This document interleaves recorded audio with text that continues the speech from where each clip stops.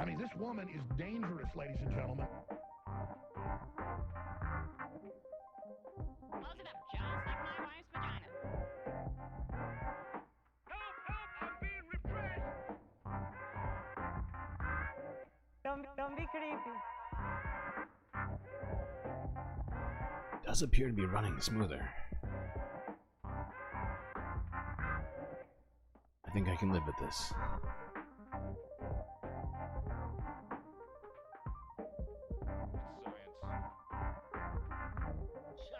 China. I have to have my China. I did everything right and they indicted me. You supercalifragilisticexpialidocious bitch!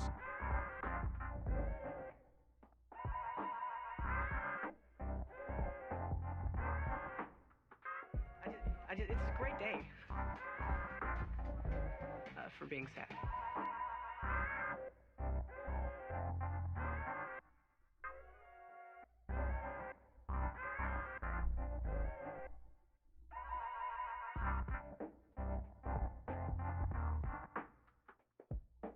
Alright, I gotta make sure that I'm on live chat on YouTube.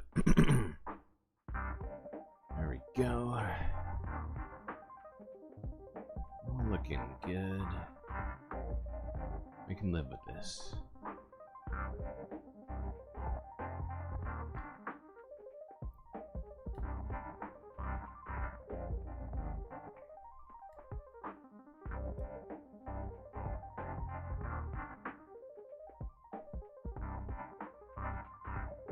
Climate and everything are the same word.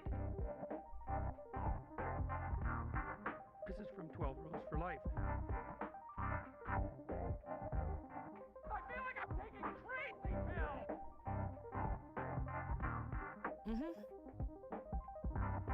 Not a one reality.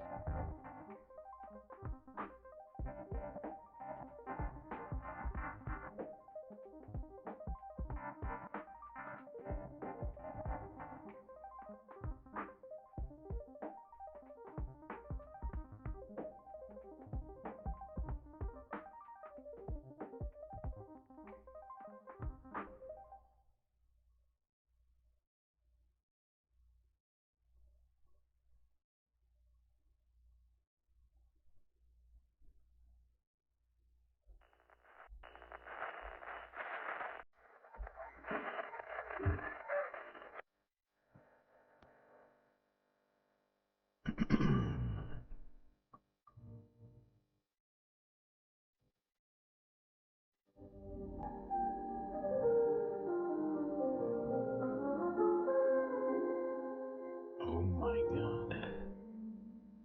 We're here again. Tempting.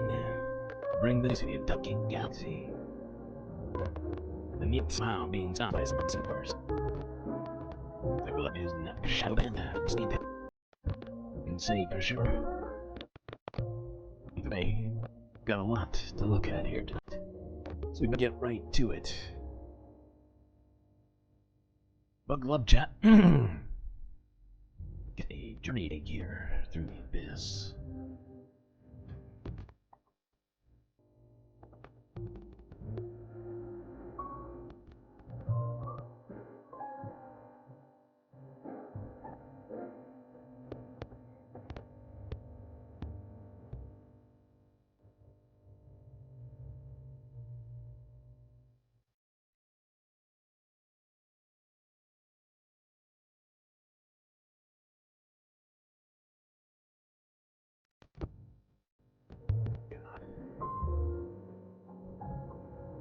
It's happening again, isn't it?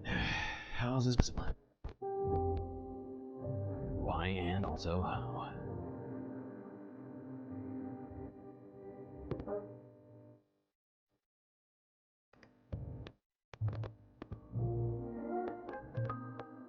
It was looking perfectly fine there for a little bit. Suddenly took a terrible turn.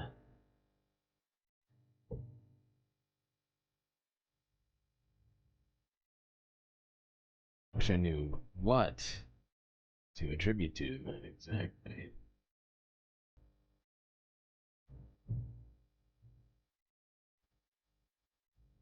I've changed literally nothing.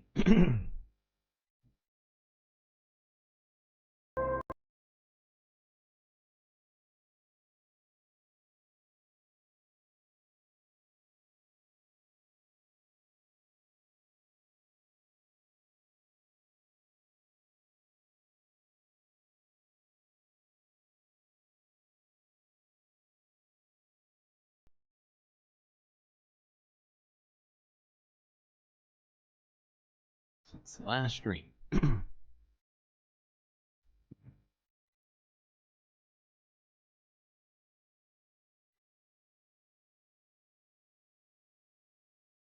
Holy shit. This is insane.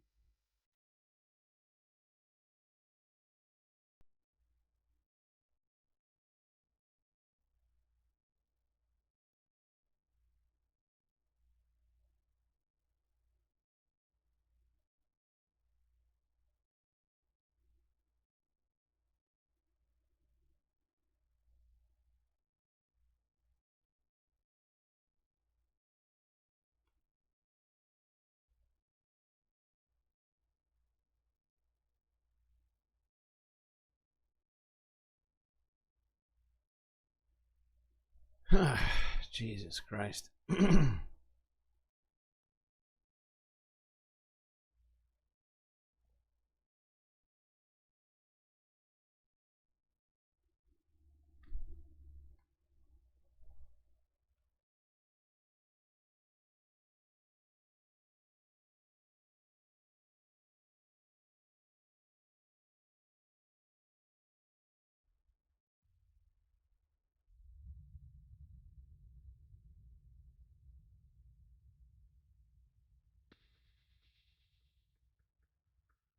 We've been talking about saving the Amazon for 30 years. Almost 30 years ago, Sting held a concert to save the Amazon right here in New York.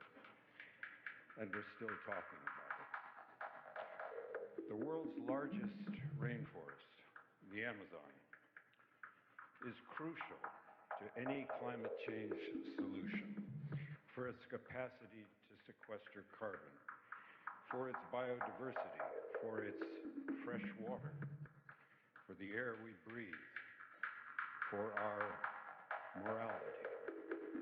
And it is on fire. When a room in your house is on fire, you don't say there's a fire in a room in my house, you say my house is on fire. And we only have one house.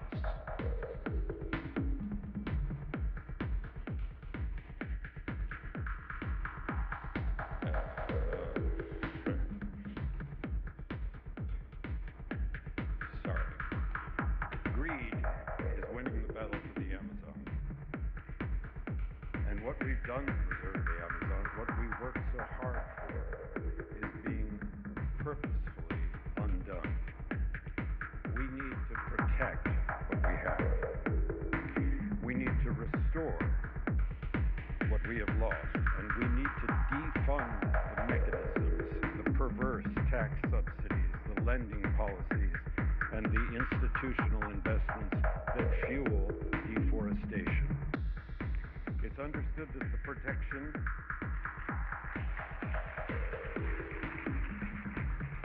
It is understood that the protection and preservation of tropical forests can achieve at least 30% of the emissions reductions we need to protect the planet. On behalf, my goodness, I'm so sorry. In the movies we get to do it over.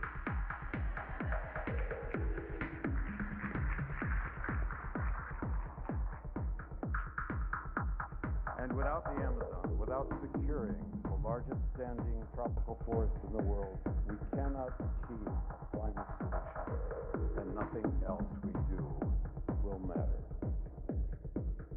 Thanks to the Vendetta Act, a framework for recognizing and protecting the valuable forest. Okay, I don't know. It seems to be running fine now. I don't know what changed. I literally did nothing but sit here and play that music and stare at this stream. Like, I don't know. Trying to think of a good analogy. Like, I don't know. Like what have I created? Dr. Frankenstein. What is this monstrosity of which I have a hand in?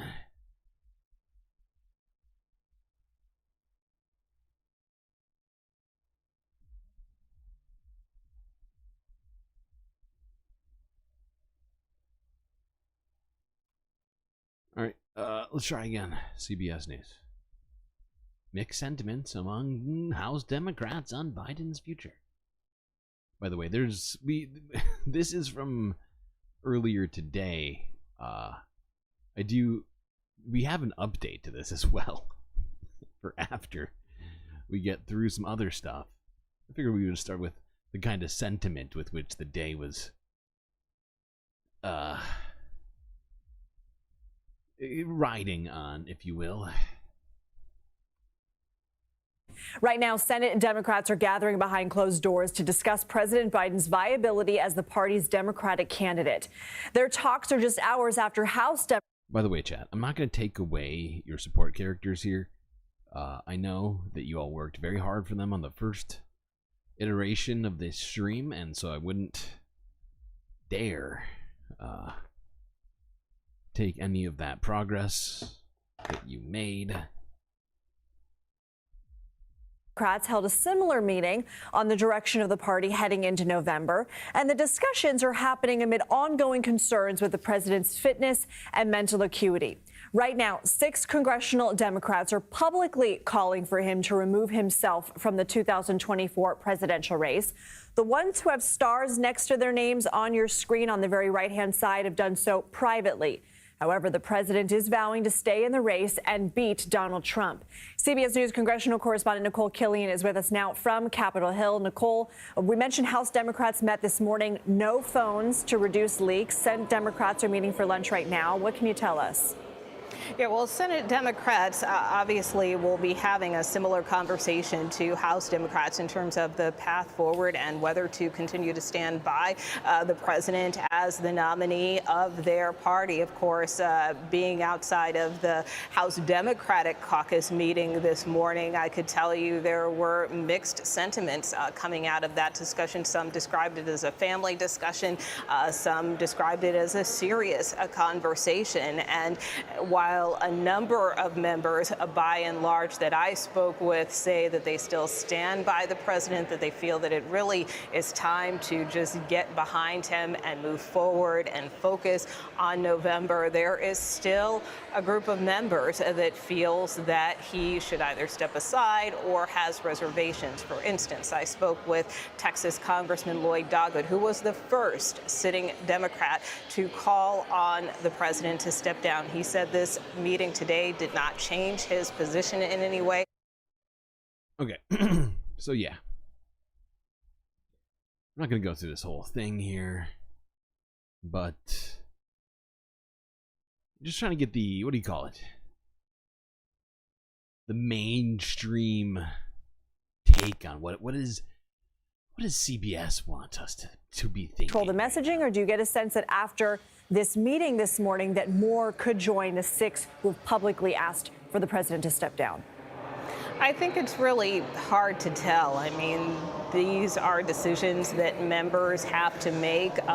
While we have heard the leaders, both in the House and Senate, Minority Leader Hakeem Jeffries, as well as Leader Chuck Schumer, both indicate that they stand by the president and behind the president. At the same time, some of their members are not following that lead. And to your point, yes, there are large blocs, for instance, within the House Democratic Caucus, notably the Congressional Black Caucus, with a number of members telling me after a call with the president yesterday that they feel energized, that they are refreshed, that the president was clear and concise on the call, that he talked about his agenda, that he talked about the path forward, that he talked about staying in the race and wanting to win this election.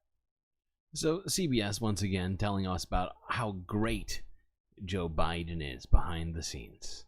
as usual, we don't get to see any of that, but we get to hear about it, so that's exciting. You'd certainly prefer Kamala now. I also would prefer Kamala, and I have objections to Kamala too. I also have objections to everybody else that's been put on the supposed, you know, assumptive sort of nominees, right? Your Gavin Newsoms, your Gretchen, not Gretchen Whitmer. Who's the other person? I'm trying to think of who else has been thrown out there now. So many names that are bad.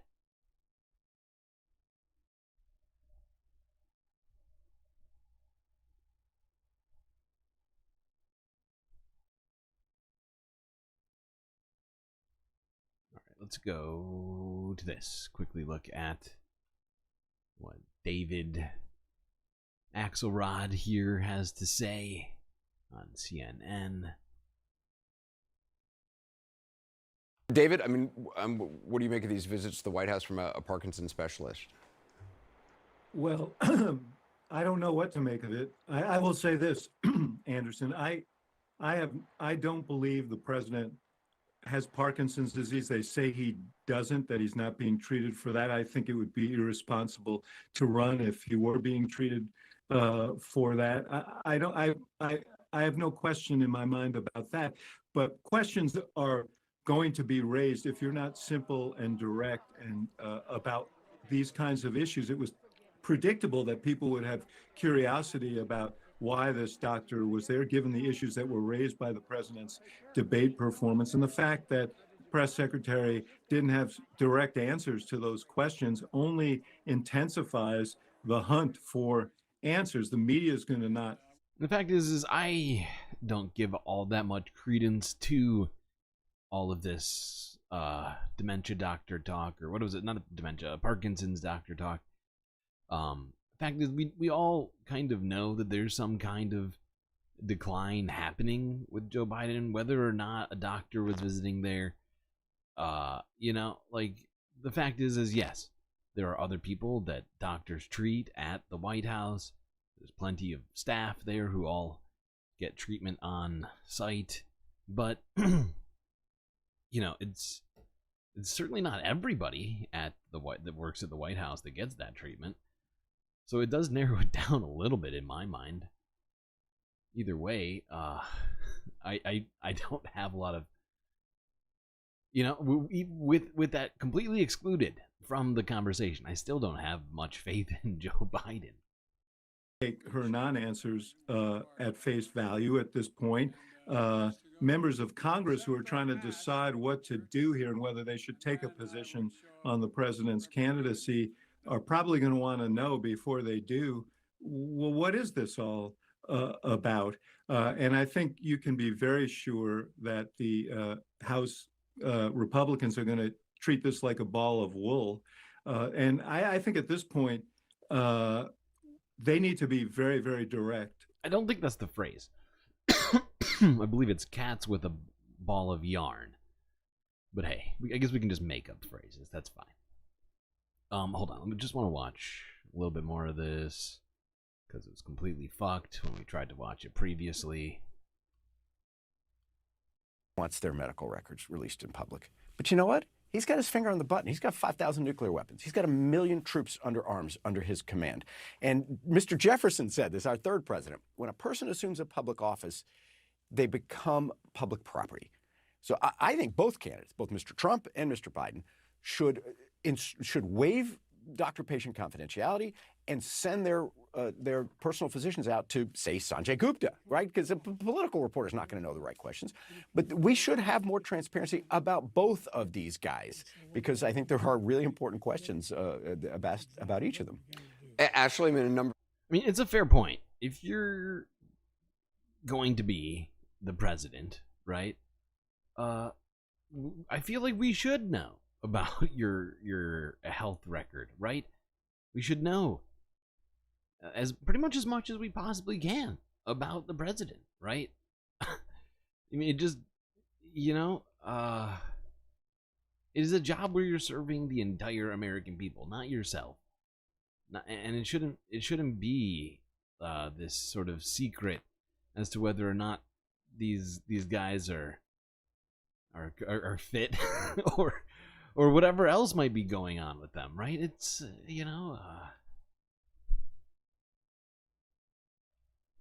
Senators are voicing concerns about the president's candidacy tonight. What more would you like to see him to do to try to address these issues? Well, I've been on the phone all day with ranking file members as well as members of leadership in the House. And essentially what I'm hearing, Anderson, is the message is that stopping the bleeding doesn't solve the problem. What they've said to me is that if we accept the president's word that it's episodic and not a condition, then we should all anticipate that there's going to be another episode. And so the fear is that, that the episode is much more profound, comes at a much more consequential time, and also comes at a point in which we've run out the clock and there's no options left to solve the problem. So that's what I'm hearing from members. I'm also hearing that they were not satisfied with the president's explanation because many of them have seen them in their districts and they've seen him perform. They weren't satisfied by this letter that he sent over today. They feel like they need to touch and feel the president. So, the overwhelming message I'm hearing from members is that, they're feeling like sitting ducks waiting for the next. Why is Anderson Cooper's face always in a scowl? He's just always scowling. It's his only facial expression. I have more facial expression than Anderson they're Cooper. Holding out some level of patience and giving the president some time. David, let's talk about time. Obviously he seems determined and defiant and thinks he can do this. As long as he feels that, how does anything change? Well, this has always been the case. It has always been his decision. What he said in that interview was that he didn't expect the leaders of the House and Senate to come to him and say, you're jeopardizing us and our members, and that you don't want this to be your legacy. He said, that's not going to happen. They're all with me. And if they don't, I don't know what else would intervene. I don't think God Almighty is going to play a role here.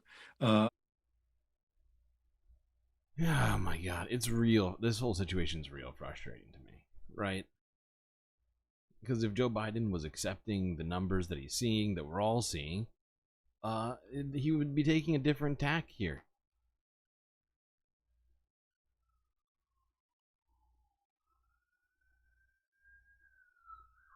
Space Police. Uh-oh.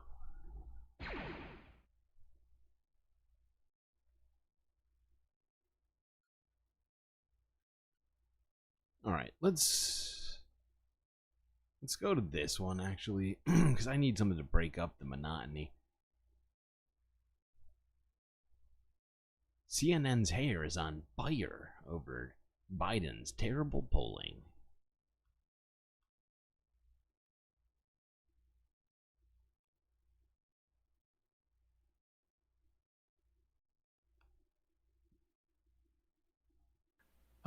Let's go to the IMs. Desert Bitch.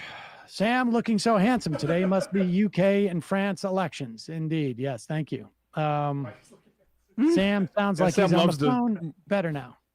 Sam loves to dress himself up for other countries' elections. Yep. Something wrong with the audio. Chris Burdick. To make an old dying man happy, we're letting him run a race he can't win, and we're dooming ourselves to the fascist apocalypse. Even the Make-A-Wish Foundation doesn't go that hard. What's interesting though, I think look, the that comment is too close to reality. We're basically, giving Joe Biden a Make-A-Wish Foundation sort of dying man's last final testament here. Very frustrating. Hold on. I forgot though they go hard on this for like 10 minutes before they actually get to the. Okay, hold on. Let's go around here. I think that the caucus is going to be very concerned based on what we're hearing, even just publicly at this point. And well, the I think reporting he we're goes hearing to the in Puck. caucus, and then he you know, he confers with Schumer, who I imagine is like, I don't want. I'm between a rock and a hard place here. I don't want to offend anyone. So far, his itinerary today has been about 9 a.m. on Morning Joe saying, I don't care what the millionaires think, and about noon saying, or being on a call with donors. So, well, I mean, to be fair, I mean, on some level too, he's you know, he's prepping for NATO, but the point is, like, you know, it's indicative of like he has limited bandwidth. Here is CNN's Harry Enton breaking down how polls overestimated Biden's support in 2020.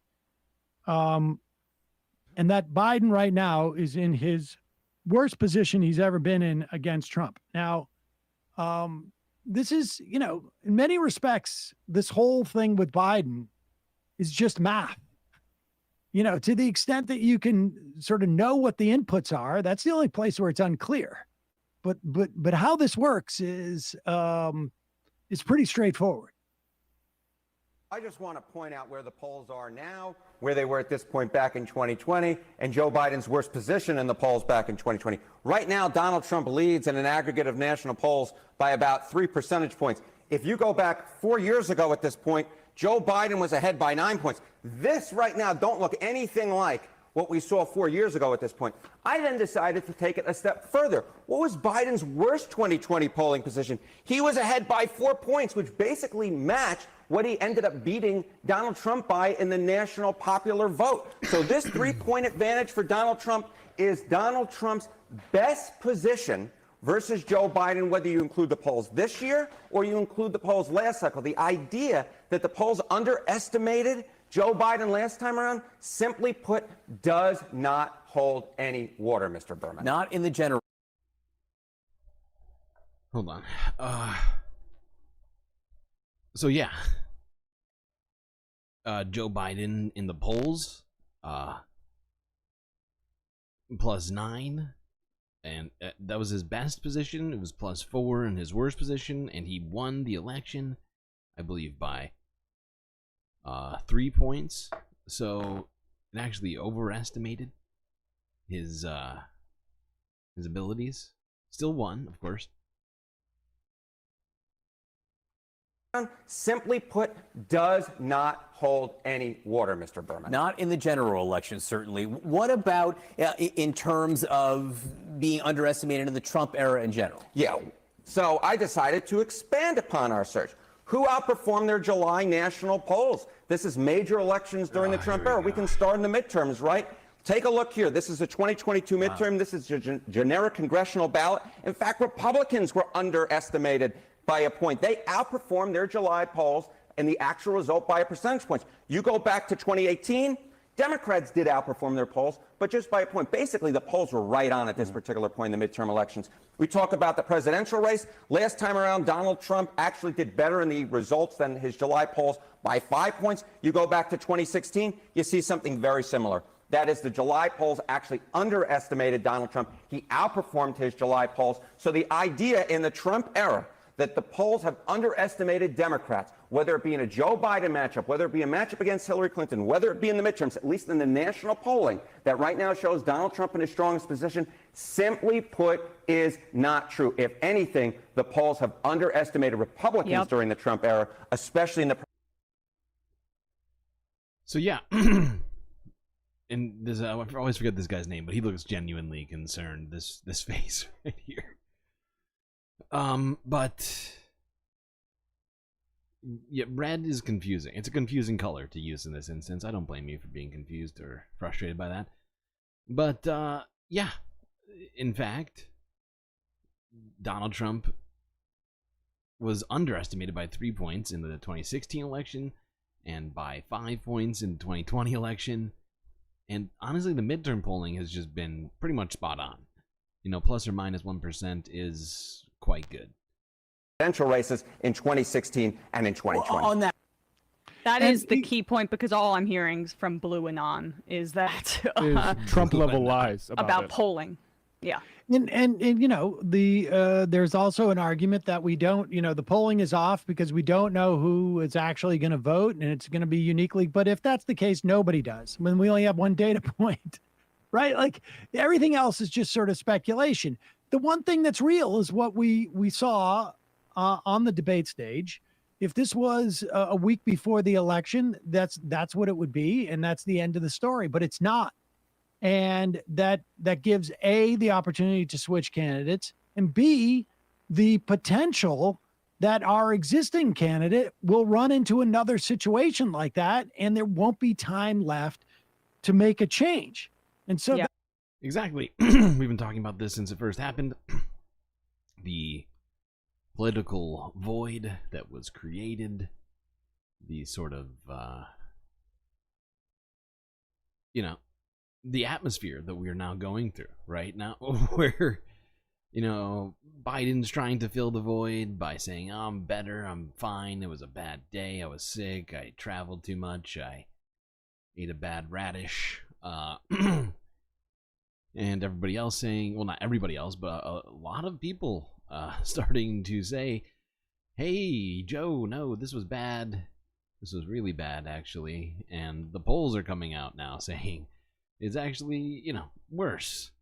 And, you know, with this sort of analysis as well from this particular individual here on CNN, really adds some color to what we're talking about, because we keep getting told by, well, particularly Biden and his campaign, that there's nothing to worry about, that it's not Labor Day yet, which is obviously after the point of no return on switching candidates, really, if you ask me. At that point, you really do genuinely have to decide between the two candidates that you have. I guess three, if you want to get crazy with it and, I don't know, go full Nutburgers Crazy Town, vote for RFK or something. I don't recommend it. But point is, this moment right now we are in is of great importance. But a lot of it does, in fact, ride on what Joe Biden decides to do in the future here. Let's quickly go to this from CNN. From Dago as well. Democratic lawmaker explains why he's calling for Biden to step down from the race.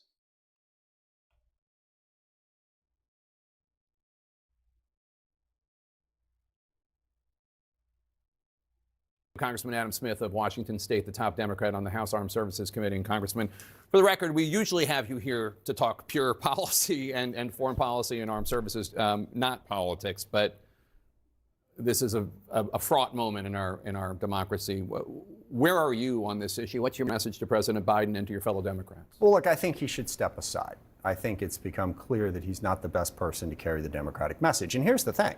We have an incredibly strong message and record to run on. And in all respect to the president, he's done a great job.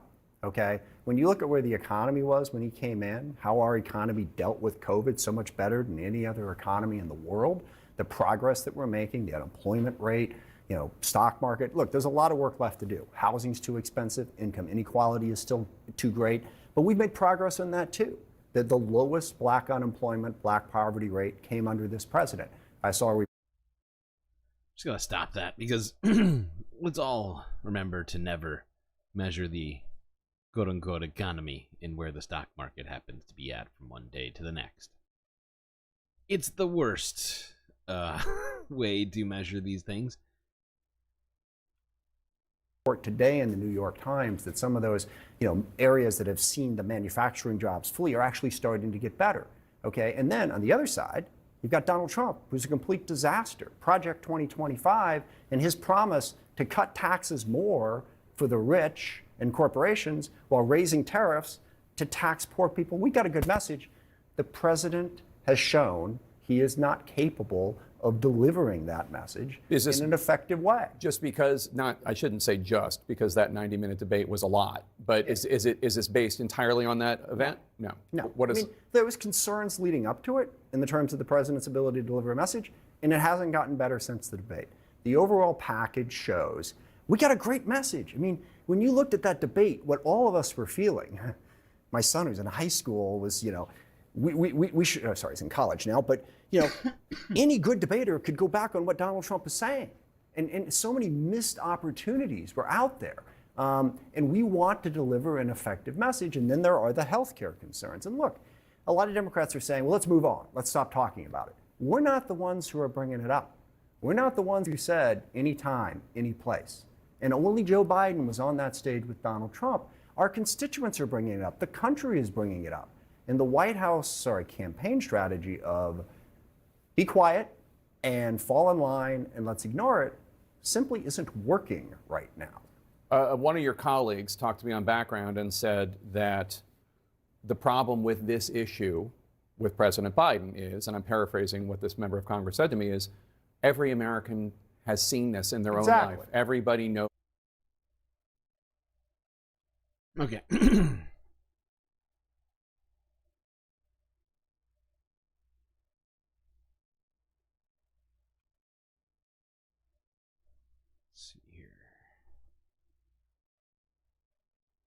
All right, let's quickly look at this, where there was a pretty tense exchange in the White House press briefing room between Karine Jean-Pierre and a White House, not White House, I'm sorry, like a White House press, like a reporter.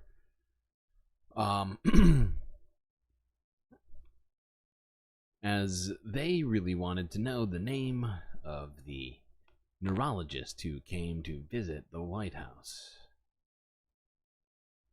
Could you state, very clearly, yes or no, was that expert here to participate in anything surrounding the care of the President of the United States? So let me just say a couple of things. We have had a comprehensive, and I just want to take another step back, comprehensive physical examination. The president has had that. We've given a comprehensive report. We've shared that the past 3 years. Every year that he has had this exam, he sees a neurologist. And just to give you a quote from that, from the report most recently in February, an extremely detailed neurological exam was again reassuring in that there were no findings which would be consistent with any cerebellar or other central neurological disorder such as a stroke, multiple sclerosis, Parkinson's, or ascending lateral sclerosis, end quote. So that came directly from in February in that comprehensive report that was provided by the president's doctor to me that I share with all of you. So anyone who is watching can certainly go to our website. The question, which was this expert's visits, was multiple visits to the White House pertaining at all to the president's care? Well, here's the thing. I've said. Hold on.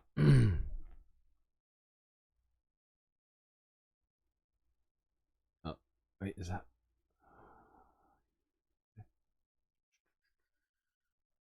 I think this is where it gets crazy. We have to give them. The doctor. We have to keep their privacy.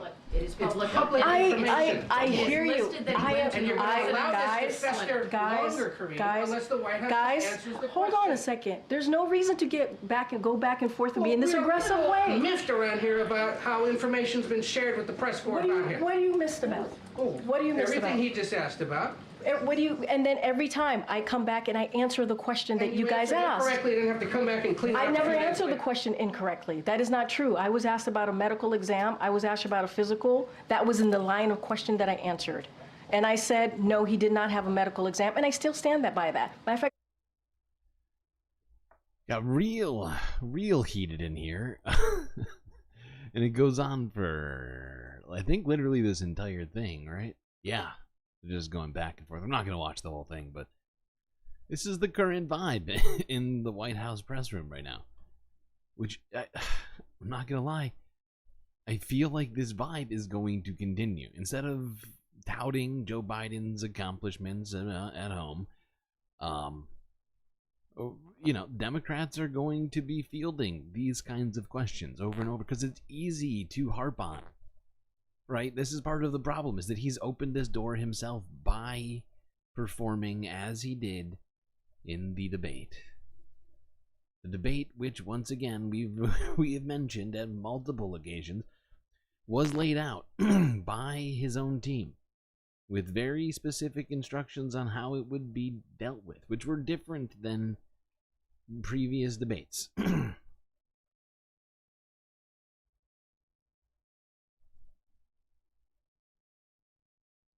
And this kind of thing is, well, I don't know if expected is the right word, but it certainly kind of fits what do you call it? Like what the vibe is that we just had from that previous video. This would be the sort of military equivalent of yelling in the White House press briefing room. This is from CBS News from 8 hours ago, where a sailor, according to them, tried to access Biden's health records from a database, according to the U.S. Navy.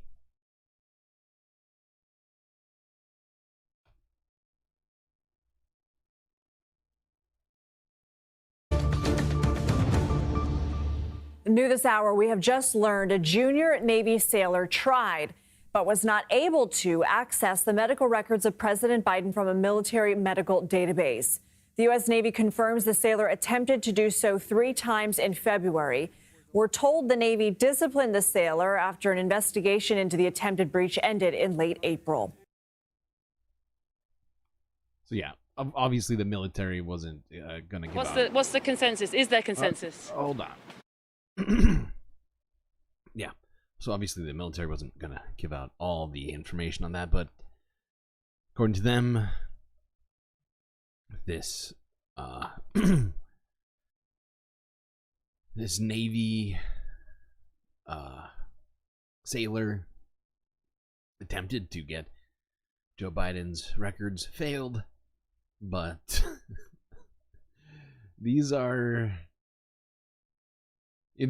stories that I think we're going to kind of, I'm not saying that more people in the military are going to go and try and do this, but like, this is the exact opposite of what we need to be talking about if Joe Biden is going to be the nominee, right? But once again, this kind of shit is like what Joe Biden kind of opened up the road for, right?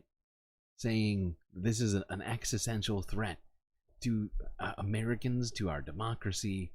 And then he went out and let, Donald Trump say whatever the fuck he wanted to, right?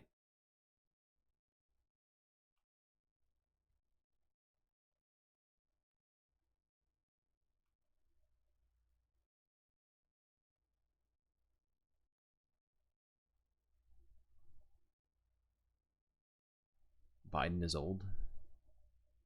He is old. This is true. I mean, my main objection to him isn't it as being old. Hold on, wait, I'm not seeing this whole comment. Biden is old, he has a stutter, and he's running the most powerful country in the world, so no stress at all. Right, that's a lot of stress. That is a lot of stress. And I want to think that, he can deal with that stress, right? Or I want to be reassured, if you will, that he can deal with all of that. But in my mind, when I was preparing for the debate that night, because we did a live stream of that debate, I thought it was going to be more like 2016, 2020. God, this election giving me way too many 2016 vibes. Back in 2020. Right, where he was certainly coherent. He was certainly capable of pushing back on Donald Trump in that debate. I mean, was there a lot of yelling? Yeah, there was a lot of yelling and interrupting in that debate. But at least he seemed completely, what do you call it? Like together, right? Like mentally, at least, especially in comparison to Trump in that. But it's not even just my opinion, right? It's just the numbers. Like, he has gone down in the polls since that debate, right? And that's not good. It's not good. And we do have time to replace him. And I have genuinely wanted to replace him for a while, but haven't even really entertained it, right? It was all pretty much set in stone. Even with all of the people who attempted to make a difference by voting uncommitted in the primary, you know, we only got, I think, like 10-ish% of the vote in the Democratic primary to vote uncommitted. And honestly, uncommitted did better than most candidates versus versus Joe Biden in that primary that were at least on the ballot. I mean, I personally voted for Joe Biden in 2020, right? It was between him and Joe Biden. I made the tough choice of voting for somebody who I did not support on a lot of levels, because, you know, I'd much prefer a candidate like Bernie Sanders, right? But yeah, I do think in this moment we have to pressure him, because this is the time. There's 1, 2, 3, 4, like 5 weeks, a little bit less, actually a little more than 5 weeks between now and the Democratic caucus, or not the caucus, the Democratic convention, right? This is our window right now to have this conversation before it has been declared for us. Okay, Channel 4 News from 8 hours ago. Democrats meet to discuss Biden crisis. What's the consensus? Is there consensus? It was a very good meeting. Do you support the president? I support a great conversation that people are having. Is everybody behind the president? It's a family discussion. I'm not going to say any more. So the consensus is there is no consensus. Democrats met this morning for an urgent discussion about their support for President Biden, but emerging from their headquarters, it was... Why are you saying Jerry in chat? There was no unified message. Was there any consensus in the room? We're having a good family conversation. Was there consensus in the room? It was not about consensus, ma'am. It was listening to discussions, to opinions. But are the Democrats behind the president? This Democrat is. It does matter that the party's behind him now, doesn't it? I think it matters that we have a unified party, yes. But are you? It doesn't seem that there is unity coming out of this meeting. It's a process. Is everyone united around him? Joe Biden is, will be, and should be our nominee. And if you would give me space so I can call my staff. Democrats will be unified. When will that happen? Oh, we all feel so bad for Debbie. Everybody's too close to her. She's overwhelmed. No, you're running out of time, aren't you? No, you're running out of time, not me. But the truth is, they are... What is he talking about? That would seem, first off, that seemed kind of aggressive. I don't know why he needed to point at her like that. She's just a reporter. Unless he's...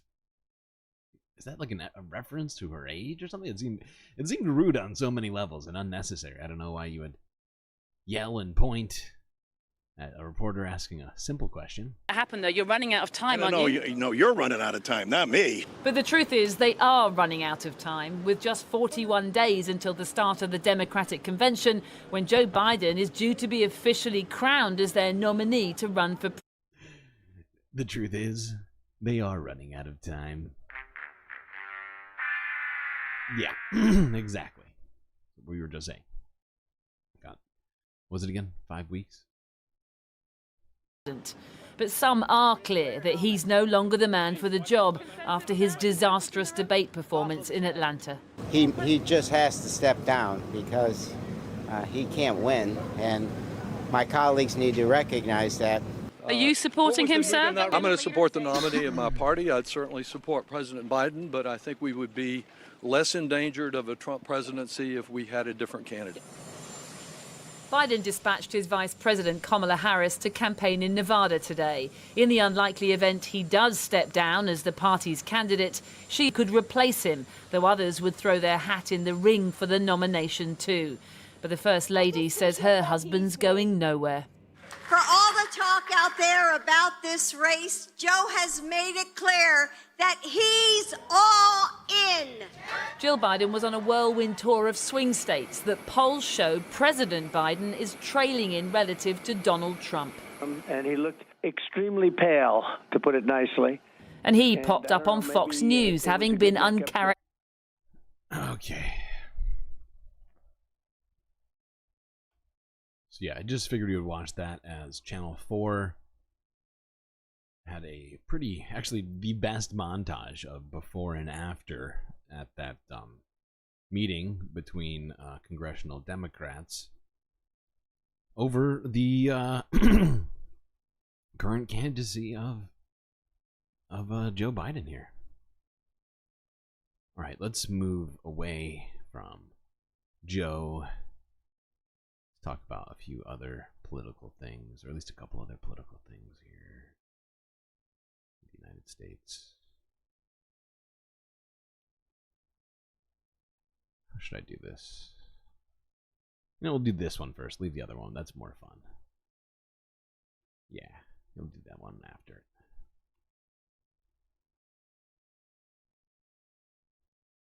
Okay, let's go to this one.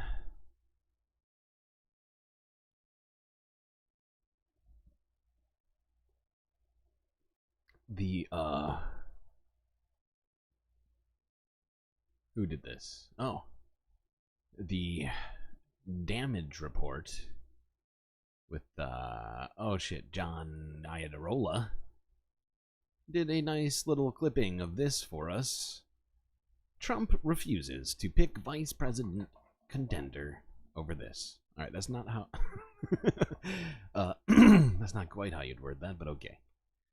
We keep reading that there is a short list, and on the short list, we hear names like Senator Rubio, Senator Tim Scott, Senator J.D. Vance, Governor Burgum. Are those reports accurate? Well, you know, we started off with a lot of people. We have a lot of good people, as they call it. We have a great bench in the Republican Party. The names that you mentioned, absolutely, they're under consideration. And I haven't made final decision, but I have some ideas as to where we're going. Okay, so depending on when you talk to Donald Trump, he has 2 names or 3 names or 5 names, and then suddenly he'll remember the Ben Carson. Wait, hold on.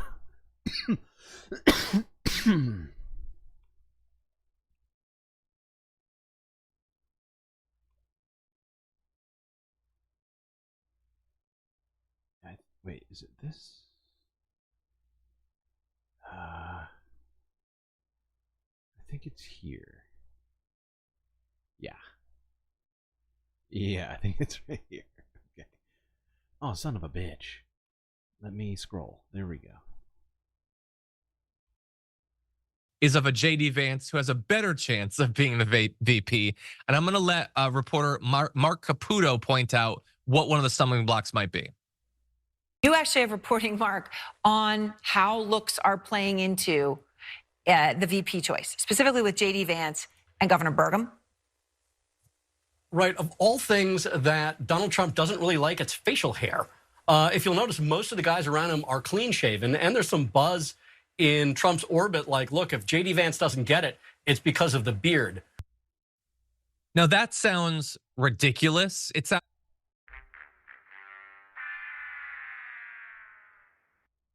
Well, that is unfortunate for J.D. Vance. He's going to have to shave that beard. I feel like he's going to look real weird without the beard. But if he wants to be that top contender, he's going to have to go smooth shaven. So sad for him.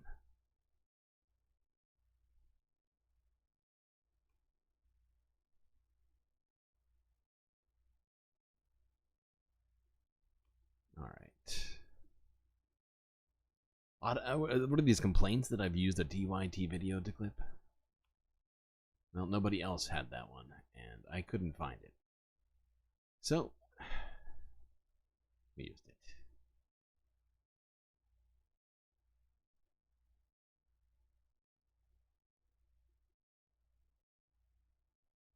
All right, yeah, let's go to this. This is the last sort of political story, if you will.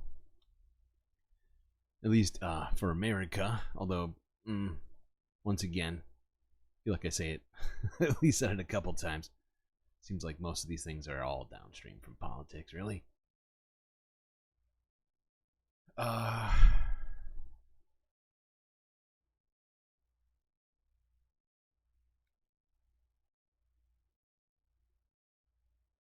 You don't believe that? You don't think that Donald Trump will avoid having a facial hairless, or like someone with a beard? You think that's not a problem to him? I don't know.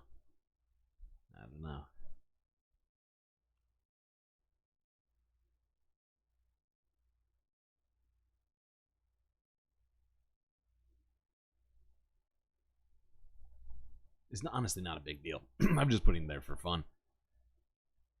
Because whoever Trump picks as VP doesn't really matter that much. The people who are voting for Trump are going to vote for Trump. If he picked a rock for vice president, they would still vote for him. All right, let's look at this to wrap up our political discussion. Democracy Now! From 10 hours ago. Drop site news. Jeremy Scahill on launching an investigative news outlet with Ryan Grimm.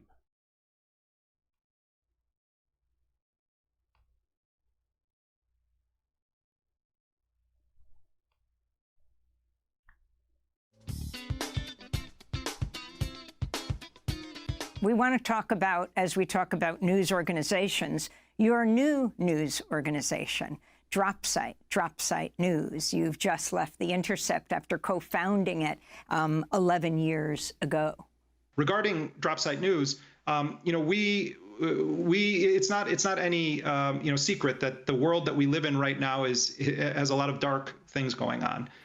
We urgently need shows like Democracy Now!, institutions of investigative journalism. And what Ryan and I are trying to do is build a lean, sustainable, reader-supported news organization that's going to take big swings at powerful people, that's going to work with networks of independent journalists on the ground in countries around the world and inside of the United States, and to operate with no fear or favor of those in power, whether they're Democrats or Republicans. Our pledge is to, as I know yours is, Amy, and has been for a long time as a journalist, is to be accountable to the readers, the viewers, and the listeners. And I just want to say on a personal level, I said this in my introductory essay for Dropsite News. I'm looking forward to returning to why I got into journalism, and Democracy Now! Gave me that opportunity. I'll never forget when you let me beg my way into cutting reel-to-reel tape on the old-fashioned analog reels, and you taught me about the temerity to ask tough questions and to never back down. And finally, Jeremy, why the name Dropsite?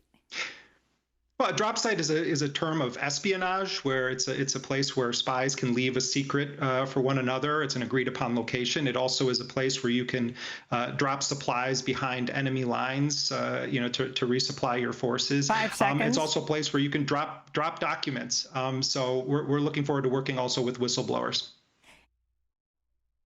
I just think it's great. I don't quite know exactly why him and Ryan Grimm have decided to leave The Intercept to do this. I mean, it seems like a genuinely important project, so that may just be the only reason. So it just seems huge for the two of them, who both started The Intercept, to both be leaving to start a completely different project.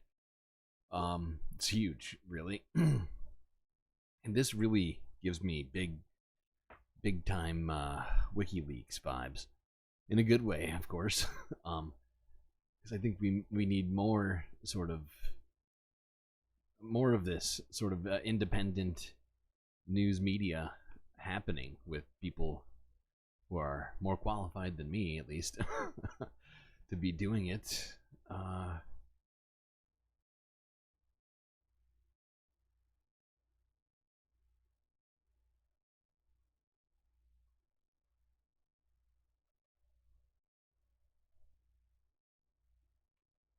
think it has to do with funding. Could be. Honestly, not familiar with that. Alright, let's go to this, because this is wild. I mean, I think I had this in my head. Like, I kind of knew this somewhere deep down. But hearing it, seeing it, just sort of, knowing it, like, in clear detail for the exact moment right now, I think it really does I mean, at least for me personally, it gives me some serious, like, what do you call it? Perspective. And hopefully it will give you some too. Because this shit is wild. Alright, this... I can barely get this story out of my... Oh, thank you for the bit. Looney Tunes. Much appreciated. Yeah, so let's look at this. This is from First Post, which I think is an Indian news organization, from 5 days ago. Dior's $2,800 bag cost them just $57 to make.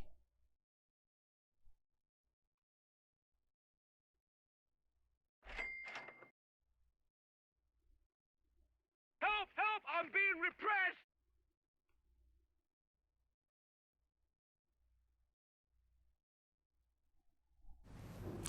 For our next story, let me ask you two questions. Do you own a luxury handbag?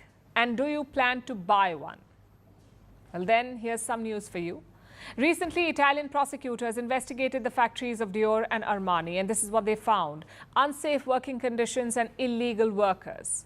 But more importantly, they stumbled upon a crucial piece of information. Dior pays its suppliers $57 to make a bag. $57. That's around 5,000 Indian rupees for one bag. That's what it costs Dior, $57. Do you know how much they sell it for? Around $2,800. That's nearly 2.6 lakh Indian rupees, which is 50 times the cost of making. What explains this stupendous price markup? Are you paying for quality handbags, or are you paying for the brand? Revelation has... You're not just paying for the brand, I'll tell you that much. You're paying for the brand a little bit. Which is still just manufactured scarcity, to be completely real, in most cases. I mean, there are obviously manufacturing quality differences between manufacturers, although a lot less than you would think.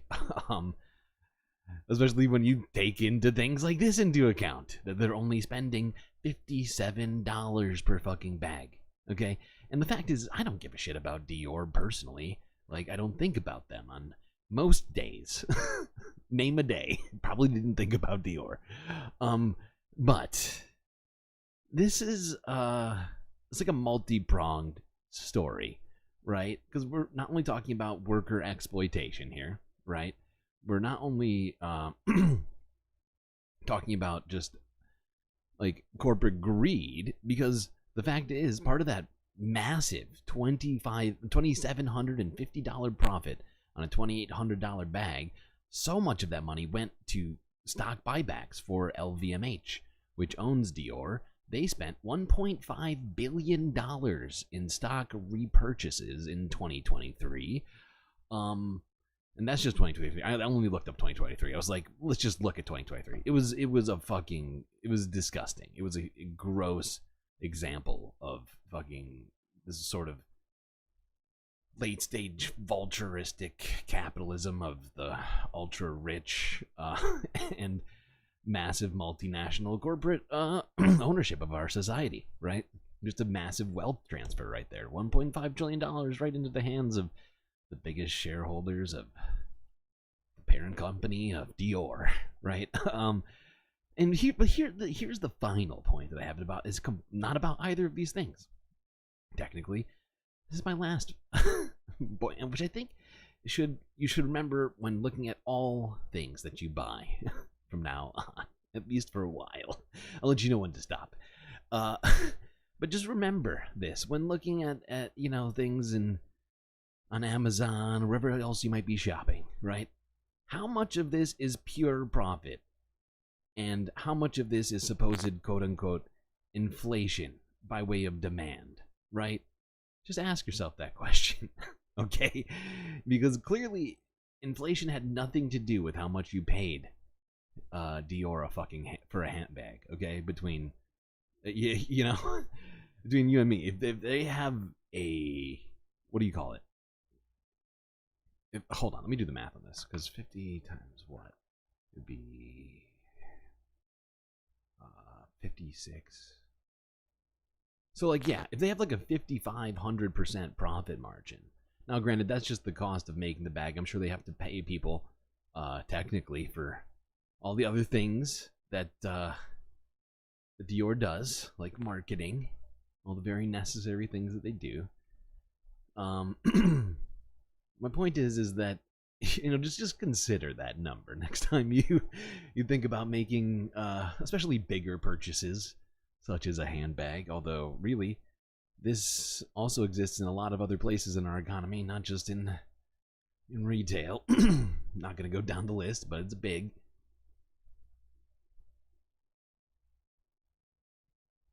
Obviously, luxury likes to get away with even more excessive profits, but plenty of companies that aren't luxury companies that are doing similar sort of fucked up things to you.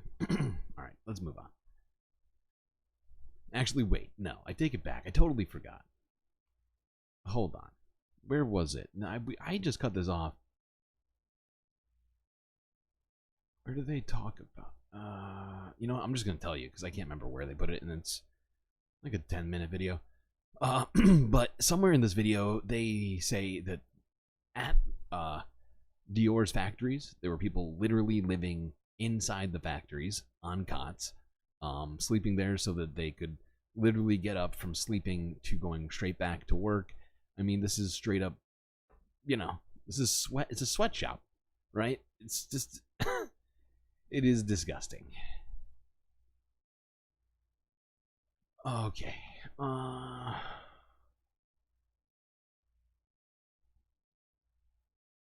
let's talk about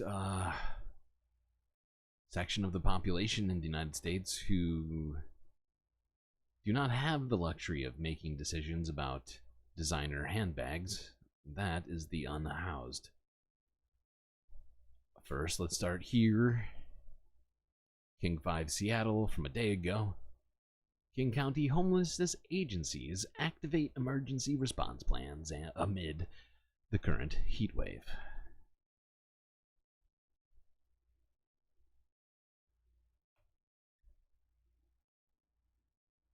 This is, literally deadly, the type of heat that we're experiencing. An experienced homelessness agencies throughout King County are hoping to provide relief from. A cool, safe space for people to feel safe, to come out of the heat and just relax and be able to avoid, potential health issues. She works with the Salvation Army. It's been serving about 40 to 50 people a day at its Jefferson Day Center in downtown Seattle.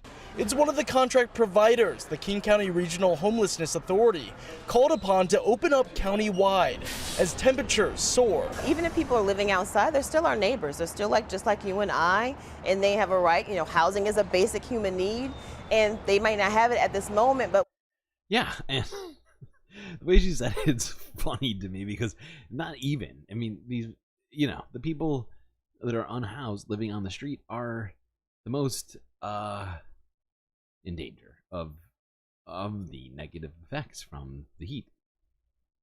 So I just figured we'd start off this discussion with something sort of positive where they're, creating spaces for the unhoused to come and cool off, avoid, I don't know, heat stroke, shit like that. Now let's look at something I would call the exact opposite of that last video.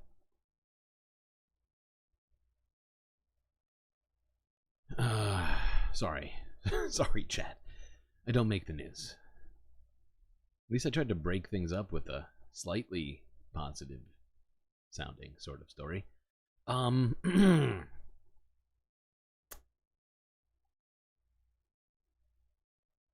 go to this. Cron 4, Bay Area. Court ruling could help SF clear encampments. Oh, how great. How great for you guys. Cron 4, celebrating the SCOTUS ruling on making homeless people criminals for being poor. Follow the rich white man. A new court ruling is making it easier for officials in San Francisco to clear out homeless encampments. As KRON4's Dan Kerman tells us, the ruling is removing some of the restrictions that city officials have said left their hands tied. It may become easier to clear homeless encampments from San Francisco streets and sidewalks. The Ninth Circuit Court of Appeals has lifted an injunction barring the removal of encampments. This follows last month's Supreme Court ruling in a Grants Pass, Oregon case that said outdoor sleeping bans don't violate the Eighth Yeah, we've been keeping up with the Amendment, meaning they're not cruel and unusual punishment. It gives us more options, more flexibility to provide the shelter and service. It does what? It does what, sir? It gives you more options to provide services? No, it does not. It gives you more options to kick people off of the current street that they're on. And or put them in jail for being just, you know, just existing without housing. And ensure that folks will take us up on that. San Francisco city officials say they've not been able to enforce existing laws because of previous court rulings.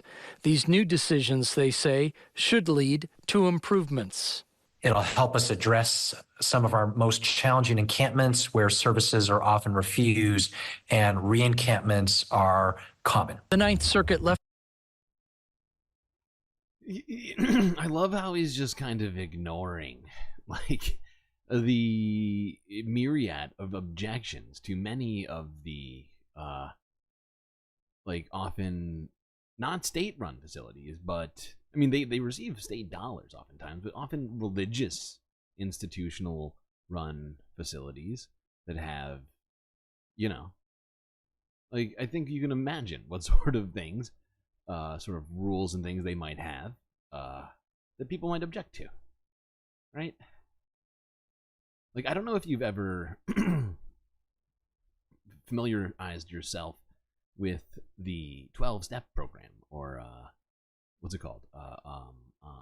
Alcoholics Anonymous, but they're a quasi-religious organization. I don't know if you know that, but part of their entire structure is based upon accepting religion. Okay? And you know what? As somebody who believes in freedom of religion, I also believe in freedom of not ascribing to religion at all. And if that's your solution to, you know, like substance abuse and things like that, and for a population of people who deal with substance abuse issues, you're gonna have problems.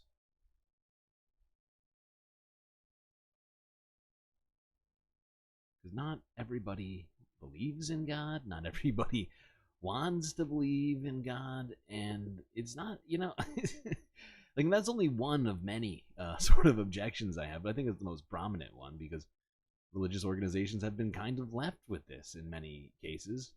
It's only recently that we've even kind of considered that maybe society should deal with this rather than leaving it to Jesus. However, here's a really bad solution from society here. NBC Bay Area from 11 hours ago. Valley Water considering ban on encampments along South Bay waterways.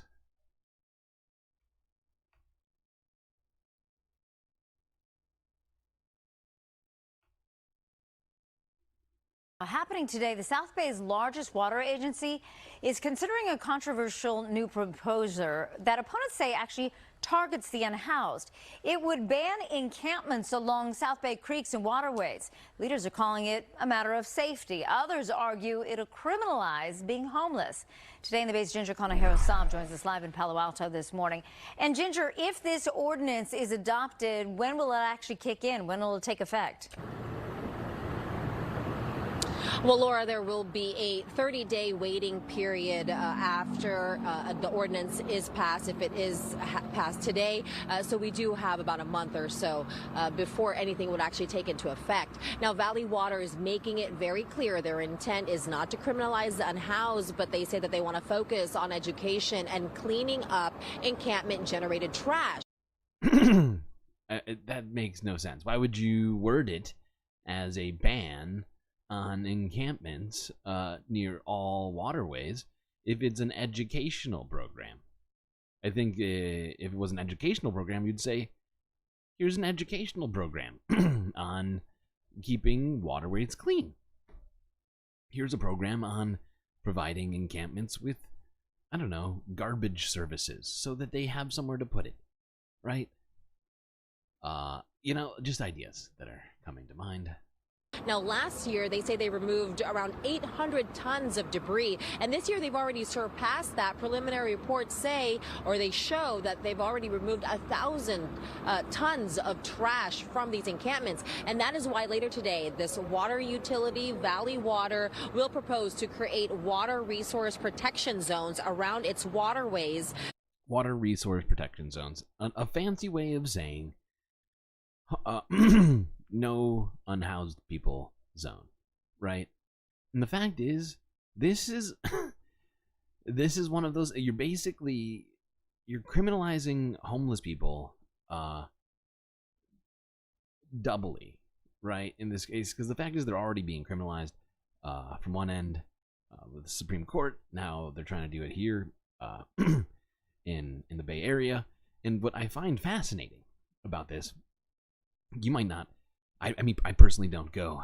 I've never been to San Francisco, but I know people that live there. It's a highly privatized place, right? There's a lot of very, very rich people that live there who want things to be a certain way and blah, blah, blah. And they're not the sort of people who would invite homeless people into their businesses to take showers or to get water, to get cool. In most cases, not all cases, but the fact is that, ever since, what do you call it? Sort of all the tech billionaires moved in, like it's become a pretty harsh place for poor people. Very hard to get access to any kind of like water or anything like that, right? Because you need like either money or access to a tap. So it's interesting that they want to criminalize people going close to nature's water resources, and I get wanting to keep the water clean, right?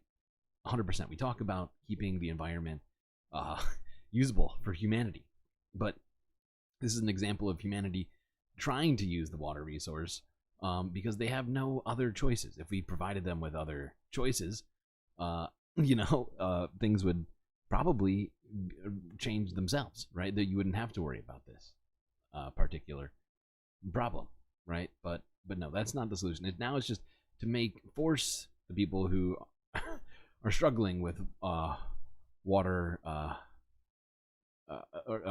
access to water further away from the water. It makes sense. Don't think about it too hard. It makes sense.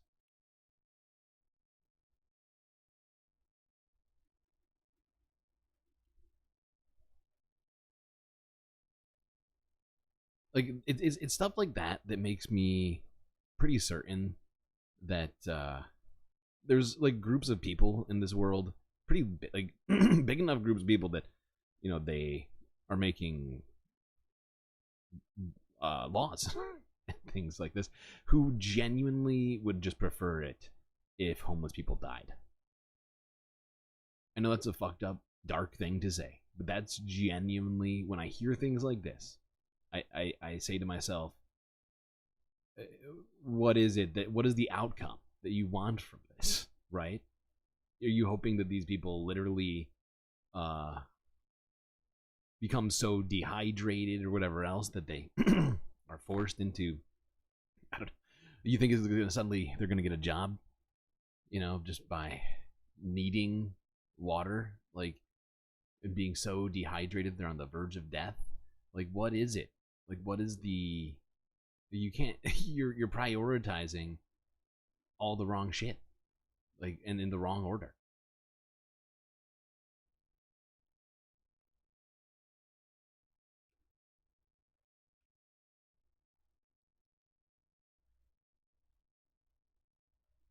But no, we just keep entrenching ourselves in idiotic rules right now. Okay.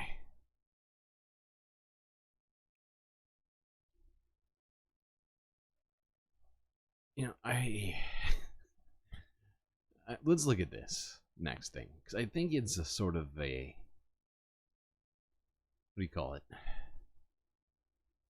Interesting sort of God, I can't think of words right now.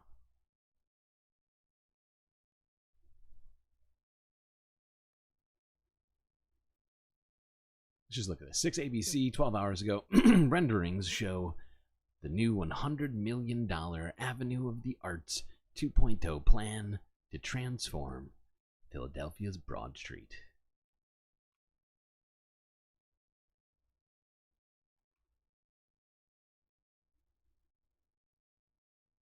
The new plan to transform the Avenue of the Arts in Center City. City leaders just unveiled their $100 million plan to turn that portion of Broad Street into a serene green space. Absolutely stunning. Of course, right in the hub of Broadway on Broad Street. Our art scene is thriving here. This looks gorgeous. Action News reporter Maggie Kent joining us live in Center City with all the details. Hey, Maggie. So this is an absolute dream for any art lover, for anyone who loves public art spaces, anyone who loves public greenery. But of course, there are a lot of hurdles to get through first, but it's absolutely gorgeous once we show you those renderings. As you know, the Avenue of the Arts south of City Hall on Broad Street here is the home to so many cultural institutions, including the Kimmel Center, which we're standing right in front of, the Wilma Okay, hold on. To so many cultural institutions, including the Kimmel Center. So, I mean, I like the fact that we're trying to integrate green spaces into our cities. Now, this just appears to be sort of accoutrements for the road. I really wish that we'd focus more on creating roadless spaces in cities that are actually safely walkable without even having to consider a car. But that was not a possibility, I guess, in this particular instance. I honestly don't know very much about this particular road in Philadelphia, but, you know, I think that's one of the things we've been talking about recently, is making cities genuinely walkable, right? Which we're standing right in front of, the Wilma Theater, we have the ballet, we have the orchestra, we have Kappa, Creative and Performing Arts School, we have the Rock School, everything happening here in terms of arts and culture. And now we want to show you those renderings from the Avenue of the Arts about what it could look like in the future. These are dreams, these are goals, these are aspirations, and we're starting to... I mean, honestly, I don't see a lot of change here. It doesn't seem more walkable just because... Like, just because they say and now it's we more want to show you those walkable. renderings from the Avenue of the Arts. Like, this really doesn't feel like it changes much of anything. I'm not seeing about what it could look like in the future. These are... It's still an intersection, right? Like, it doesn't change. They just painted it and added some nice, you know, 3D models on this. But, it, you know... It is just, God, just very frustrating. Because it's sort of a half-assed attempt at a green space, in my opinion. I really wish they'd gone harder on the idea of a green space.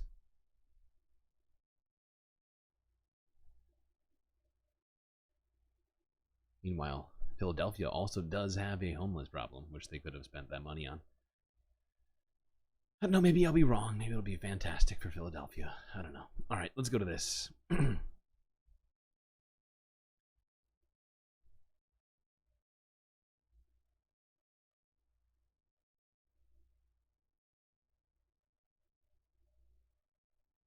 Oh, they're selling it to a private owner? That's smart. That's smart. No way that goes wrong. Okay, let's look at this. CBS News from 13 hours ago. United plane loses wheel just after takeoff from LAX.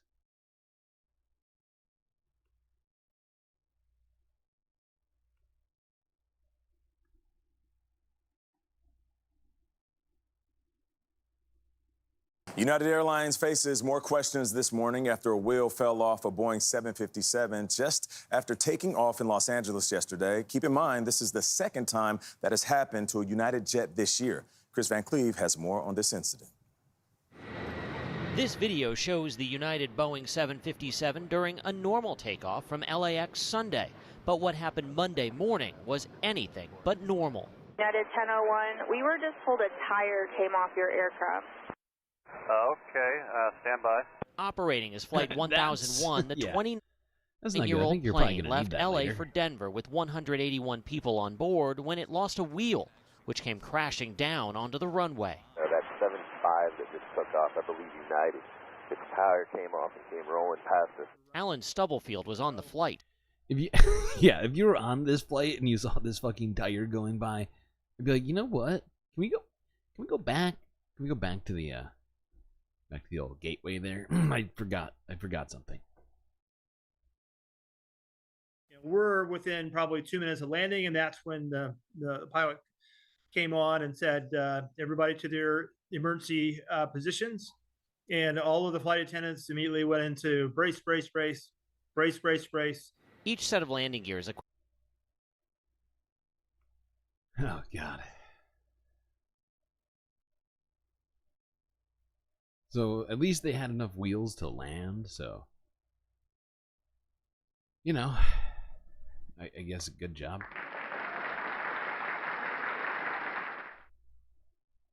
Oh, God. I feel like I want to blame Boeing for this because it's another Boeing plane. Although it's 2 United planes, but the fact is United only flies Boeing planes, I'm pretty sure. So, you know, what is that? Is that a United thing or a Boeing thing at this point? I say we investigate the airlines and the fucking airplane manufacturers. Why not? Seems like everybody could use a good investigation. This is from Reuters from 16 hours ago, where Hyundai has been accused of faking its EV sales numbers in the United States. Illegal.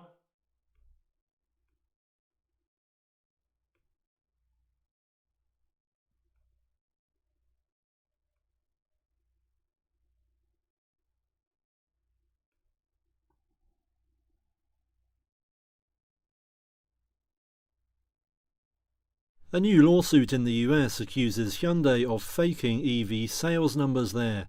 The case was filed in a Chicago federal court late last week by Napleton Aurora Imports and affiliated franchises. They say Hyundai's US arm pressured dealers to alter inventory records to exaggerate sales numbers. Dealers who played along were allegedly rewarded with extra stock of fast-selling models. Wow. Wow. Extra stock and fast-selling models. Wow. Those are some fun fringe benefits for fraud. The suit says they also got discounts on wholesale prices for the cars and other benefits. In a statement Monday, Hyundai said it did not condone any falsification of data and had opened an investigation as soon as it was told of the allegations. The lawsuit claims the firm wanted to create the impression of booming demand for EVs. It quotes a company sales manager saying, "We gotta hit a number for the press." The dealers involved say they were denied benefits and are seeking damages to cover lost sales. Wow. Wow. Okay. Jesus Christ.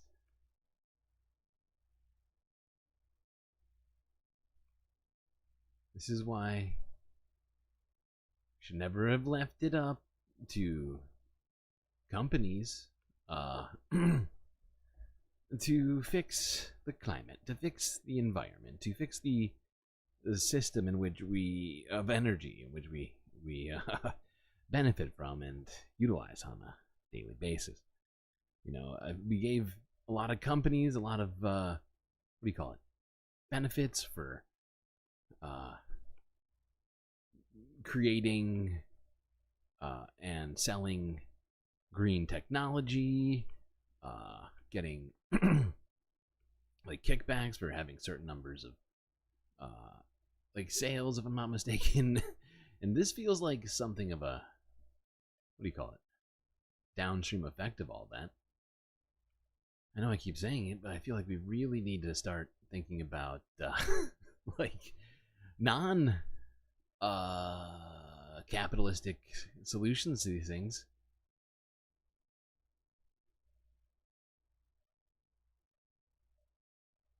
that's where we are.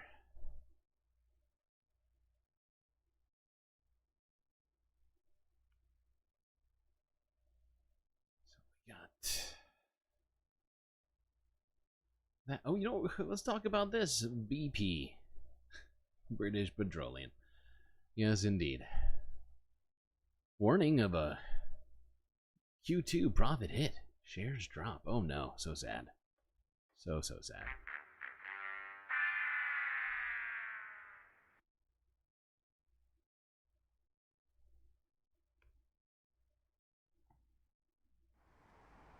BP had a warning for shareholders Tuesday.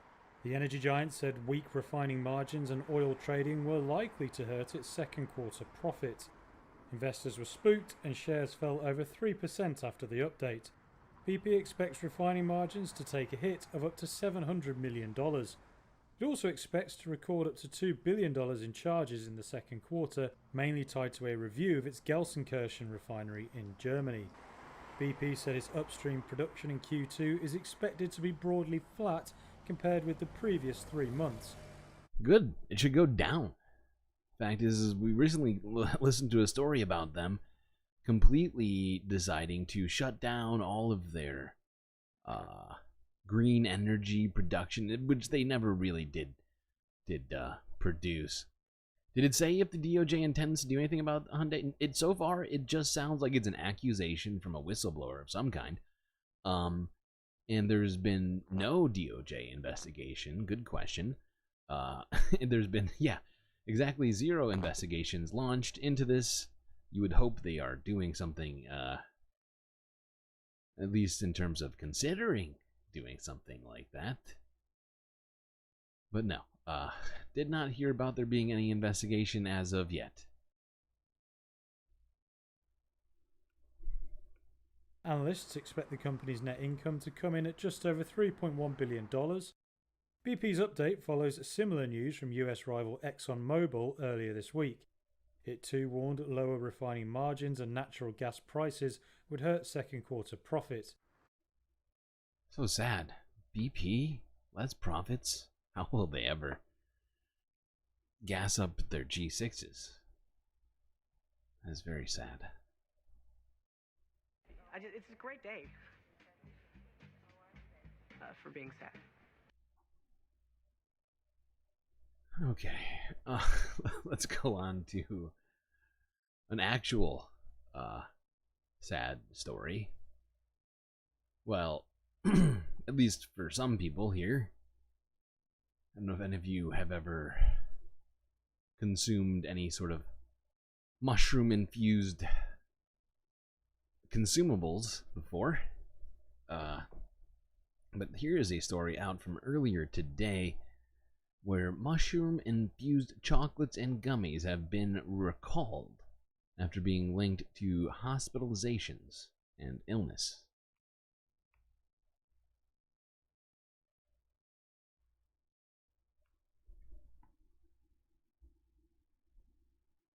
A California-based company is pulling its popular mushroom-infused chocolates and gummies from the shelves. The recall is due to the treats containing high levels of the chemical muscimol, which is not FDA approved, and I've never heard of it before, so it's probably not good. The product is called Diamond Shrooms and can be bought online or in vape shops, or at least you could. The agency reports nearly 50 people have gotten sick from ingesting the products in several states, including Pennsylvania and New Jersey. At least 27 people have been hospitalized. The company says it has ceased production of all Diamond Shrooms products. So yeah, if at any point you were planning on consuming a product with that branding on it, I would not do it. It appears that this has nothing to do with the mushrooms themselves that were added to it, but a different chemical which the manufacturers were not aware was detrimental to human health, were being put into this product. So hopefully future on these products will be fine for people, although obviously moderation in terms of consumption when it comes to ingesting hallucinogens is always recommended. Okay.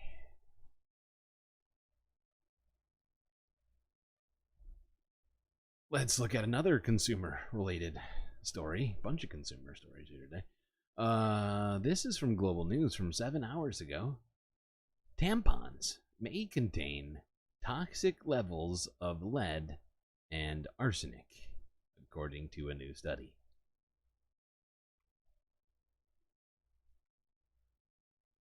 Close it up just like my wife's vagina.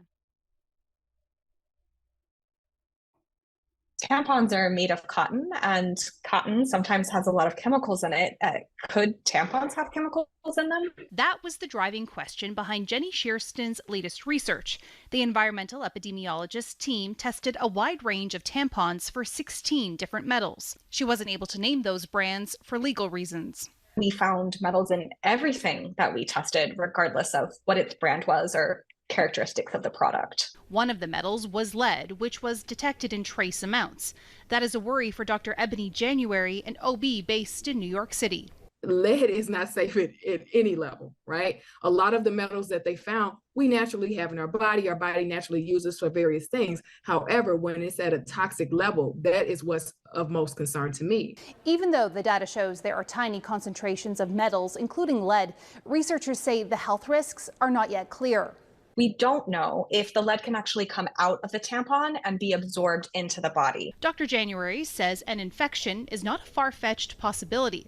Everyone knows toxic shock syndrome, right? So we know that it's not far-fetched for a bacteria to get in the system through the vagina. So to me, with the vagina being as absorptive as it is, and we see lead in these tampons and arsenic in these tampons, that was really, really concerning to me as a OBGYN. Yeah, it doesn't seem like a far jump to make at all. Now, obviously, science always wants to be as thorough as possible without making any sort of rushing to conclusions. But I think that study should, in fact, at least cause some amount of pause for people, because, you leave that inside of you for, however long, and it's just, yeah, certainly something to consider. But it is a problem among cotton implants in general, so it's not just tampons. So I'm just going to point that out as well. Although I don't think anybody, well, maybe you are, but most people are probably not taking their pants and leaving them somewhere inside of their body. I think it's, probably easier for you to absorb whatever might be in cotton if it is inside of your body. But I'm not a doctor, so I can't say for sure.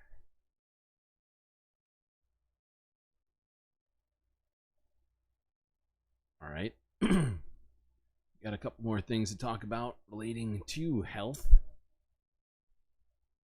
First, let's look at this. As there has been a very concerning potential measles exposure to a large number of people in the Bay Area, specifically Santa Clara County, is where health officials are currently warning of the exposure. Let's look at this from NBC Bay Area from yesterday.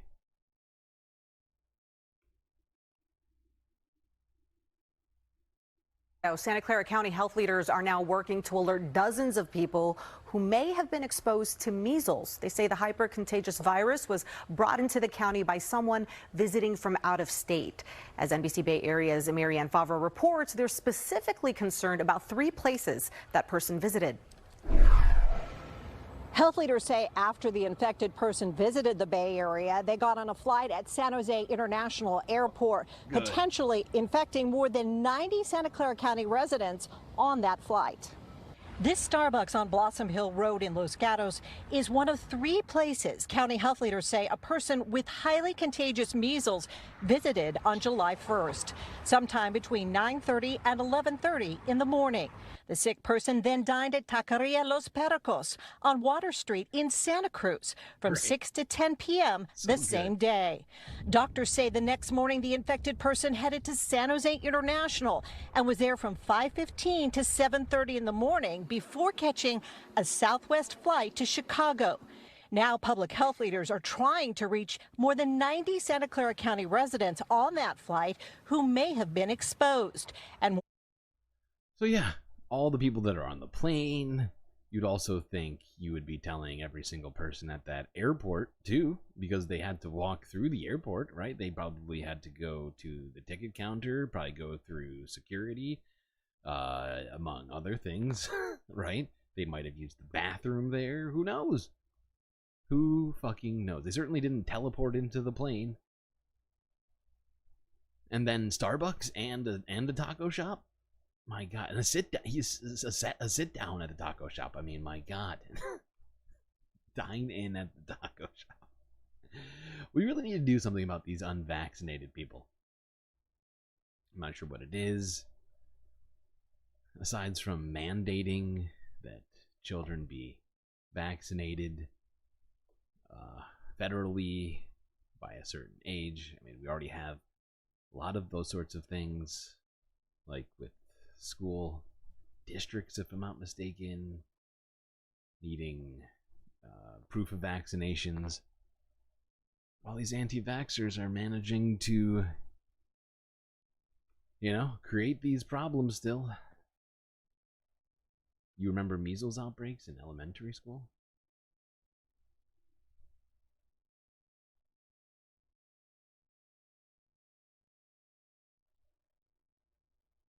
We've been having way too many of them recently. We're supposed to kind of have been done with this, I'm pretty sure.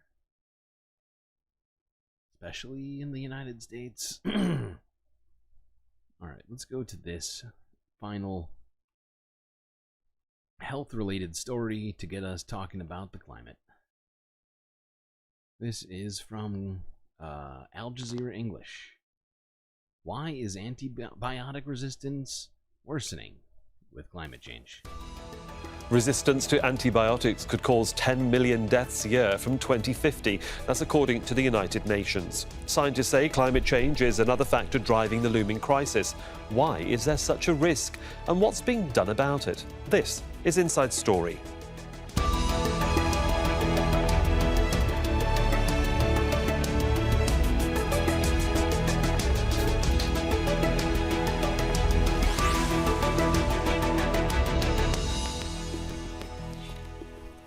Hello, welcome to the programme. I'm Sahil Rahman. The United Nations and scientists worldwide are warning that unless urgent action is taken to deal with resistance to antibiotics, a crisis much bigger than the COVID-19 pandemic could occur by 2050.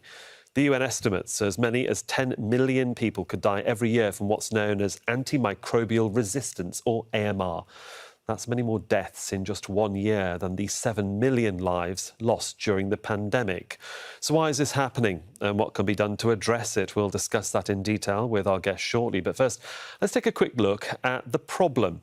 A recent report by the UN Development Programme says a major driver is climate change, fueling the rise of global antimicrobial resistance. This happens when bacteria, viruses, fungi or other parasites develop the ability to resist drugs designed to kill them. Disease-causing bacteria and other microbes have historically been limited by geography, and cooler temperatures have prevented diseases from spreading extensively. But climate change is disrupting these barriers. A warmer planet is bringing in more diseases. Floods and droughts are disrupting water systems and sanitation facilities, creating breeding grounds for microbes. Health experts say a critical way to stop these superbugs is to curb the overuse and misuse of antibiotics. Measures to halt climate change will also help in the battle against antimicrobial resistance.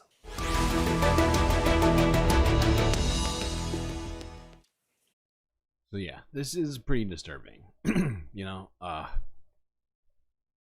it makes perfect sense, right? Bacteria likes warm, more moist places,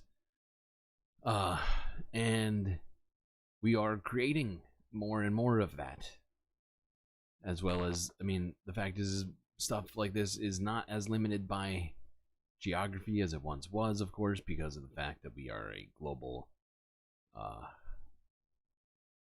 community now. Whether or not we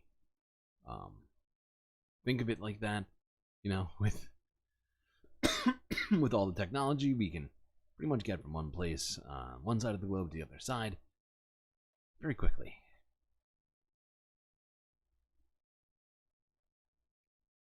Well, let's bring in our guest for this edition of Inside Story. In Geneva, Mukesh Kapila, an advisor for the World Health Organization, specifically on antimicrobial resistance. He's also a Professor Emeritus of Global Health and Humanitarian Affairs at the University of Manchester. In Beirut, Anna Farah, an infectious diseases specialist for Doctors Without Borders, and recently co-wrote a piece addressing the development and spread of antibiotic-resistant bacteria in Gaza. And in Oxford, in the UK, Alistair Farley, scientific lead at INEOS Oxford Institute for Antimicrobial Research, who specialises in bacterial resistance. A warm welcome to all of you on the programme. Mukesh, can I just begin with you? There are two ways, perhaps, of looking at this and what's happening, is that we have this scenario in our heads around the world that the pandemic, the COVID pandemic, has had a huge impact on our psyche. So how has the pandemic really focused scientists and medical minds in general about global infections? I think recent pandemics, most latterly COVID, have shown the world the dangers that lie when bugs go out of control. They spread across regions and continents, and making millions and billions of people vulnerable. And new organisms, new pathogens are coming up all the time, and 2 or 3 of them every year have potential for causing pandemics. Now, okay, hold on. Can't watch this whole thing. I do love how that one story has turned chat into a discussion of innovative period management, sponge-worthy discussion. Some things I didn't even know existed, like I think I heard the phrase period underwear somewhere, or saw. I heard it in my head.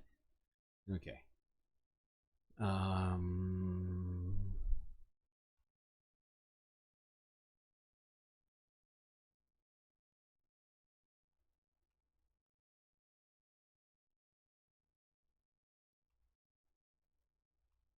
Of that whole health department across the US. She's talked about livestock being overfed and being treated with antibiotics all the time. And it's that very livestock that humans eat. And therefore, within our own bodies, we become, you might say, immune to the health care that we would expect if we were to fall ill. I mean, this cycle of food generation and taking it in, how much of a problem does the food chain create for us in this scenario? Well, I think one thing that's been absolutely clear is that we are one planet. We are all connected. Antimicrobial resistance doesn't know any boundaries, any national or geographic boundaries. And likewise, there is a link between antimicrobial use in medicine and in agriculture. Something around between 60 and 75% of antibiotics by mass worldwide, so by weight, are used in agriculture in some form.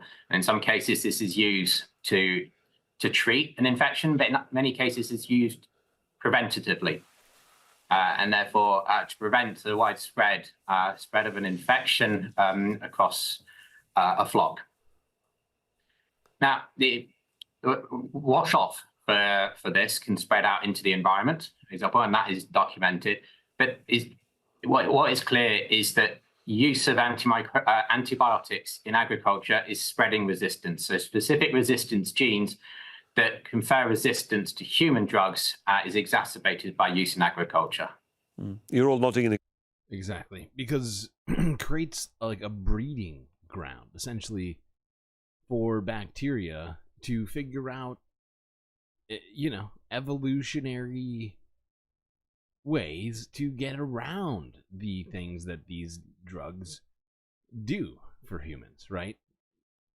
And since we're using the same things on our animals, we are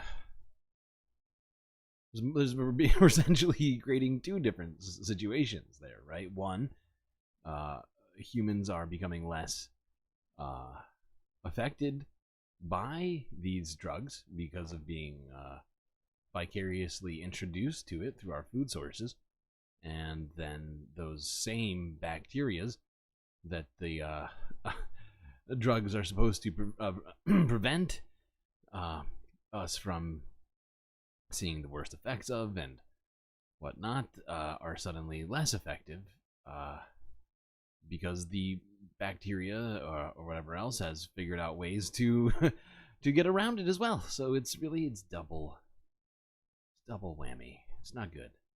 And then you add a warmer environment to it, and all of that. It's just not a good combination.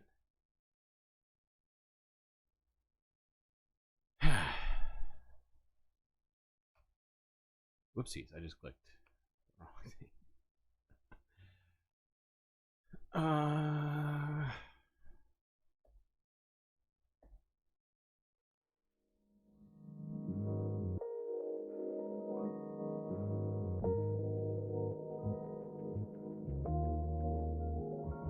Alright, chat, well, I'm going to take a galactic intermission right here because we're already nearly 2 hours into the stream. If you haven't already, hit that like button and don't forget to subscribe. They're both super important, but of course that subscription number, we need to get to 500. Otherwise, the Galactic News Network will continue to be completely unmonetized on YouTube. Which makes me sad inside. Anyways, if you've already done both of those things, well, you got one other great option to help support the stream, and that is by going to this link in chat and becoming a Galactic producer. Get some super sweet space benefits unseen by the rest of the goddamn galaxy. Benefits like adding GIFs and pics like you see in front of you here on this screen. That's right.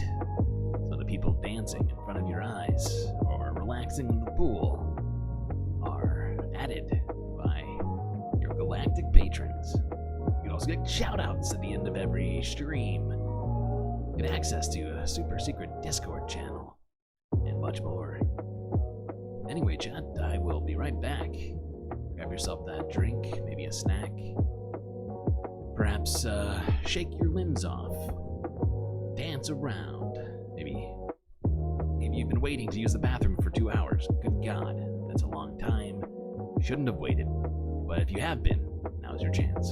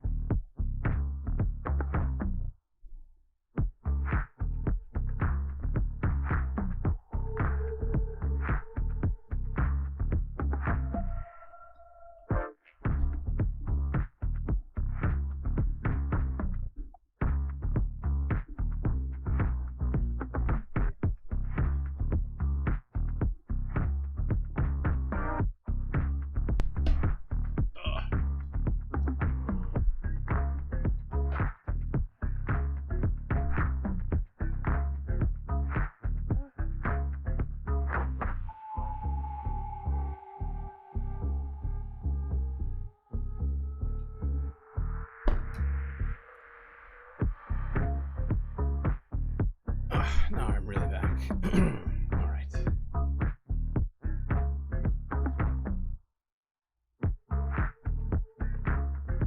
Salt with the chocolate. Salt and chocolate are a good combo. Okay, let's get into the environmental news here. In earnest.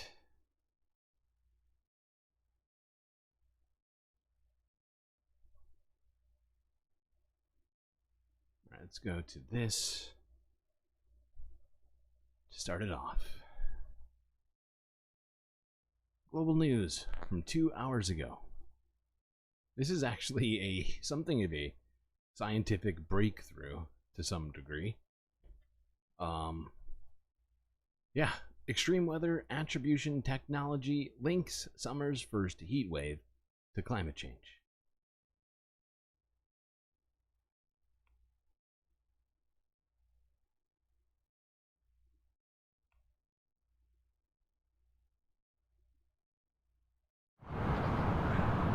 It was another sweltering day in British Columbia. It's like we are in Cuba. Dangerously hot temperatures in the interior felt upwards of 43 degrees with the humidex as heat warnings continue both there and on the East Coast, where the humidex reached 38 degrees. The air just feels so still and thick. Climate change is already affecting us. To prove that, scientists at Environment and Climate Change Canada have used a new tool, sophisticated computer analysis, which compares climate models based on the 1800s to the present day and provides results within a week. Before this system, we could do this type of analysis, but it would take several months after the event before we had results. Their first analysis comes from last month's heat wave in eastern and Atlantic Canada, revealing average peak temperatures were 10 degrees higher than normal in southern Quebec and the East Coast. After crunching the data, the system determined that heat wave was made at least 2 to 10 times more likely by human-caused climate change. And in our calibrated language, that means it was much more likely than it would have been in the absence of human-caused climate change. The scientists are first using the system for extreme heat events, but the plan is to eventually use it for extreme cold weather events and extreme precipitation. I mean, this is pretty fucking huge, right? Especially as it relates to getting the, the large group of idiots who still exist that are ignoring or denying climate change as it's related to human activity.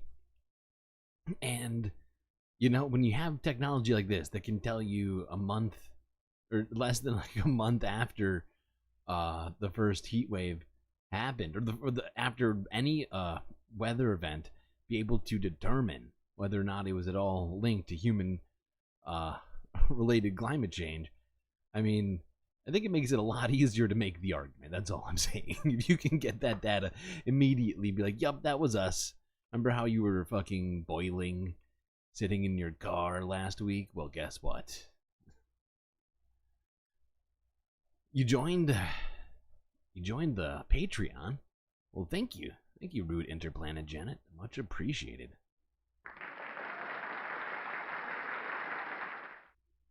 And the Galactic Patreon crew continues to grow.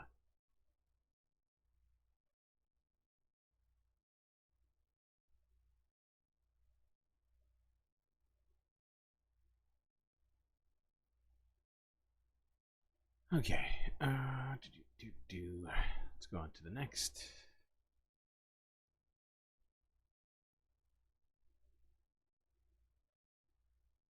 Yes, let's go south of Canada to Seattle, where they, according to the data, have shattered the high temperature record on Monday.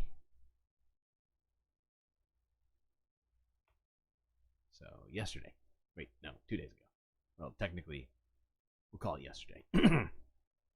Well, we are taking you to some of the hardest hit areas from the heat. Olympia shattered its daily record yesterday at 99 degrees, and today will be another scorcher. King 5's Farah Jadron is in Olympia with how some are trying to beat the heat. Beating the heat is going to be key for folks here in Olympia. We're expecting mid to upper 90s with temperatures possibly reaching the triple digits. We've already seen some records broken here in our state's capital. Let's start on Sunday with a new record set of 97. The previous record of 95 was set 71 years ago in 1953. Yesterday, more records set with that daily record hitting 99, breaking the previous record of 95 set back in 2010. We spoke to some people who work outdoors about how they're beating the heat. Just drink lots of water. Keep one of these on. Keeps you nice and cool. Sure. Keep saying that while you're on camera, buddy.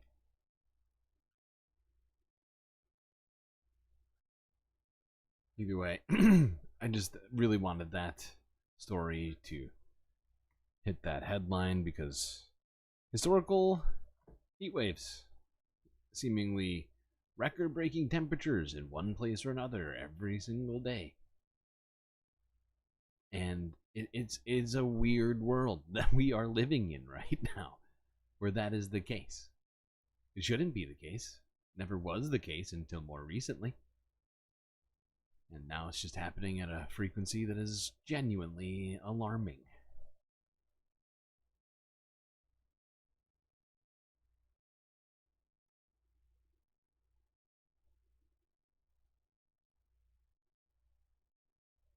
Okay, let's look at this story here from Seattle as well. King 5, 14 hours ago, woman encounters orca in Hood Canal.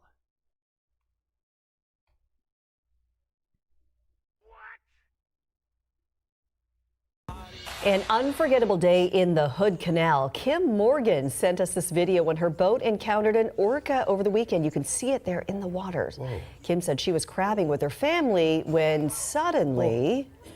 Oh my gosh. Move away. Oh my gosh. Move away. Could you imagine? Wow, we see a lot of orca video. You don't see it that close that often. I mean, it was so close to their boat. Kim said she had no idea what the orca was going to do when it snuck up on them.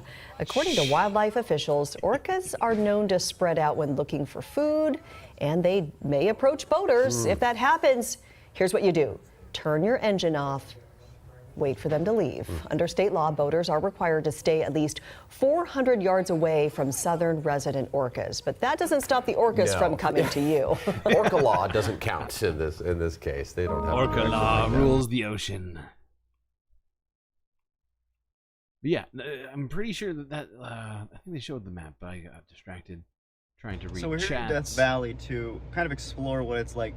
Settle down. We're not ready for you.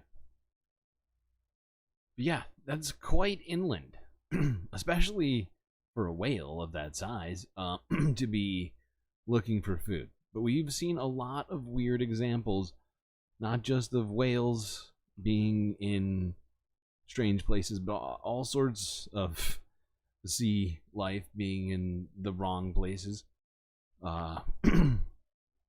Is it all immediately attributable to human-caused climate change? Not necessarily, but when you start adding them all up, it starts to become a bigger picture. It becomes much easier to say that it would appear that the oceans are experiencing serious lack of what do you call it? Like normality right now in terms of the availability of food, like up and down the food chain, because I mean we're hunting huge fish. When you think about it, like all the way from right. If we just talk about like fish depletion, like the source, like that one thing, right? But then we look at how, you know, populations aren't rebounding from these things because of how hot it is, how much we're taking out of the oceans. Like so much of this stuff is being caused by us. What are we talking about? Oh, we're talking about the it was like Fry. What is Fry the cartoon? Yeah, Philip J. Fry from Futurama.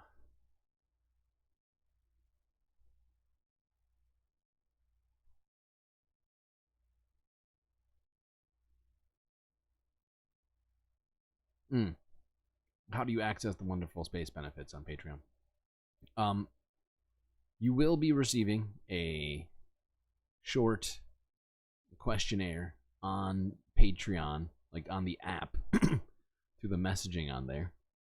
And that'll be asking you questions like what you want your space shout out to be, in terms of what name you would like to have used. You'll be asked if you want to add a GIF or picture to the... Depends on what level you also are subscribing at, as there is technically the benefactor level. But basically, yeah, that's the idea, right? Unfortunately, I don't have it automated right now, so you're not going to receive it until I'm done streaming. And for that, I'm sorry. For that, I am sorry.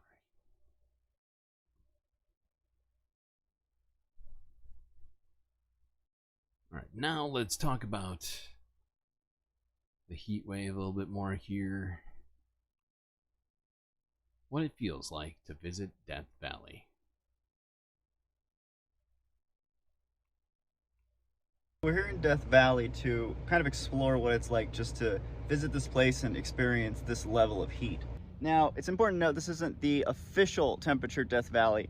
It's the temperature it is right here. So we're getting a little additional heat against the wall and cement. When you're here, and that says 130, it feels like 130. So many of the locations you can visit in Death Valley are much like this one, where you can pull up a car, jump out, get to the place you want to take your photos in a couple of feet. In fact, park rangers have told me this is the preferred method, minimizing that exposure to this kind of heat, rolling up in your vehicle, popping out, getting a couple photos, and getting back into that air conditioning. So we just... Woof. It looks real hot out there. I don't know why people want to go to the hottest place on Earth. It seems strange to me. Seems like the opposite of a fun time. Hey, honey, you want to go be real sweaty in an unnecessary amount? Like, we don't have to exercise at all, but we're definitely going to be sweating. That sounds great. Oh, God. You don't have... You're on a Chromebook. Oh, well, the message will come through... When I say the app, I mean through Patreon's messaging service, right? Whether or not you're on the browser or on the mobile app shouldn't change anything. Arrived in Badwater, and I kind of want to take you through the stages or waves of how the heat affects you out here. So this is our, let's say, the first stage. In your car, air conditioning, looking out at the heat. Pretty nice right now. It's like a wave that hits you when you get out of the car. So we've left the car, walked down onto the salt flat, and this is where the heat finally really hits you. You realize just how hot it is. You started sweating, and it feels inescapable. And I think that's the way to summarize the heat out here, is inescapable. Usually a breeze is cool. This is not a cool breeze whatsoever. So I grew up... Yeah. Nobody looks like they're having a fun time here, aside from in the pictures. All right, let's go to this to talk about the recent... I think this discusses the recent records that were broken. But we start with this nearly 160 million Americans who are feeling the heat today. Heat alerts across the country. The West Coast is expected to see record-breaking highs with temperatures well over 100 degrees. The East Coast, on the other hand, is facing humidity alongside those dangerously high temperatures. Get this, it was so hot right here in New York City yesterday that a bridge stopped working. The heat apparently caused the steel to expand so that it wouldn't close properly. Firefighters sprayed water on the bridge for several hours until they were able to get it operational again. All right, CBS News correspondent Carter. Maybe I listened to a video earlier. I just realized that I don't have another video for it. So yeah, I'm pretty sure that 132 degrees was a record. in Death Valley.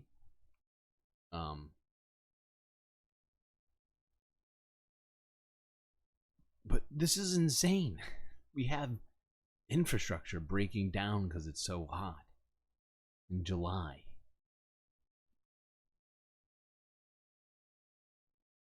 Is in Las Vegas. He's been monitoring the heat there out west. Carter, I've been watching your live shot since yesterday. It was hot yesterday. It sounds like it's even hotter this morning. What are some of the risks posed with the heat and the fires that are raging in California? Yeah, so it's going to get even hotter. It's in the 90s right now. The temperature on the surface of the concrete here, let me get the reading for you. This is about 113 degrees right now. And it's only 7:01 a.m. out here, right? So the sun's only been up for a little while. So it's very hot. Oh so my what can God. this do to a person? Well, first of all, it can... 7 a.m.? That is insane. It's one of the cooler parts of the days if you're somehow unfamiliar with how the sun works. Holy shit. Dehydrate you very, very quickly. And if you're outside and you're hot and you're thirsty and feeling tired, then you're already dehydrated. It's too late. You got to get inside and get some cool water.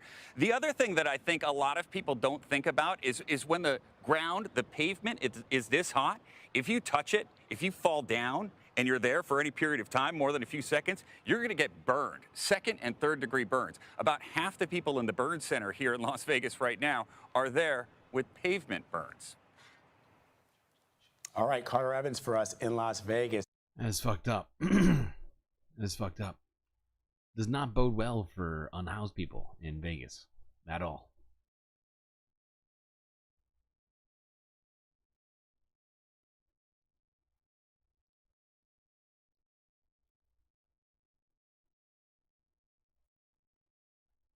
Okay, let's go to talk about this here. Looked at this yesterday, but this one popped out of nowhere. We didn't discuss it at all before, so people probably missed it. Some people, at least. So let's look at this from Global News from a day ago. Utah's Silver King wildfire grows to over 10,000 acres. It went from 0 acres to 10,000 acres, and I believe it was 48 hours or something like that.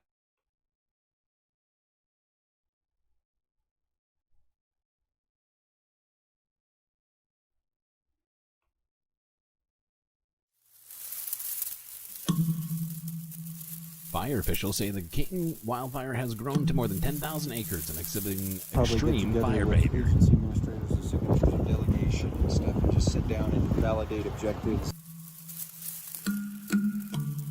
It's greatly impacted our little community. It's pretty scary how it went from 500 acres to about 5,000 acres, and here we are day 3, and we're already over 10,000 acres and no containment. There's definitely cause for concern. The fire behavior that it's exhibiting is definitely worrisome. The fuels and material that it's burning in makes that difficult to stop. I packed a suitcase last night, put my meds in there. It's like there's nothing the matter with erring on the side of caution. Us coming together and staying together as a community like we always have, really appreciate that here in our community. Everybody really watches out for one another.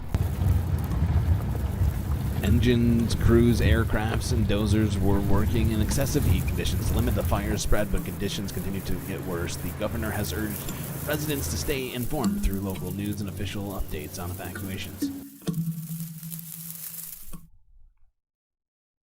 Yeah.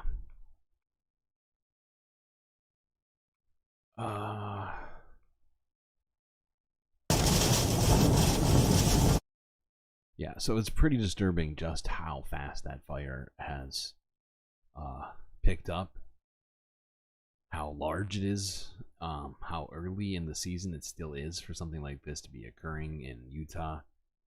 I mean, just in the West Coast, I feel like we've heard of at least enough fires, enough enough acreage of forests and other sorts of areas being burned down. I feel like it's getting close to like 100,000 acres having been burned already this season. I don't think I'm exaggerating by much. In California alone, I'm pretty sure it's already over well over 50,000 acres. And we've looked at fires not just there, but in New Mexico and Arizona and in Washington State and now in Utah and in Texas. I mean, I think I might be underestimating now that I'm saying it. Now that I'm going through all the states, remembering all the fires we've looked at this year, I think I'm underestimating it by quite a bit. But let's exclude Texas, because Texas had an insane fucking fire earlier this year. But let's not stop talking about Texas, because we got some stuff to talk about regarding the aftermath of Hurricane Beryl, which is now finally essentially made its way through Texas and is no longer a hurricane. But the aftermath is pretty fucked right now. If you're not aware, at least 2 million people in Texas are without power right now, and it's, well, So hot right now. so they're kind of in a shitty situation. Oh man, right in the eye wall. Surge still rising.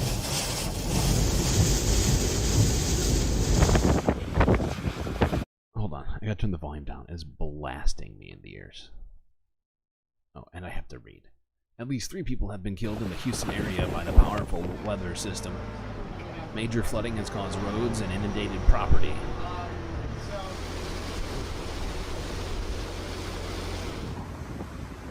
More than 2.5 million homes and businesses have been left without power. The storm has already carved a path through the Caribbean. 11 people there were also killed. That surge coming in. Oh wow. Oh wow. Oh god damn. Oh, Time to wow. go, pal. Wow. Time to shut off the phone. Time to go, pal. That is not the place to stay. Your truck is not a boat. I cannot. Oh my god, I cannot make that more clear. Your truck, not a boat. I don't want reality. Although he did shut the phone off pretty quickly after that, I think. At least it would seem. If you're smart, you're leaving at that point. Let's go to this from the Associated Press.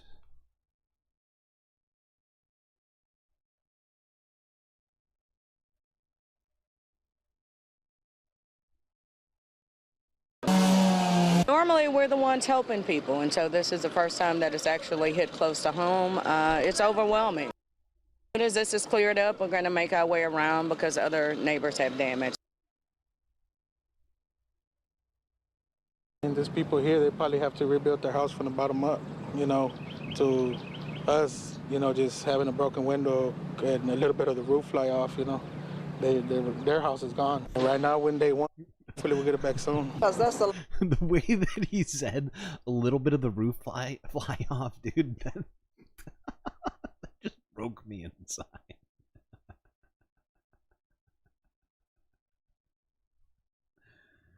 Oh my god. And I get it. He's comparing his situation to other people's situation, which is much worse. But I've never heard anybody take having a roof fly off of their home with such a low level of seriousness or anxiety. He somehow sounded completely fine with that. I've never, a little bit of the roof, any part of the roof comes off, I think most people are going to be upset or concerned. This guy, what a hero. Not concerned at all for himself, just his neighbors who are now potentially homeless. Which, hey, I mean, talk about putting things in perspective.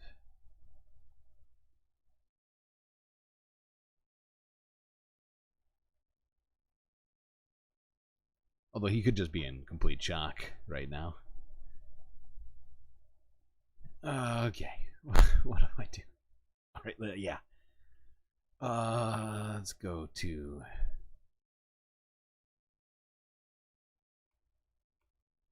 this CBS.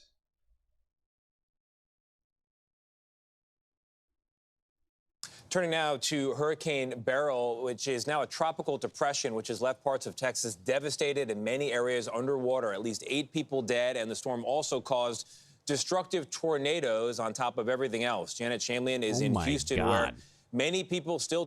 Wait, was that like a courthouse? Yeah. Yeah, it appears to be either like a courthouse or like a city council, maybe? Yeah, actually, maybe city council. But damn. First off, I think that's natural light coming in from the rafters. And then, it appears like if you showed me this picture, and didn't tell me the context, I'd be like, what happened here? Did a family of raccoons move in? Like, holy fuck. Tornadoes on top of everything else. Janet Shamlian is in Houston, where many people still don't have power this morning. Janet, good morning. Good morning. It's going to feel like well above 100 degrees here today. And for millions of people across southeast Texas, they will be without power, without AC, after Beryl tore through Texas. A path of destruction after Beryl unleashed a barrage of severe weather as it moved inland. This is Timpson, Texas, where the roof of the city hall was ripped off. We have roof damage. Okay, hold on. We have to stop everything. That's the best comment I've ever received. Ever. And I love all of you people, okay? But, oh my god, that actually made me feel really good. StreamLord has educated us about methane and how much hotter it is. Or how much hotter it makes the environment, even though it dissipates faster than CO2. I taught people something. Oh my god. I made a difference. Just kidding.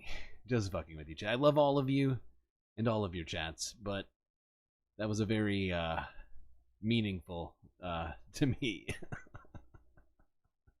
Sometimes I wonder to myself, have I done anything? Now I can at least take that one home. I can stop now. That's it. Ending the stream. We're done, everybody. Just kidding. We have ceiling tiles coming out. We have lines down. It's a mess.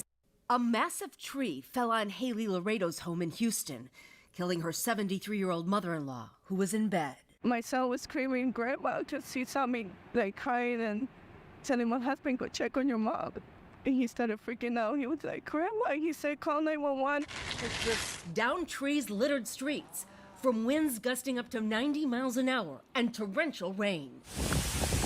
There were at least 7 deaths in the Houston area, including a police officer driving to work during the storm. Power outages topped more than 2.5 million, and it could be days before it's all restored. This storm, Beryl, has been resilient and relentless. Parts of downtown Houston flooded, and some areas saw almost 10 inches. That's Jesus Christ, some of this footage is insane.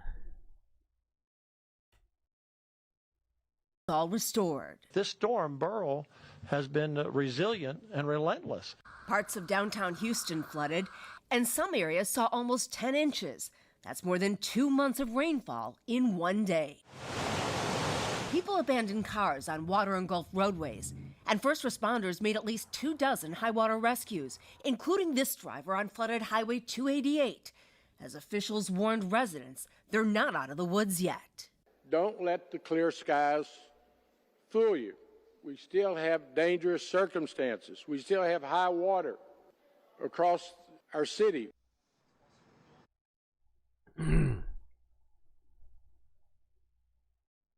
I think that's an overpass, but now it's really just a water pass. My God. That's a lot of rain.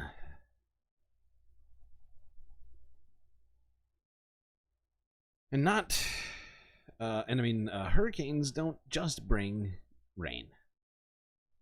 They also bring incredibly high fucking winds. Let's take a look at some of the damage caused by those winds. Here's WRAL from 7 hours ago. 15 plus tornadoes caused by Beryl's destruction.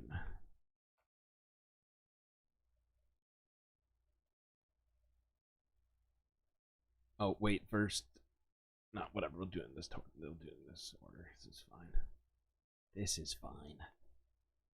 Beryl is bringing heavy rain and flash flooding through the Midwest now, one day after making landfall in Texas as a Category 1 hurricane. It has spawned at least 15 tornadoes as it moved across Texas, Louisiana, and Arkansas.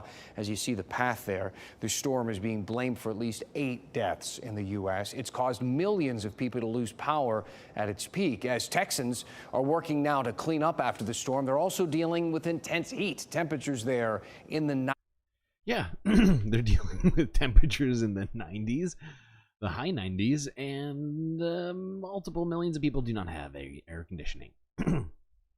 On top of whoever already didn't have air conditioning.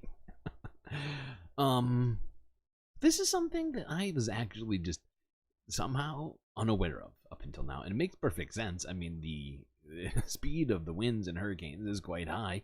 I never knew that it actually generated like mini tornadoes in its path, and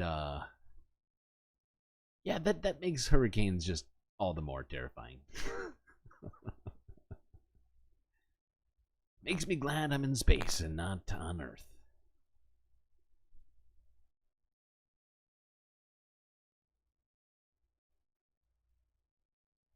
Okay, you know, I'm gonna skip that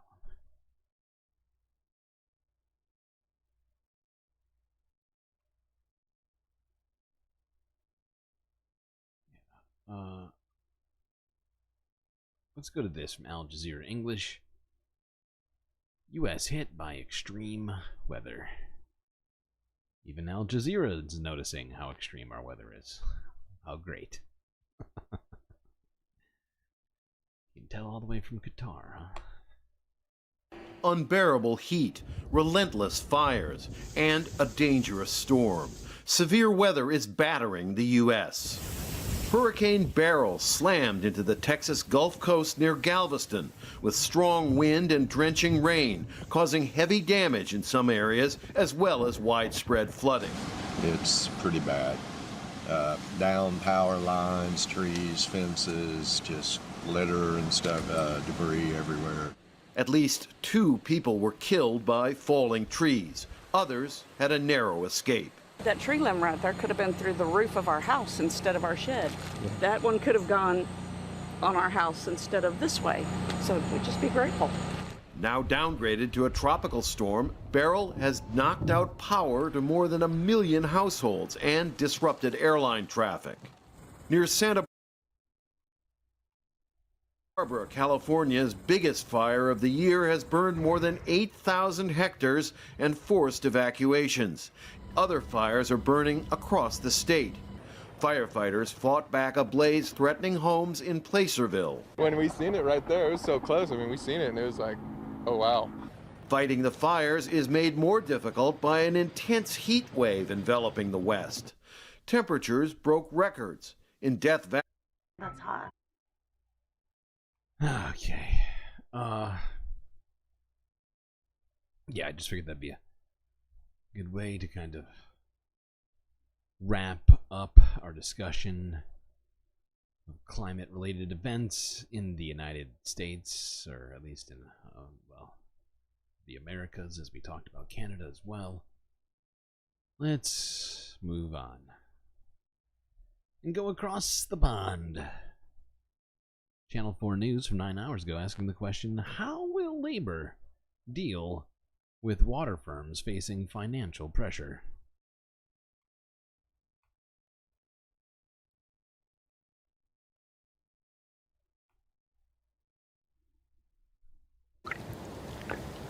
The water quality doesn't look great but the financial quality is much better. Up and down the River Thames in Henley, campaigners have been tracking what they believe are dangerous levels of bacteria in the water. They say Thames Water's responsible, but the company itself is drowning in debt, today confirming it has less than 1 year before its cash runs out. And the mermaids in Henley aren't happy. We feel let down. We feel that Thames Water serves 1 in 4 in this country with its water. It's a total monopoly. We have no choice who we go to.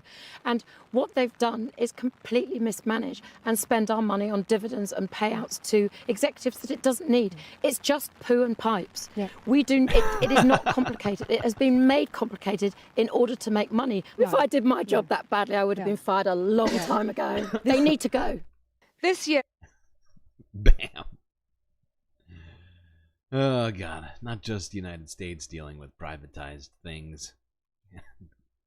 affecting us, it seems to be a problem in more than one place.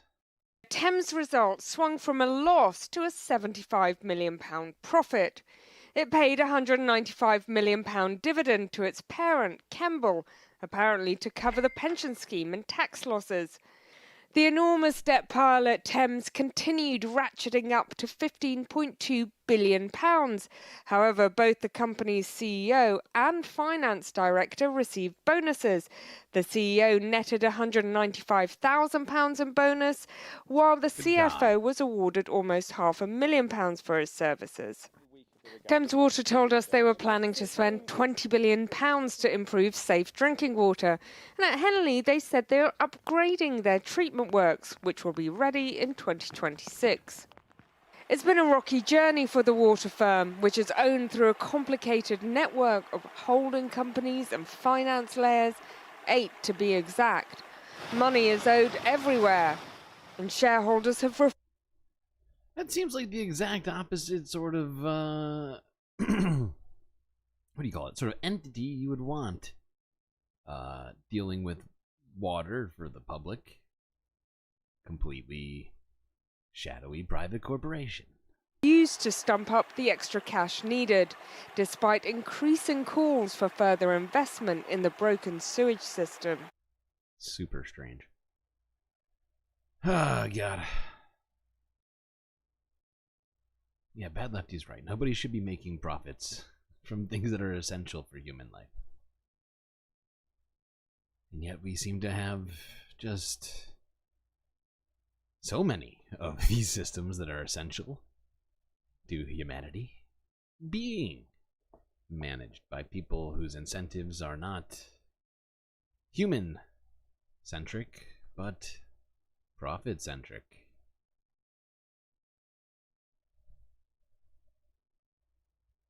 Profit motive just keeps making things worse for the rest of us.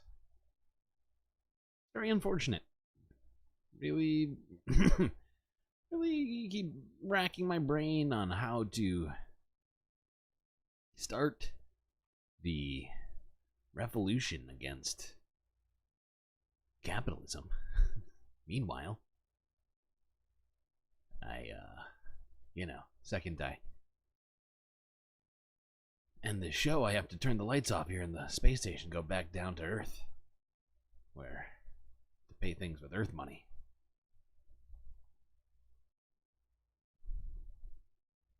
How do we solve it, chat? How do we do it? Alright, let's go east. Talk some more about what's been happening in the Greek islands, where they have been facing a water crisis. They've also been having a serious heat wave we talked about actually it was like a week ago, which also caused fires.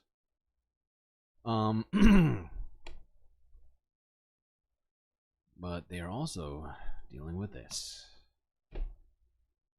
The Greek island of Naxos's biggest reservoir has been sucked dry, and with the country's islands set to flood with a record number of summer tourists, the strain on water supplies has rarely been heavier, officials, farmers and scientists say. Naxos is a mountainous island with a population of just 20,000, but its beauty and weather attracts tens of thousands of visitors each day over peak season. The prospect has hotel owners like Vangelis Katsiris on edge. In recent years, there's been a problem with water shortages, and this year in particular, we are experiencing it more intensely. Most of Greece has seen little or no rain in months, with the impact of climate change bringing higher temperatures, erratic rainfall and wildfires. The island's 2 reservoirs currently hold a third of last year's levels, the equivalent of just a few dozen Olympic swimming pools. 3 portable desalination units have been secured to treat seawater to make it safe to drink. Mayor Dimitris Lianos says that should cover the shortfall for houses, hotels and pools. We believe there will be some problems, not daily, but in some areas, some higher regions. But we believe there will not be serious problems such as water cuts in villages. We believe things will go well, and that is why we took all these measures. Other industries, though, won't be so fortunate. Farmers won't receive any of the treated water and will have to rely on wells contaminated by seawater aquifers. They say this contamination happens when the wells are empty enough for the salty water to creep in. Yep. They keep having to overdraw those aquifers, and that's that's how that works, right? Because of what's it called? Oh my God, there's a specific word for this. Something pressure. Oh my God, why has my brain just stopped working?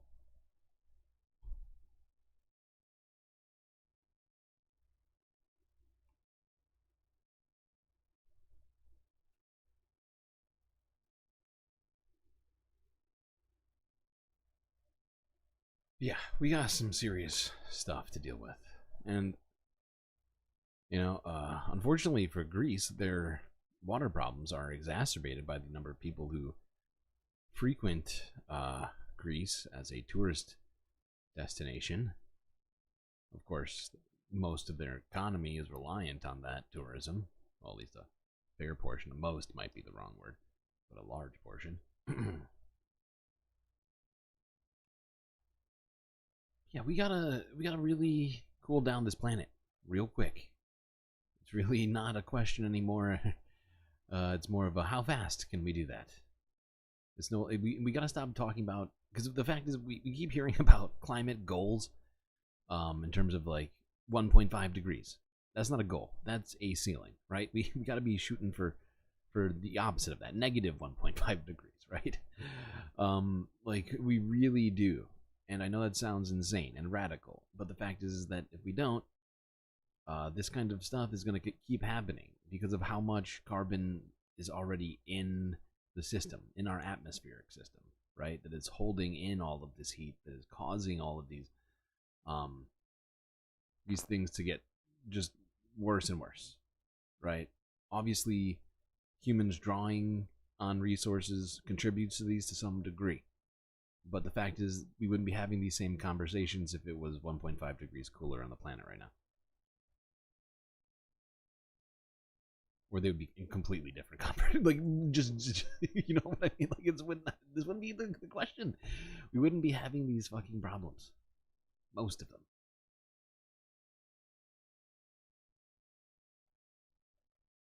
Alright, let's go even further east to Balkans in Albania.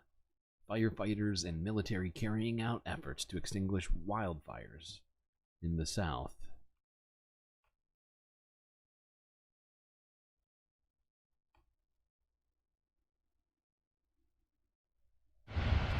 Oh shit.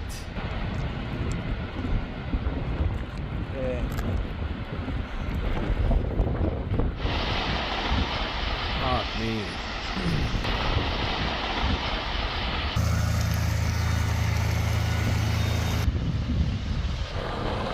Those flames are so high.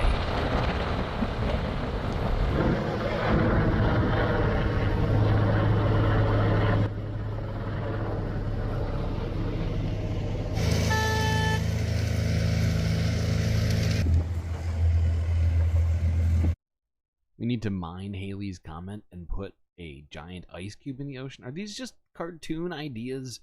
I need real solutions, okay?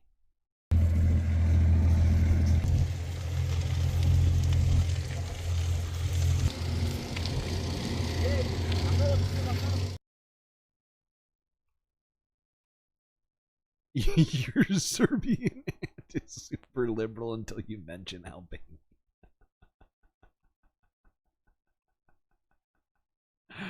Oh, that was good. That was really good, Sasha.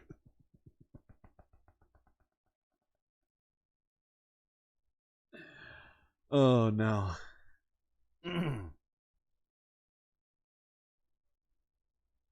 I feel like there's also, if that's the case, then there's also at least 1 to 2 more ethnicities that you could probably mention to your aunt that would also cause her to say wildly illiberal things.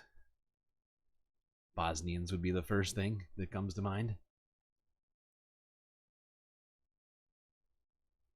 Or ethnicity that comes to mind. Alright, anyways. I feel like we're getting off... well, not necessarily off... we were talking about Albania. Okay. Focusing back in. That really threw me. Alright. To Japan. 15 hours ago from Reuters. Japanese beat the heat at Tokyo Tower's cooling shelter.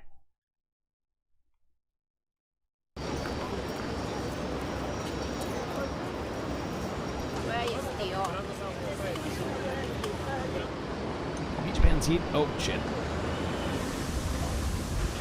That was wildly negligent. I just looked away from the stream. I needed to read so I could get myself hydration. Okay, try this again. Beat Japan's heat. Residents are using mini fans in Tokyo's cooling tower.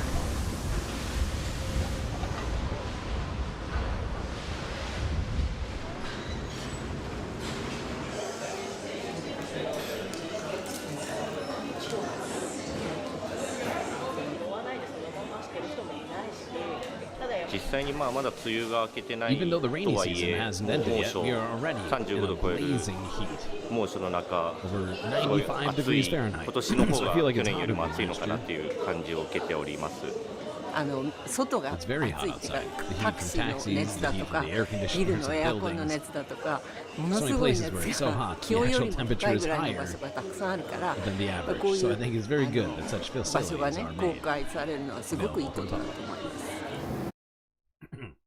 I agree.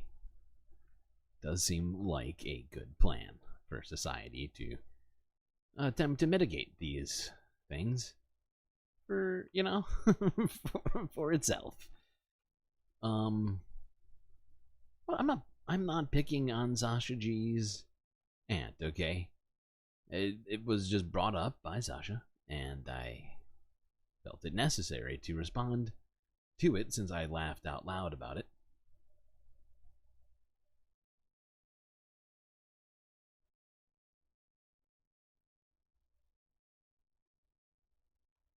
Oh, right. Let's move on.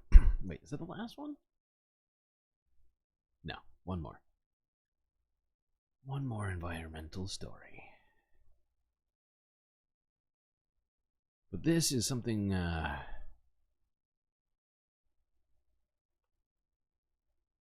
isn't really a story about the current. It's about the future. Or what might become the future.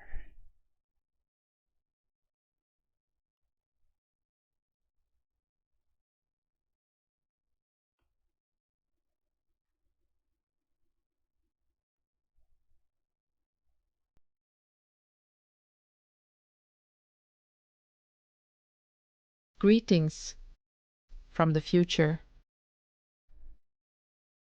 Each passing second, minute, hour, we meet again and again, and we discuss again and again. We live as if we always have forever. Humanity has been continually preoccupied with the future, toiling to secure profits, holding on to power, and extracting precious resources. At what cost? Millions of people have been pushed into extreme poverty and hunger.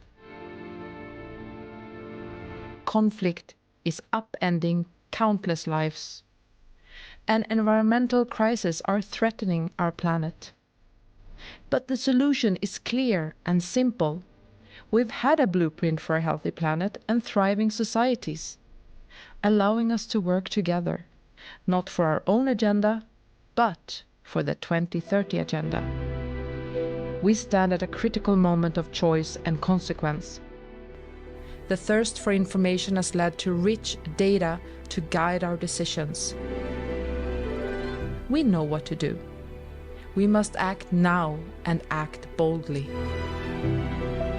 This year, the High-Level Political Forum has a unique opportunity to focus on acceleration and implementation, and on envisioning a prosperous future. I'm waiting for you.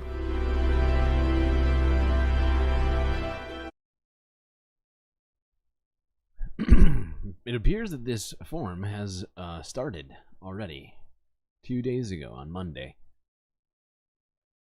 Hopefully we'll get some footage from that here soon to look at, see what it is that leaders there are working on for the rest of us.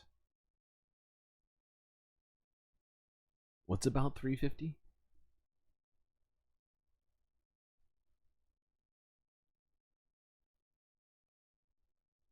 It seems like the wealthiest 1,000 think they can kill the rest of us so they can have the planet to themselves. It certainly does feel like that many days.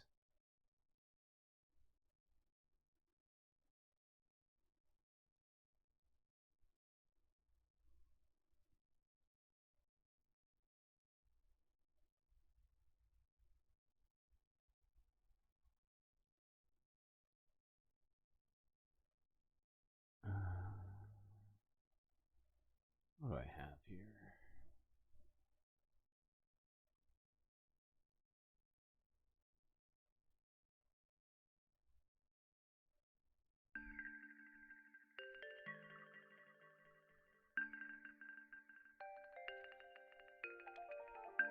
Well, I hope everybody has been enjoying the stream so far. If you haven't already, hit that like button and don't forget to subscribe. If you've already done both of those things and you'd like to contribute even more to the Galactic News Network, what we do here, well, click that link in chat, and you can do just that for just a few American dollars a month, while also gaining access to some super sweet space benefits. Anyway, chat, one more break here, then we're going to finish it out with the global news. Grab yourself a drink, perhaps a snack, and I'll be right back.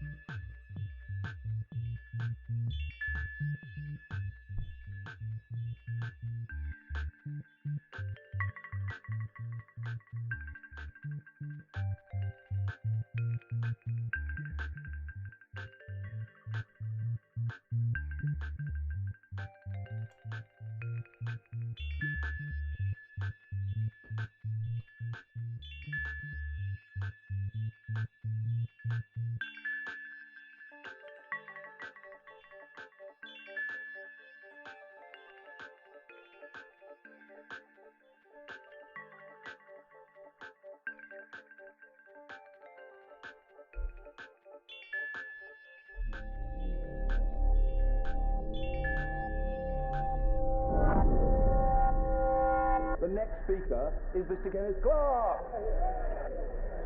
Mr. Speaker, you will not be surprised to know that it's my intention to vote against the second reading of this bill if a vote is called, and I shall be supporting the reasoned amendment which I think is going to be moved very shortly by the Scottish Nationalists. And because of the rather measured position which the right honourable and learned gentleman had to present on behalf of the official Labour Party, it forced me to be the first member of this House to set out the case why I believe, and I hope I went with the last speaker, Why, I believe that it's in the national interest for the United Kingdom to be a member of the European Union. Why I believe we have benefited from that position for the last 45 years. And most importantly, why I believe future generations will benefit if we actually succeed in remaining a member of the European Union. It's a case that hardly received any national publicity during the extraordinary referendum campaign, but it does actually go to the heart of the historic decision that the House is being asked to make now. It so happens that my political career entirely coincides with British involvement with the European Union. I started over 50 years ago supporting Harold Macmillan's application to join. I helped get the majority cross-party vote for the European Communities Act before we did join in 1973, and it looks like my last parliament is going to be the parliament which we leave. But I do not look back with any regret. We made very wise decisions. I believe that membership of the European Union was the way in which we got out of the appalling state we were in when, after Tues, we had discovered that we had no role in the world we were clear about once we'd lost our empire, and that our economy was becoming a laughing stock because we were falling behind the countries on the continent that had been devastated in the war but appeared to have a better way of proceeding than we did. And I believe that our membership of the European Union restored to us our national self-confidence, gave us politically a role in the world as a leading member of the Union, which made us more valuable to our allies, like the United States, and made our rivals, like the Russians, to take us more seriously because of our role of leadership in the European Union. And it helped to reinforce our own values as well.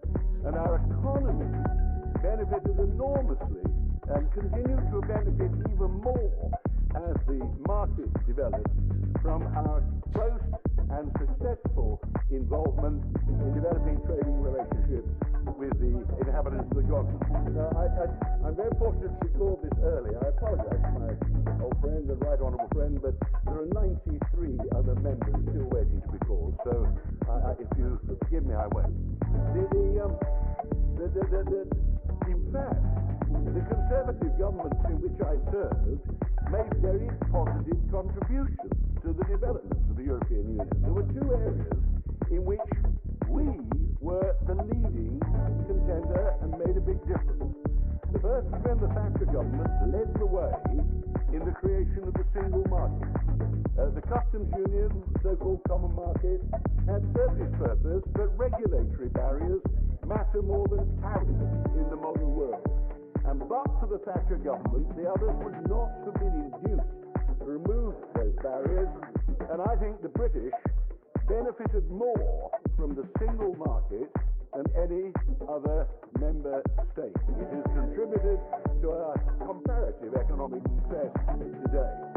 We were also always the leading government after the fall of the Soviet Union in the process of enlargement to Eastern Europe, taking in the former Soviet states, and that was an extremely important political contribution. After the surprising collapse of the Soviet Union, Eastern and Central Europe could have collapsed into its traditional anarchy, nationalist rivals, military regimes which had preceded the Second World War. We actually pressed the urgency of bringing in these new independent nations, giving them the goal of the European Union, which meant liberal democracy, free market trade, and so on, and we made Europe a much more stable place. So that has been our role. The cats in the pool is not a thing. It's absolutely a thing in space. Very, very bad move. Write that down. Particularly for our children and grandchildren, that we're all sitting here now saying that we're embarking on a new unknown future, which I shall touch on a moment, but which I think is simply baffling. Every friend of the British and the United Kingdom throughout the world. So that is why I prefer to get it. Let me just deal with the argument that I should not. All right, chat. That I'm being undemocratic. That this is quite wrong. That is the end of the intermission call right there, coming at you. Better get to your seats and get those seatbelts back on. Because we held a referendum. Now, personally, I'm in a happy situation that my opposition to the referendum is an instrument. Global news time. But first, I figured we'd start with this space story. Actually, 2 space stories. As usual. Segueing between the first and second half of the show. Although lately, with everything going on in the United States, leading to the media, I feel like the first half has been so long. And I think we've taken like multiple breaks per stream, at least the last couple, maybe last few streams. Okay. Look at this. This is actually gonna have to get us to a decent spot on this, I guess. But this is the Ariane 6 launch, which is Europe's newest rocket. Made its inaugural flight, as Europe has been out of the space game for quite some time. Hold on, we're not gonna just sit here and watch this for no good reason. Let's go here. Wait. Up.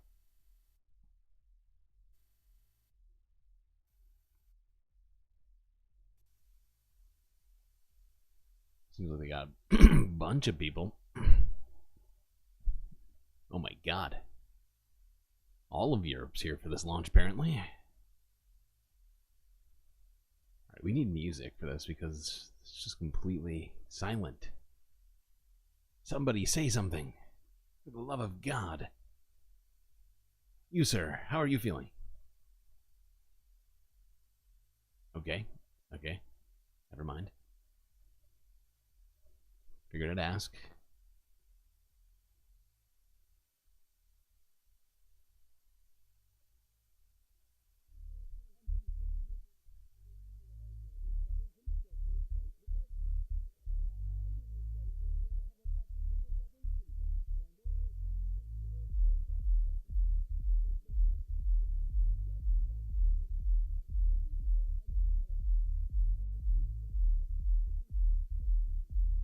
I can sing for you.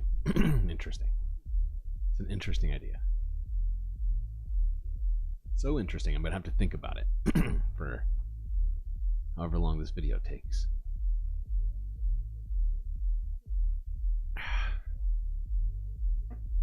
Gotta stay hydrated. Got to stay hydrated, people.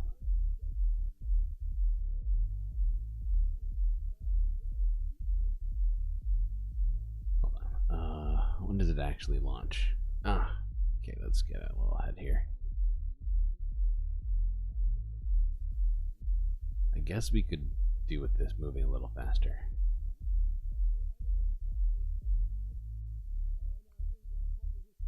Come on.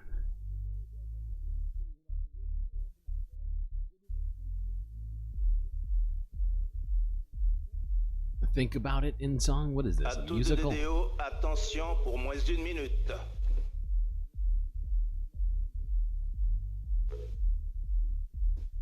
Top à 0 moins d'1 minute.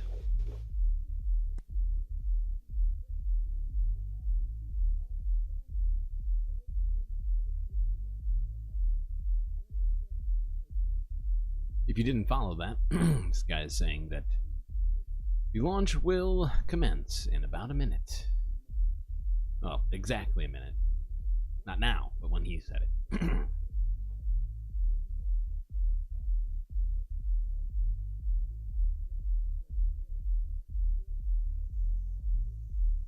Did anyone see Emma on Tim Heidecker?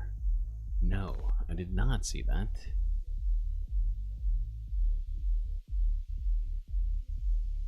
À tous de DDO, attention pour le décompte final. Final count. 9, 8, 7, 6, 5, 4, 3, 2, 1, top.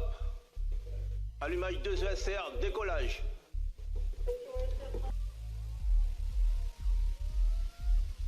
Oh my god, it looks like the screen is shaking to the beat. This is hilarious. That's right, the Galactic speakers are so good. Can make the ground shake on Earth. Anyways, this is big for Europe to get together and actually send something to space.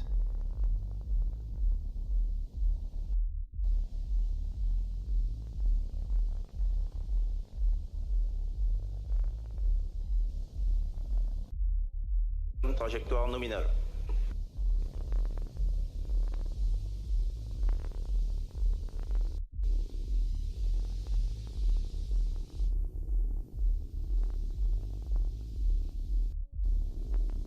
Oh god, why is this happening? Don't do this. Oh no. Nominal, pilotage calme. It won't let me pause the video. Let me pause, you fiend. Son of a...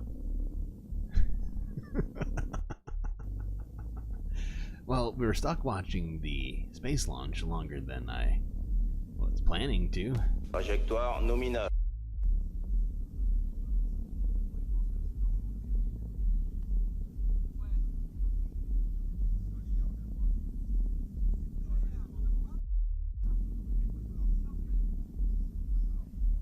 Why have you Position la forsaken télémédias pour la me? station de Saint-Jean, propulsion nominale. We can't stop now. This is like a hour-long video, so we must stop. We must stop at some point. Poussée nominale, trajectoire nominale.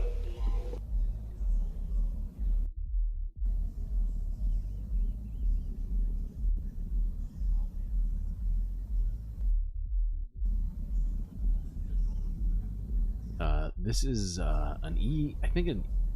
Séparation des. I can't remember the name. Thank you. The ESA. It's like NASA, but for Europe. Propulsion nominale, trajectoire nominale.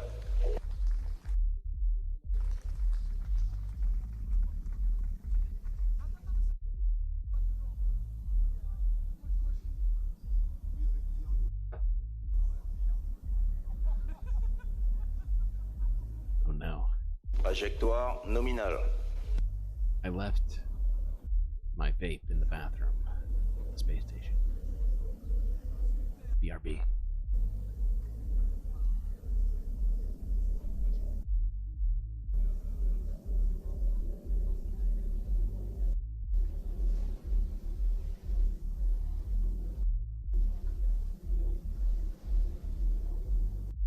Pilotage calme, trajectoire nominale. And it's still frozen. That's good. That's good.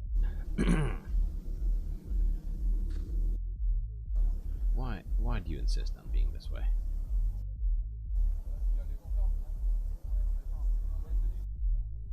Séparation de la coiffe.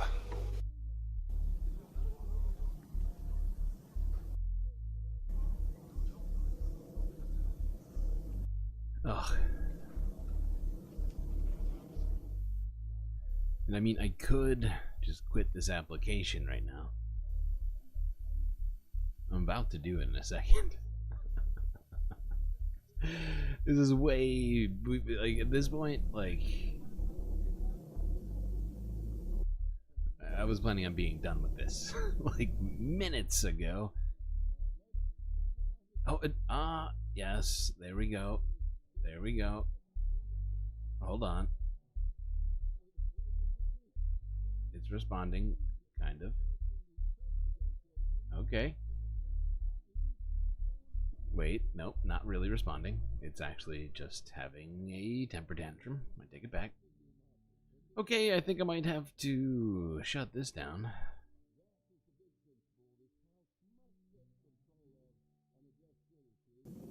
Oh, wait. Wait. I don't even have to do that. How great. This is the stream now.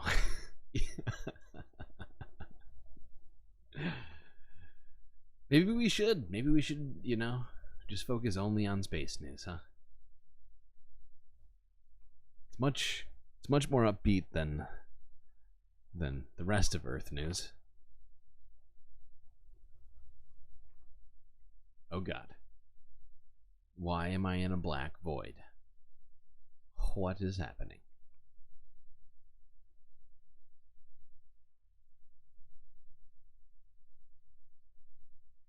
Oh God.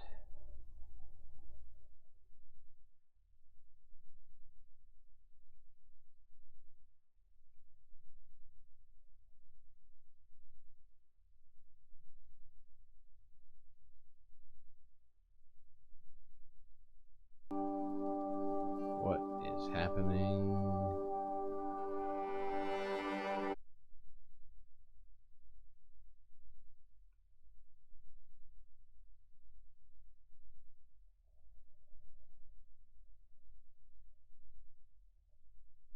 There we go. Good God.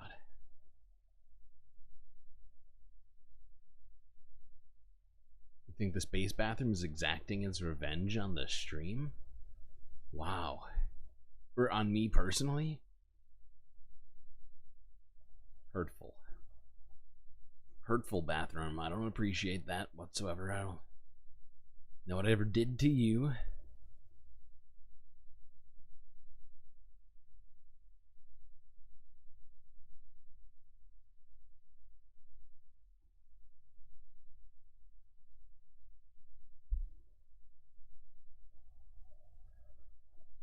Okay. Space news. God, all my web pages fucking reloaded. This is good.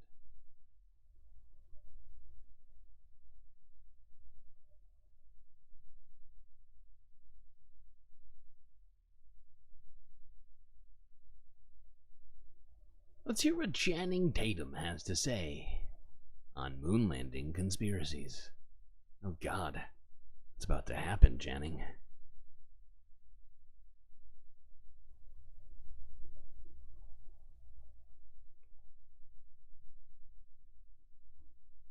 I have a 69 Camaro, or no, it's like 68 Camaro, and when you look at the dashboard, you're just like, it's all analog. There's no automatic anything at all, other than the transmission, and that's it. And like you're just going, how did they go to the moon with just math, and like strapping yourself to a giant rocket, and like it's crazy to think about. That's why obviously there's all this conspiracy of did they go, did they not go? Oh my God. Channing Tatum, star of the new movie Fly Me to the Moon, is a conspiracy theorist. Just kidding. But that's why we have the movie, obviously, because NASA was such a curtain that it wouldn't let you know what's going on behind the curtain. But that's what like leaves it open to kind of have your fictional historical sort of. You might not be the best guy to explain this, Channing. All right. Good God. The second you started trying to get it, you just completely broke down. It's okay, pal. I get it. It's tough.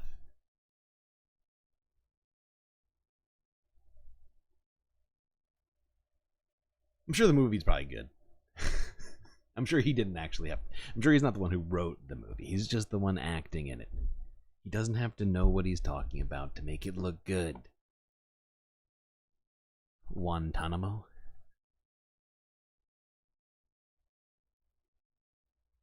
Guantanamo with a W. Alright, let's go to the United Kingdom. Started off with this from BBC News from 11 hours ago. Dyson to cut nearly 1/3 of its UK workforce.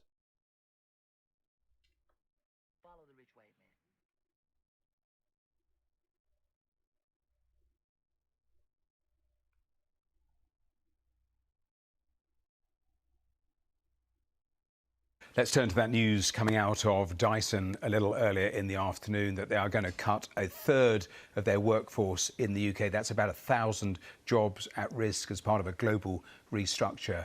Well, our business reporter Ben King has more on that decision to make those cuts. Dyson is, of course, an extremely innovative consumer electronics company. It makes everything from hairdryers to those famous cordless vacuum cleaners to washing machines. And they have announced that there is a global restructure going on, and this is the UK implication of it, which means that up to 1,000 of their 3,500 UK workers could be affected. Now, the chief executive, Hanno Kierna, has said that we operate in an increasingly fierce and competitive global market in which the pace of innovation and change is only accelerating, he says, and that's the fierce and competitive. Whenever I hear that from executives, what I hear is, we need a new G6. Because it always just, to me, it's just profit talk, right? We made 1 penny less on this widget this month per unit. Suddenly, my G6 streams are in serious jeopardy.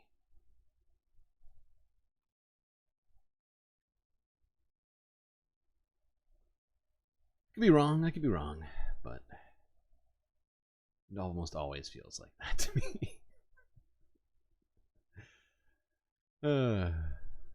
Perhaps I'm just overly skeptical of massive multi-billion-dollar corporations. Maybe I'm the jerk. Oh, that was my chin. Son of a... Okay. I'm fine. I'm perfectly fine. Let's go to this. From the Associated Press from 14 hours ago. Parliament returns after UK general election.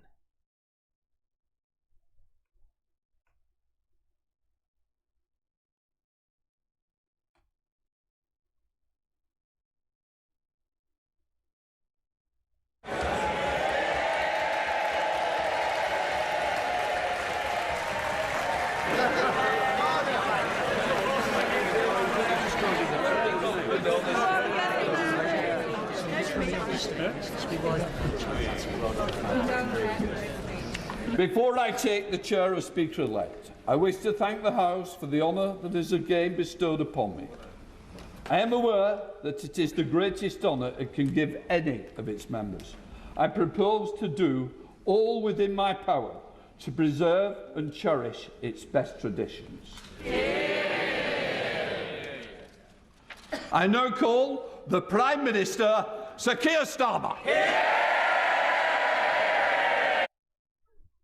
By the way, we're going to be hearing the full spectrum of hears during all of this. I've already heard at least 3. As in any new parliament, we have the opportunity and the responsibility to put an end to a politics that has too often seemed self-serving and self-obsessed, and to replace that politics of performance with the politics...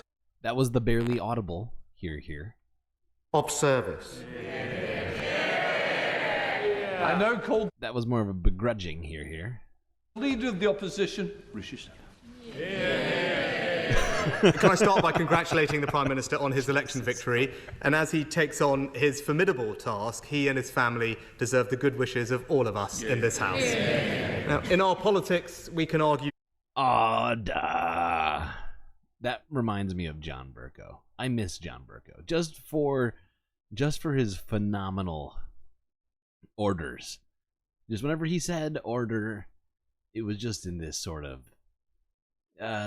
just I don't even know how to put it.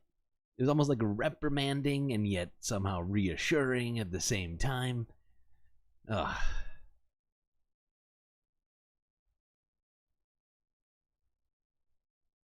I don't know John Bercow's politics all that well. I just really loved really loved that one aspect of him.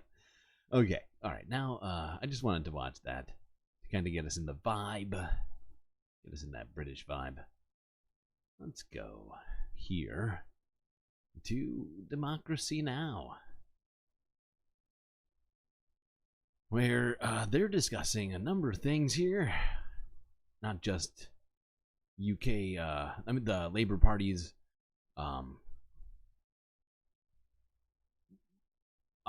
massive victory, but the potentially shaky ground on which that was built, as well as they also interviewed Jeremy Corbyn here. So let's have Democracy Now! Break this all down for us a little bit more. I know we've been talking about it a lot lately.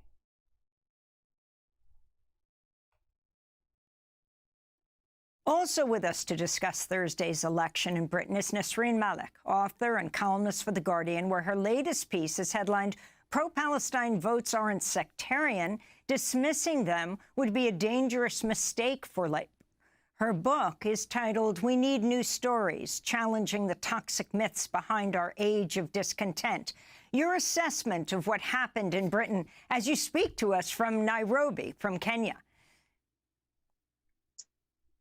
It was definitely a striking landslide victory. That is nothing to be disputed. It's a 170-seat majority and one of the biggest landslides in British political history, biggest majority in 25 years. But there is an interesting story underneath that landslide narrative. There are...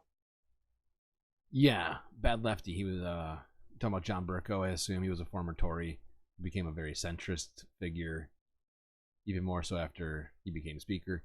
I think that's basically the limits of what I knew about John Bercow, which is why I knew that's who you were talking about without you actually referencing him. There's a reduced voter share, there's reduced turnout, and seats previously held by the Tories, which were then won by Labour, were sometimes won not necessarily by a huge number of votes. So the story of the election is Tory collapse, a Labour... And just to be clear, because I knew so little about his sort of politics previous to becoming Speaker, it was purely an aesthetic thing. I just love the way that he said, "Order." I don't know. There was something about it. I really can't put my finger on it. Slide, but a sort of wide but thin mandate that Labour really needs to solidify over the next 5 years if this is not going to be a temporary win for the party.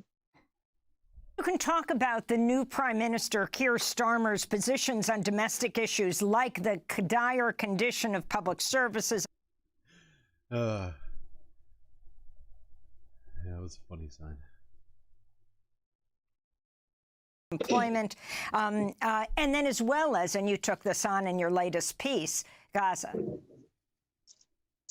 Starmer is a politician that has pivoted very clearly from a left-wing policy base to a centrist one.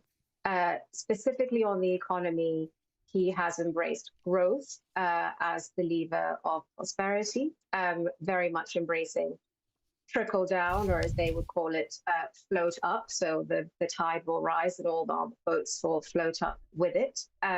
He has embraced a sort of austerity that implies that there will be either cuts or maintained reduction to investment in public services. And he has broadly and actually resoundingly rejected the logic, and I quote, the logic of tax and spend. And so in that sense, he is very much a politician that has embraced the sort of conventional, mainstream, centrist capitalist wisdom on the economy, which is problematic in a country that is now suffering the consequences of 14 years of austerity. Public infrastructure is on its knees, schooling, housing, the National Health Service, public services for youth, for maternal services, families, has all been decimated. And so... Yeah, a lot of this has been happening in the United States, too. We are going so late tonight. I cannot believe it's because we fall started on the stream. It took me over an hour to get this thing going.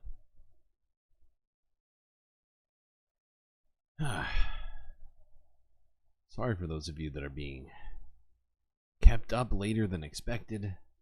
You have to turn in. I don't blame you.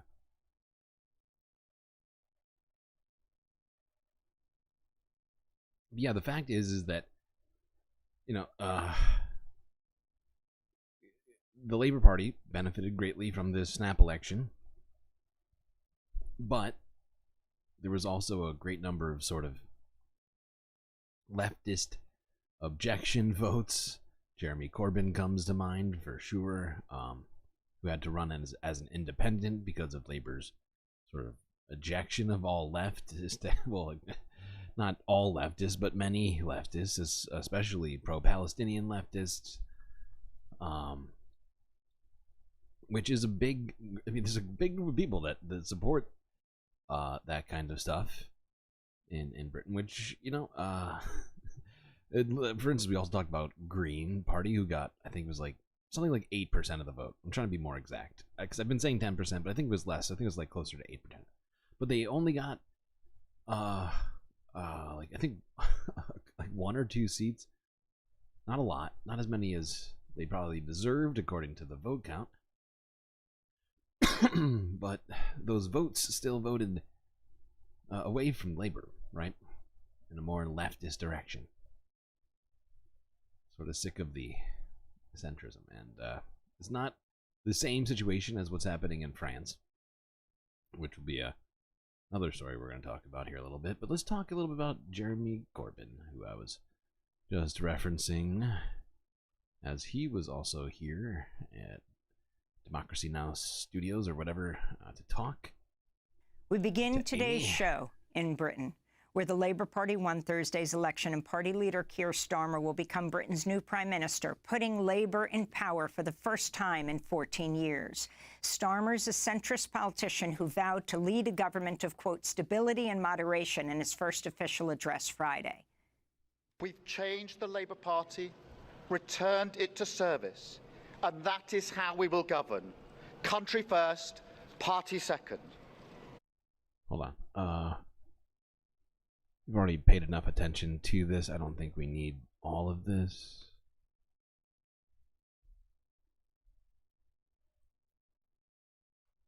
Against the Labour Party. Stop the arms trade with Israel immediately. Stop the use of RAF Akrotiri as a base in which arms are taken in.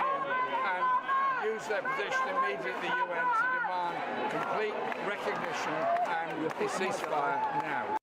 Among the other notable results in Thursday's election, Conservative Liz Truss, the shortest-serving British Prime Minister at just 49 days, lost her seat in Parliament.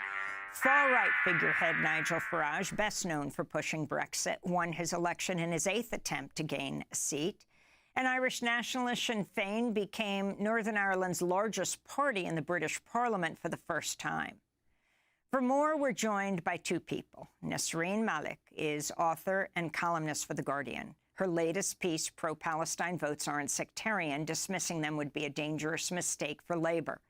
And we're joined in London by British Parliament member Jeremy Corbyn, who served as Labour Party leader from 2015 to 2020. We welcome you both back to Democracy Now! Let's begin with Jeremy Corbyn. If you can talk about the significance of Labour's victory and then your own, though you're the former Labour leader like Keir Starmer, you now ran against Labour to retain your seat. Labour has clearly got a very large parliamentary majority and mandate from this election. There's no question about that. There are over 400 Labour MPs. However, if you dig into the results, you find some quite interesting differences in this. The actual Labour vote nationally was less in this election than it was in 2019, and much less than it was in 2017. What's happened in this election is the Conservative vote has collapsed, and much of that vote has gone to Nigel Farage and his far-right Reform Party. They got over 4 million votes, even though I'm not sure they even contested every single constituency. And so, whilst Labour has this huge parliamentary majority, their national share of the vote was only around 1/3 of all votes cast. It's a very low mandate for a government. Yeah. And that's something I think we should definitely remember, right? Because Keir Starmer does really sort of represent the very neoliberal sort of centrist version of the Labour Party, and there wasn't a ringing endorsement in this election in quite the way that we've been thinking about it necessarily this whole time, right? Or at least as has been sort of touted by much of the media, because much of this is sort of really an indictment of the Conservatives, right? Of Rishi Sunak, and those numbers that he just cited in terms of how much less of a vote, in terms of number of votes, they got, the Labour Party in this election versus the previous two, it says a lot, right? For them to be, I mean, it says a lot about like the state of politics in general in the UK, right? Just the sort of disenchantment, more than anything, being the main sort of driver of the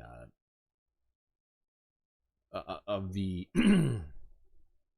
you call it? Oh my god. The result. That's not the right word, but it's a synonym. I'll take it. To govern, and in fact I think it's the lowest mandate any government has ever had in Britain, so they need to be cautious about that. The Labour vote went down. So sad this wasn't while Corbyn was leader. Well,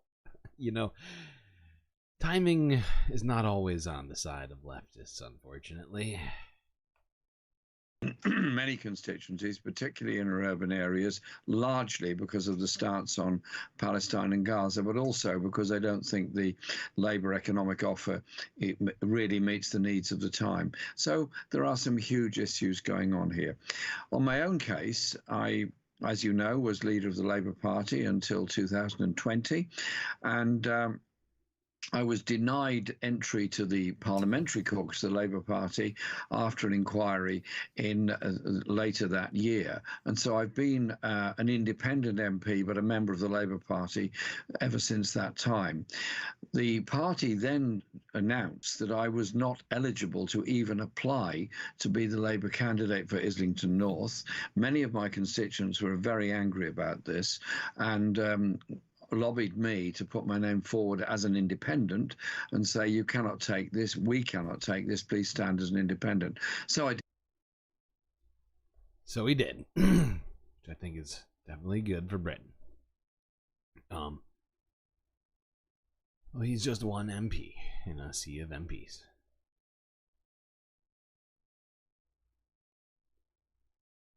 Although, I mean, watching Britain's election, watching France's election has made me really want an effective third party in the United States. Or even just a quasi-effective third party. My god. A leftist one, specifically. Because I guess technically Republicans kind of have that with libertarians, but really not.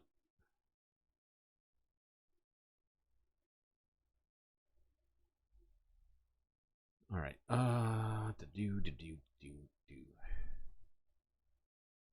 Let's go south to Spain, where apparently, and actually now that I'm thinking about it, we have talked about this in the past, where people in Spain are turning very anti-tourist due to the implied sort of effects of all the tourism that happens in different Spanish areas as it relates to housing, with things like Airbnb, as it relates to access to other sorts of things, prices of utilities, as well as just prices of regular goods as well, all being affected. And they what's interesting, I think, most about this is the last time we were talking about this, there were multiple people on the street in Spain who said, we don't care, but if you want to move, you want to live here, move here, right? Be an immigrant. Immigrate to Spain, please. But do not show up here as a tourist. It's an interesting sort of vibe. And now there is becoming growing protests happening in Barcelona. This is from 17 hours ago from CBS News, where we can see some of that.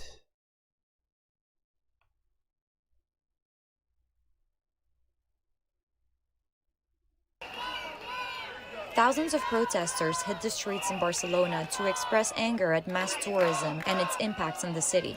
Some protesters even sprayed tourists with water guns as part of the demonstration. Protesters called for a reduction in the number of foreign visitors to Barcelona, which they say makes the city unlivable and has had a huge impact on living costs. The last years, the city has turned completely for tourists, and what we want is a city for citizens and not in service of tourists. The cost of housing in Barcelona has risen 68% over the past 10 years, according to local authorities. The mayor of Barcelona recently said that by 2028, he would end apartment rentals for tourists by stopping short-term rental licenses for more than 10,000 apartments. That would make these homes available for locals to live in. It should maintain sustainable tourism that allows people to live in tourism.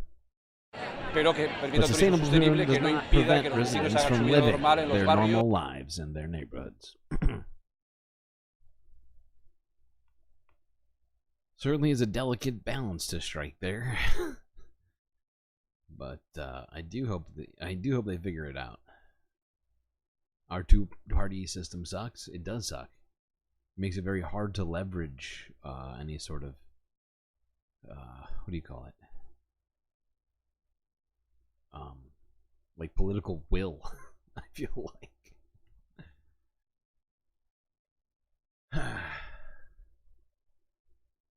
When you can't be like, oh well, I got this choice that's better, then what are you left with arguing?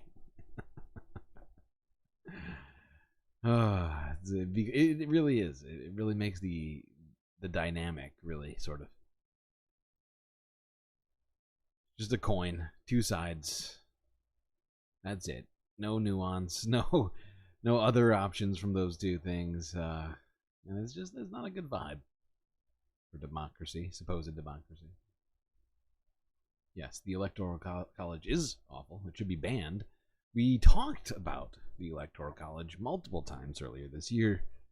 Unfortunately, so far, we still don't have enough states signed on to the abolishment of the Electoral College, but currently in the, I forget the exact name of it, but look it up, there is a pact between a large number of states who have already agreed to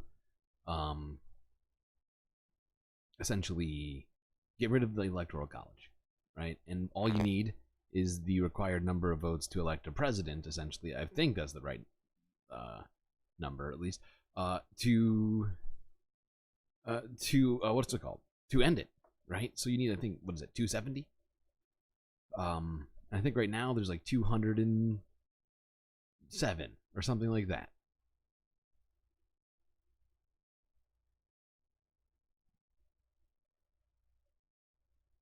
But yeah, if you're in one of those states where they haven't signed on to the pact, I would encourage you to look that up. Give your congressperson a call. Maybe send them a letter, something like that. Because it could be done. There's been serious it's so serious that there's a literal pact which has been signed on by actual states. So yeah, I'm pretty sure there's like a website that they have, as well as maybe even a Wikipedia article about it. All right.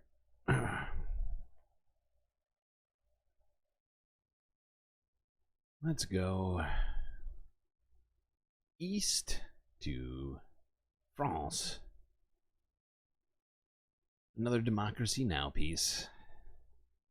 As I felt like we've been talking about both these elections, but we really haven't gotten Democracy Now! Involved to too much degree. We've been mostly going through the British media stuff, your BBCs, your Channel 4s, stuff like that.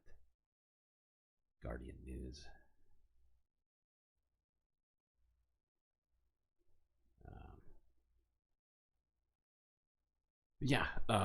Democracy Now! The whole country of France has won. Far right blocked from power as left surges. Take it away, Amy.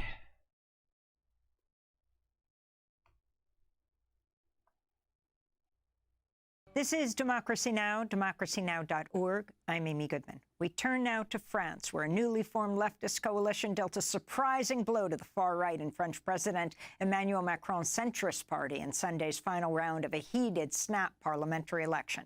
The leftist coalition, the New Popular Front, won the most seats in the French parliament as a political alliance between center-left and more progressive parties came together to defeat Marine Le Pen's National Rally Party after the far right held a significant lead in the election's first round last week and scored major advances in recent European Parliament elections.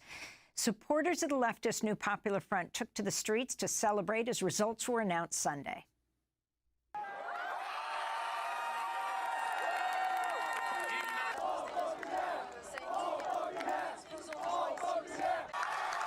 No party has secured an absolute majority in France's National Assembly, with the New Popular Front winning 182 seats, short of the 289 seats required for an absolute majority to form a new government. Prime Minister Macron stunned France by... I gotta say, there's something about French people shouting about democracy that is truly... It wakes something up inside of me. Dissolving National Assembly and calling snap elections in the hopes French voters would keep his centrist coalition in power. Following their... Makes me want to strap on my Guy Fawkes mask. defeat, Macron's Prime Minister, Gabriel Attal, offered to resign. But Macron today asked him to stay on temporarily to, quote, ensure the stability of the country, unquote. The pair met at the presidential palace earlier today, along with Macron's top political allies. The New Popular Front has vowed to raise the minimum wage, to cap the price of essential foods and utilities, and to throw out Macron's hugely unpopular pension reform, which raised the retirement age. The group says it'll reimpose taxes on the wealthiest and corporations. The New Popular Front also says it'll recognize Palestinian statehood after Macron's government earlier this year refused to do so. The head of the Progressive France Unbowed Party, Jean-Luc Mélenchon, spoke following his coalition's victory Sunday. Le président a le pouvoir. The president has the power. The president has the duty to call on the New Popular Front to govern. It is ready. The New Popular Front will respect the mandate, according to the vote cast for its candidates. Our given word will be respected. The New Popular Front will apply its manifesto, all its manifesto, and nothing but its manifesto. Far-right leader Marine Le Pen, whose party had steadily risen in popularity across France, backing anti-immigrant, xenophobic, racist, anti-Muslim, and anti-Semitic policies, slammed the results of the election. We're losing one more year of unregulated immigration, one more year of losing purchasing power, one more year of a blowing up of insecurity in our country. Comes just a few weeks before Paris hosts the Olympics. For more, we go to Paris, where we're joined by two guests. Marjane Satrapi is a French-Iranian filmmaker, author of the graphic novel Persepolis. Her recent book, Woman, Life, Freedom. She designed a 30-foot-long tapestry commissioned to mark the 2024 Summer Olympics in Paris. We're also joined by Rokhaya Diallo, French journalist, writer, and filmmaker. We welcome you both to Democracy Now! Rokhaya, let's begin with you. Your assessment of what took place, this upset victory where the left came in first, the centrist, Macron, came in second, and the far right third.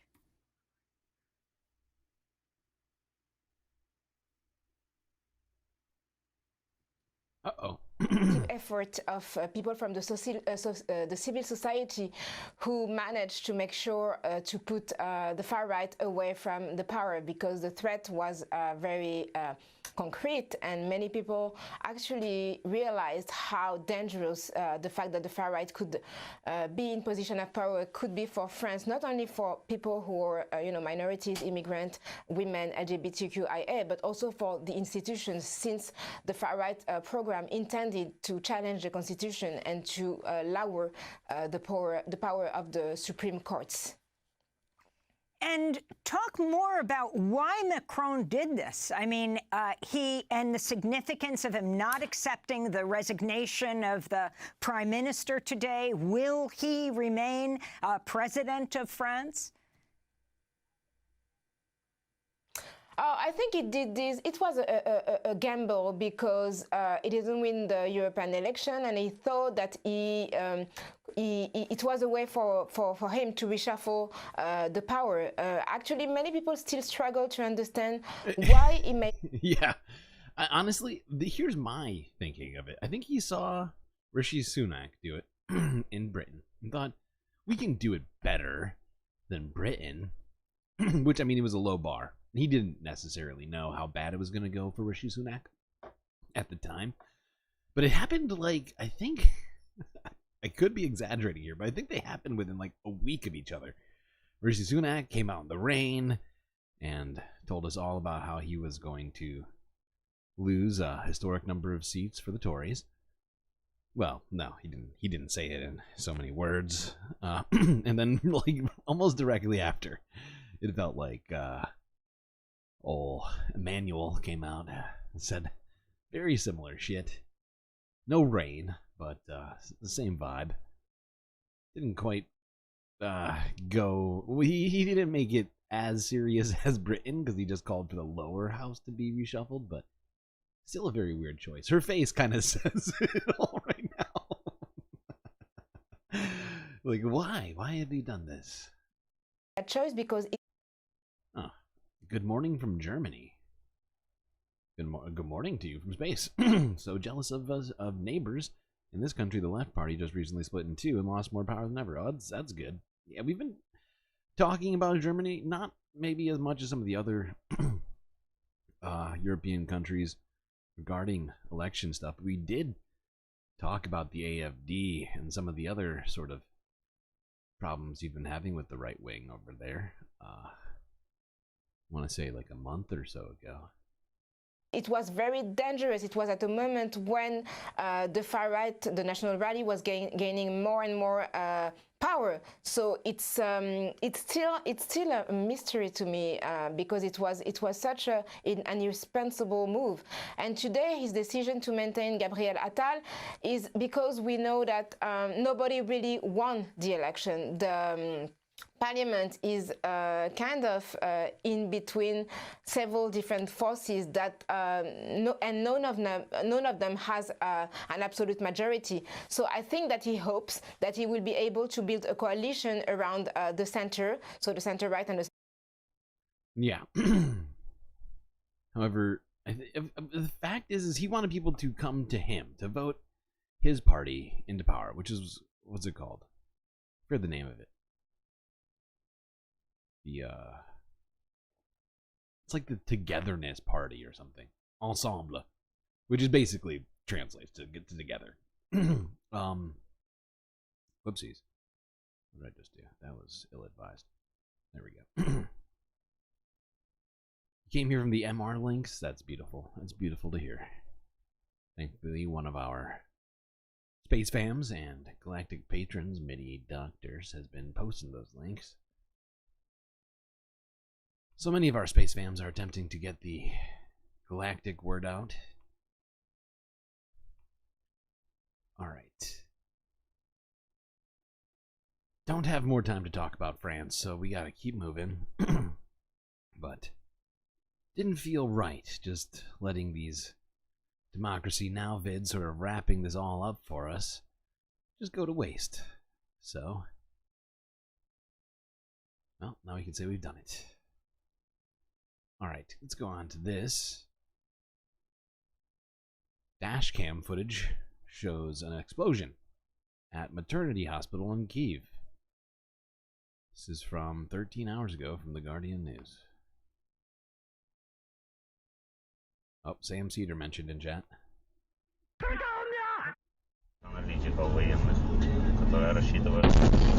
Jesus Christ. Oh my god, he almost just ran into that fucking van. Jesus.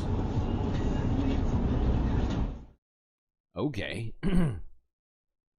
Now, I don't know if that was a missile strike or something like that. Didn't get a lot of information from that video there, aside from just the fucking footage of that explosion.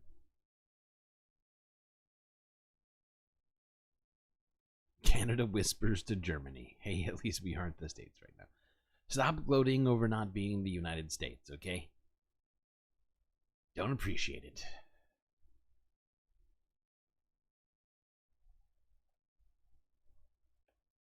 It's a bold strategy, Cotton. Let's see if it pays off for him. Okay, let's go to this. We got some stuff to talk about here in Russia. Mostly Narendra Modi's visit, but first I think we should look at this. This is from Reuters from a day ago, where apparently Russian court has just sentenced a director and playwright for apparently justifying terrorism. Let's find out what that means.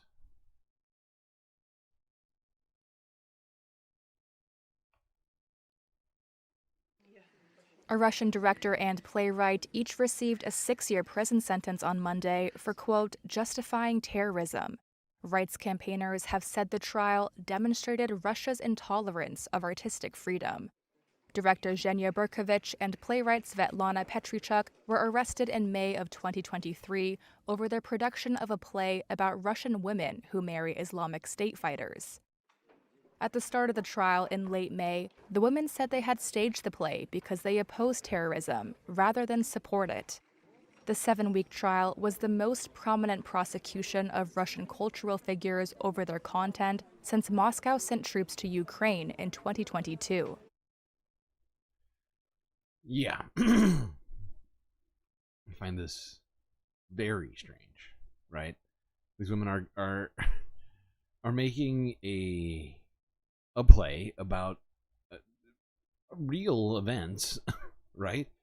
I think there's been plenty of examples of this in all sorts of different countries, and you know, it's wild to just jail people for making a play, right? And you know, it seems to me like it would in fact be the sort of thing that would be sort of anti-terrorism, as they're claiming. So it's very strange. And now I don't know the contents of this play. I haven't seen it. I can't speak to that. This Reuters story didn't go into any further detail on it. So I can't say, you know, definitively that it didn't contain any sort of pro-terrorist or terrorist justification, as it was put in quotes here in the title. But at least from what was just said, it doesn't sound like a thing worthy of a jail sentence, that's for sure. All right, now let's talk about this whole thing with Narendra Modi. We already have plenty of criticisms for Narendra Modi, honestly, here on this stream. All the time. And I feel like he's been whitewashed by Western democracies like the United States. Even though he's, you know, kind of a pseudo-fascist. Pseudo might be too generous. Certainly has supported ethnic cleansing. Certainly has been doing all sorts of other things that are what I guess you would call like near theocratic, right? And that's just the surface. But if you haven't heard, Narendra Modi, the Prime Minister of India, made a little visit to his buddy Vladimir Putin, who gave him a lovely tour of his residence, at least one of his residences.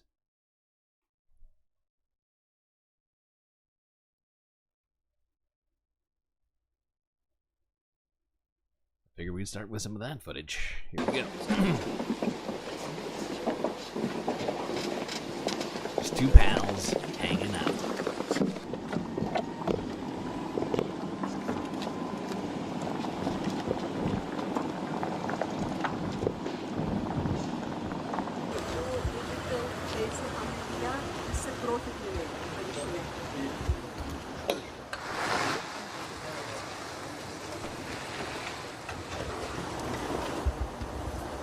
I've already seen a couple leaders, or at least one leader. I'm trying to remember. Fucking hell, is it Spain? Who was it that was already? Damn it, I can't say for sure who it was that I saw come out and criticize Modi directly for it.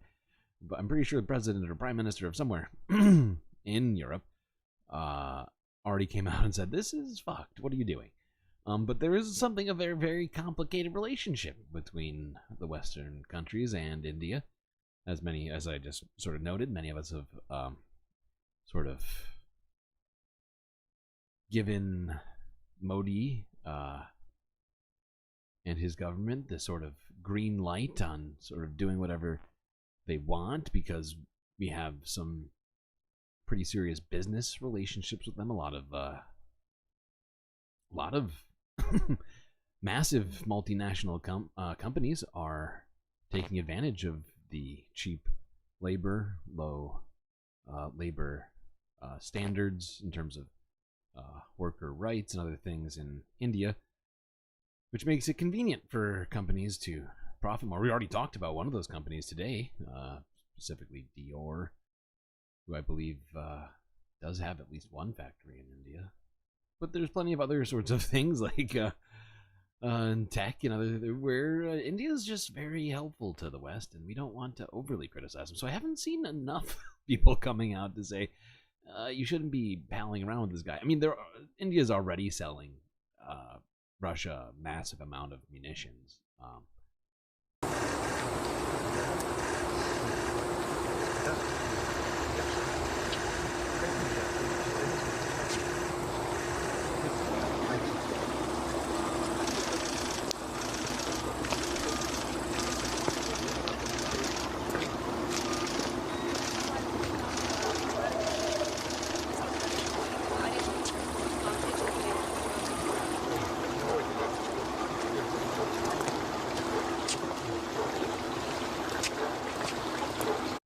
Okay. Enough of this tour here. Oh, God. Hold on. StreamLord needs a drink. Oh, Jesus. Okay. That's better. That's better. All right.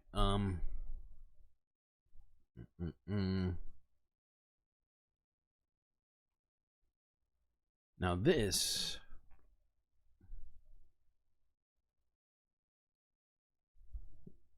happened after. Now the thing is I don't have this story in here anymore, so I'm gonna have to give some context to what the reason for this. But what was it? Was it yesterday? I think it was. Yeah, yesterday we looked. I should be able to easily remember this stuff, but the fact is we look at so many goddamn atrocities on this channel that they all start melding together. But I'm very confident that yesterday we looked at a strike on a children's hospital in Ukraine, which killed over 30 people, I believe, as well as injuring over 100 others. That happened after, or at least that news broke after that sort of fun romp that Narendra Modi and Vladimir Putin had on one of his estates here. And then earlier today, or well, yesterday now,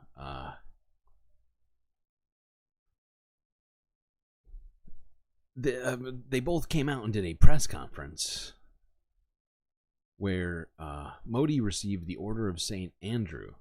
But before receiving that award, he made a comment here which felt very directed at Putin, not gonna lie. So let's listen to this.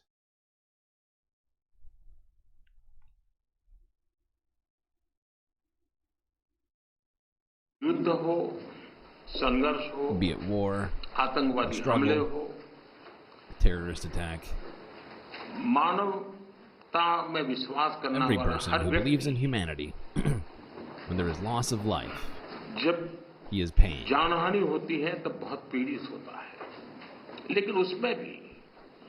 Now, I know I'm always trying to avoid analyzing people's body language on this channel because it doesn't necessarily mean anything, but look at Putin's body language while he's talking. Because he seems very shifty, very uncomfortable.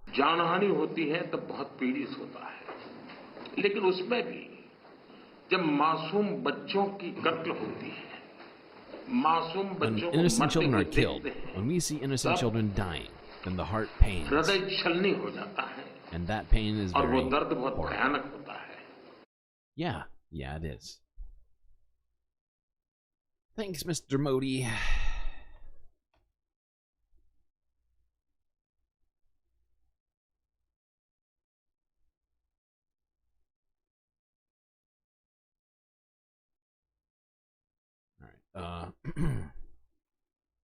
Now, we're going to end this discussion of Russia today.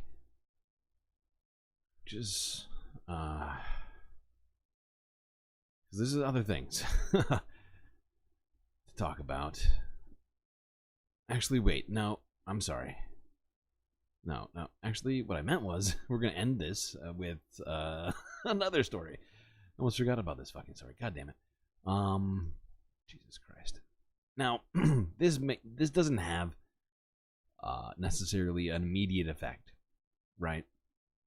But I think it continues this sort of conversation of what it is that Russia is about right now. This is from 13 hours ago, where a Russian court ordered the arrest of Alexei Navalny's widow, Yulia. Now, she is no longer living in Russia, right? But I think that says even more. It's like, well, what's the point of issuing an arrest order for somebody that's not in the country, right? For just being the wife of a former political what do you call it? Political candidate. But they did it anyways. Oh, first though, I forgot about this. Let's look at this. This is Modi receiving St. Petersburg, or the St. Andrew honor. Sorry, not St. Petersburg, St. Andrew honor. So fancy. So fancy. Oh, hugs. So cute.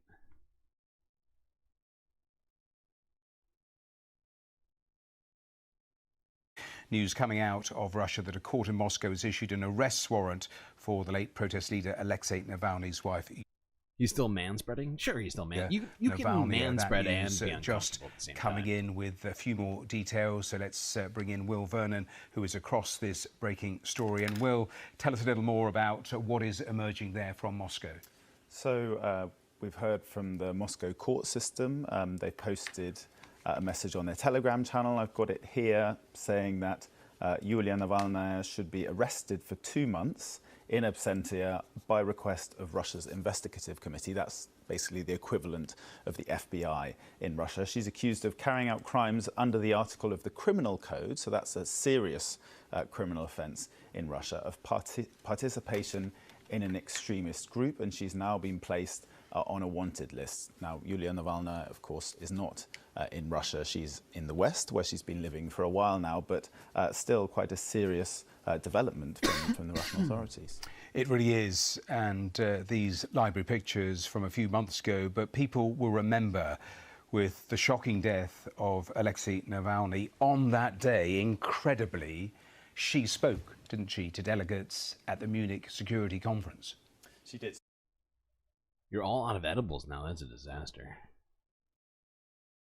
Hold on.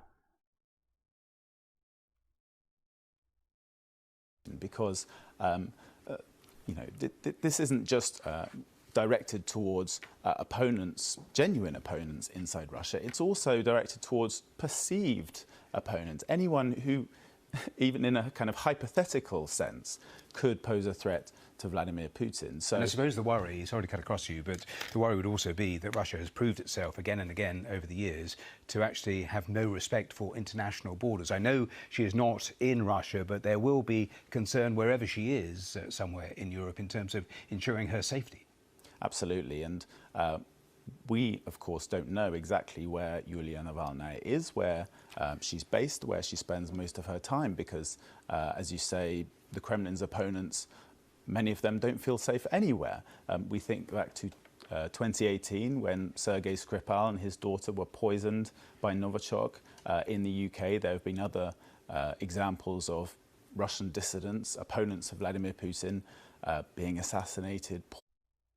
Yeah, there's a litany of examples.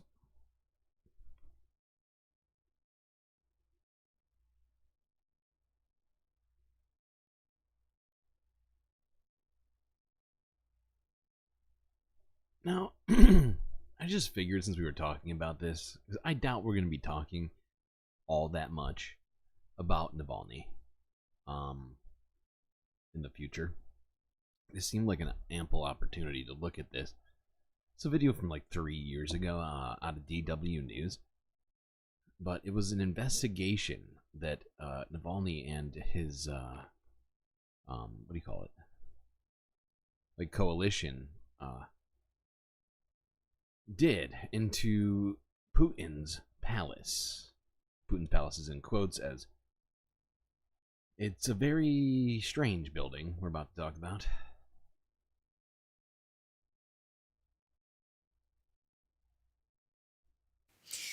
We head now to the Black Sea and to a sprawling palace complex with its own amphitheater, a tea house, and a helipad.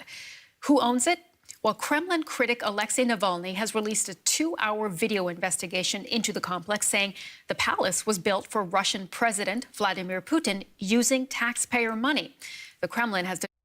Now, this is a different place than what we were just looking at. And it's probably hard to tell because they're both fucking massive. We didn't get a ton of footage from the other video, but it's in a completely different spot. Those allegations. The video was posted by Navalny's team 2 days after he was jailed upon returning to Russia. They're calling it the new Versailles.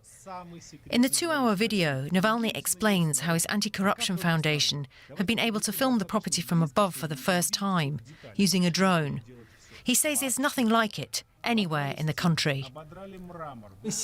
Without exaggeration, it is the most secretive and guarded facility in Russia. It isn't a country house or a residence. It's an entire city, or rather a kingdom. It has impregnable fences, its own harbour, guards, church, its own checkpoint, no-fly zone, and even its own border point. It is a separate state inside Russia. Details of the palace were leaked by construction workers said to be shocked at its opulence.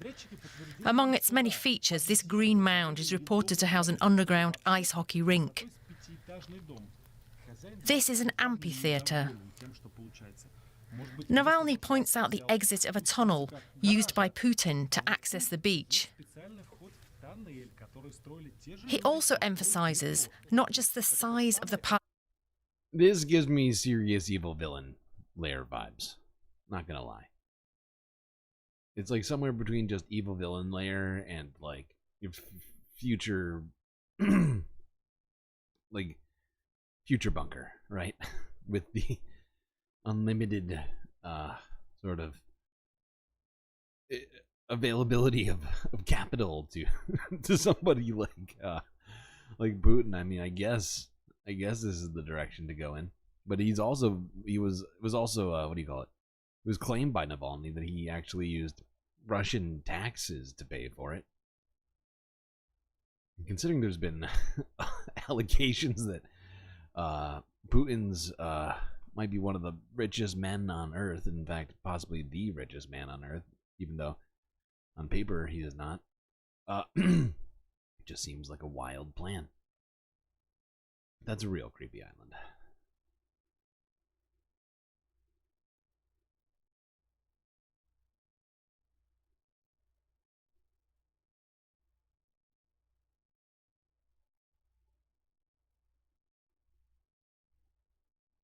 Alright, let's move along. It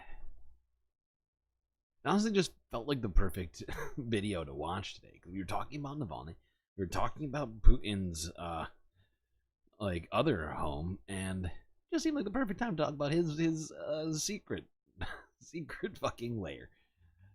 Alright, let's continue our conversation about Iran, which we have, I think, spoken at least a couple of times about over the last week or so.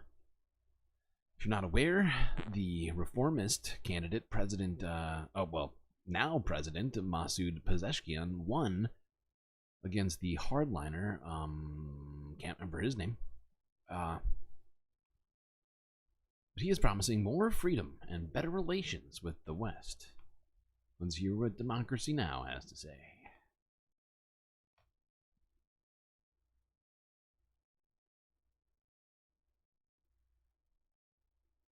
This is Democracy Now!, democracynow.org. I'm Amy Goodman.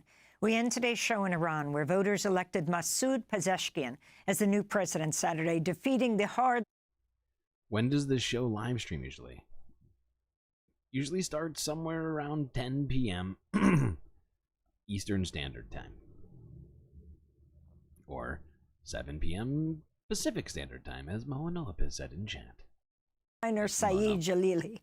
Pezeshkian is a heart surgeon who'd served as health minister under the reformist President Mohammad Khatami.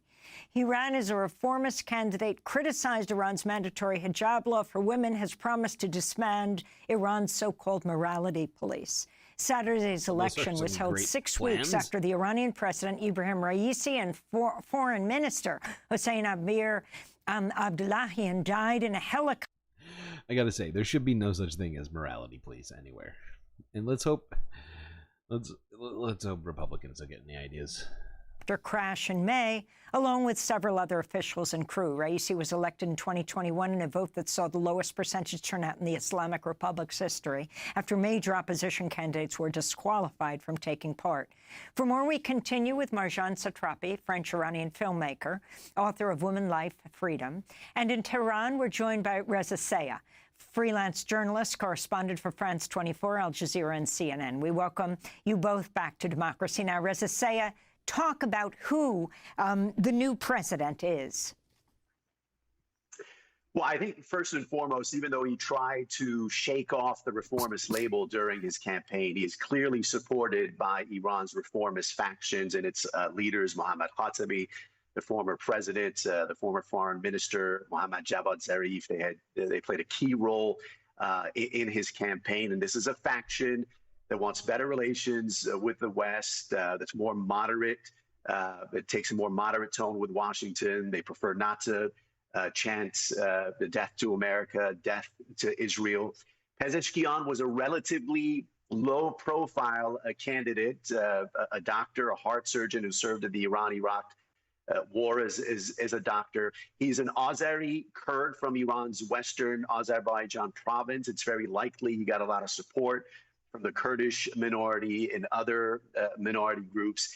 In his campaign, he promised more liberties, social freedom, something that many Iranians want. Although he made these promises in very vague terms, he also made statements about Iran's mandatory hijab law. He spoke directly to Iranian women, said they've been treated unfairly in the streets, seemingly referring to the crackdown after Mahsa Amini's death, saying that And I think part of the reason why that sort of uncertainty or like vagueness crops up in some in this, I think, is less due to this guy's beliefs as much as it has to do with the Ayatollah, right? And what I'm sure he's thinking to himself as to what it is the Ayatollah will have to say and or do about him trying to implement any of that. I do hope he manages to do that without any sort of retribution or any other sorts of what do you call it, interference, but that's perhaps being a bit too optimistic. Anyway, been unfairly treated. He suggested that the enforcement of the hijab law may be eased, but again, he's spoken very vague terms. He pledged to get Western sanctions removed. And all of these are reformist talking points that draw a lot of criticism from Iran's conservatives and hardliners. And seemingly during his campaign in an effort to ease those criticisms, he repeatedly said that he's loyal to the supreme leader, loyal to the revolution, and that he's not going to be a disruptive force to the establishment. Marjan, okay. Gotta keep moving. It's so late right now. Good God. This is what happens when we have galactic difficulties at the beginning of the stream. It's now nearly 4 a.m. Eastern Standard Time. Just now, getting to Jordan. Hezbollah releases video exposing Israeli military sites. This is from 6 hours ago. You're not having deja vu. Well, kind of. But this is another story. New video released by Hezbollah. This is Al Jazeera from 6 hours ago.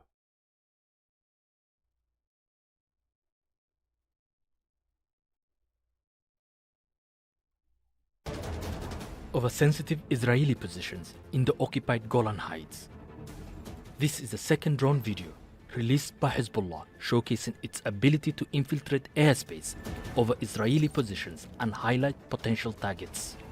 Intelligence bases, military camps and command headquarters are some of the locations pointed out. Hezbollah has hit the Israeli occupied Golan Heights before, but the message here is to show its ability and send a warning to Israel. The conflict has largely been confined to Lebanon's southern border. However, Israel has carried out assassinations deep inside Lebanon of high-ranking Hezbollah members. Its most recent drone attack killed 2 people in Syria near the Lebanese border. One member of Hezbollah, a former bodyguard of its leader, Hassan Nasrallah. Hezbollah fired a barrage of 30. This is the first time I'm hearing about this. This detail of that strike. But it just, you know, Israel doesn't seem to care about anybody's borders at all. Just randomly doing strikes in Syria. NBD. I'm sure Syria's fine with that. At the occupied Golan Heights, it says was a response to the assassinations. 2 Israelis have been killed. Hezbollah is sending another message that is a warning if the war doesn't stop on Gaza, and it seems that is not going anywhere, where Netanyahu is constantly changing his mind about the negotiation and then returning to his conditions. Hezbollah is saying, well, I might do something much more than sending a daily warning. Hezbollah has... Yeah, it certainly is. I mean, sending videos like that showing more Israeli targets, whatever, twice in a month, I feel like, or something like that. It certainly sends a very strong message. I'm certainly hearing it from up in space right now. Although, one thing I was thinking right after I said that about Syria was like, how many missiles are pointed at Syria, not just from fucking Israel. The United, I mean, my God, how many strikes has the United States done in Syria? I mean, granted, things have slowed down on that over the years. But if I was Syria, I'd feel like I'm kind of stuck between a rock and a nuclear missile. All right, that's a bad analogy. You get what I'm saying? Rock and a hard place.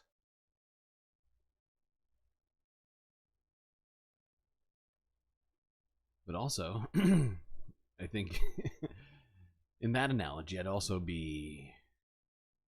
What does that make me? Oh my god, my brain just blanked. Why can't I think of his name? I think it's because we don't say it ever. Because we never, no one in the media ever talks about it. Bashir al-Assad. In that analogy, I think that makes me Bashir, which I'd actually prefer not to be. So, you know what? Forget that whole analogy. I'd like to not be any of these people. All right.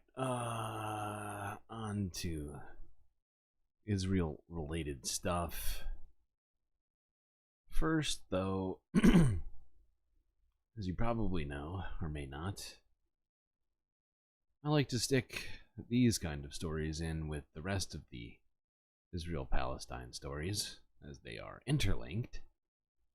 This one's from 6ABC Philadelphia from 21 hours ago, where apparently 3 more Columbia University administrators have been removed from their posts over alleged anti-Semitic text messages.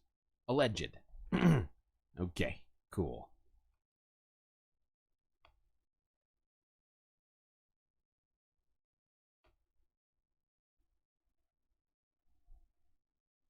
Columbia University has removed 3 deans for exchanging anti-Semitic text messages. In a letter to staff and students, the university said the messages were made in May during a panel on Jewish life at the alumni event. The university's president called the exchanges both troubling and unprofessional. While the 3 are no longer deans, they are still employed by the university. Beginning this fall, all Columbia students, faculty, and staff will be required to take anti-discrimination training that will include a focus on anti-Semitism. Will that focus, like, will that class allow for anyone to criticize a sovereign nation state? If not, then that's a fucked class. Okay? And I have real reservations about it, just because of the vibes that we've been getting on all of this lately. You know, and the general, not just the vibes, the law, right? The stuff that we've been seeing in Congress, right? The way that anti-Semitism is being bastardized and then weaponized against anybody who doesn't like genocide, who doesn't like apartheid, and who might have a criticism or two about Israel and its government and its stated plans or policies. I'd also like to know what was in those fucking text messages that led to 3 administrators losing their jobs at a prestigious university. I feel a lawsuit incoming.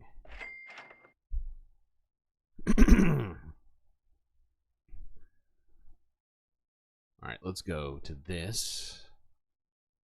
Bunch of Democracy Now! Stories in here today. Well, they've all been sort of aimed at the back half, it feels like. Let's go to this from Democracy Now! From 16 hours ago, where Amy had a conversation with Jeremy Scahill, which we kind of already looked at earlier, earlier today, but this is regarding a new story which they've done over there, and I figured we'll just let them get into it.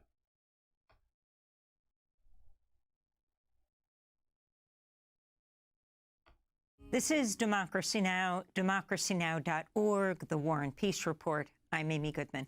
As we continue to look at Israel's war on Gaza, we turn now to look at the state of negotiations for a possible ceasefire and hostage deal.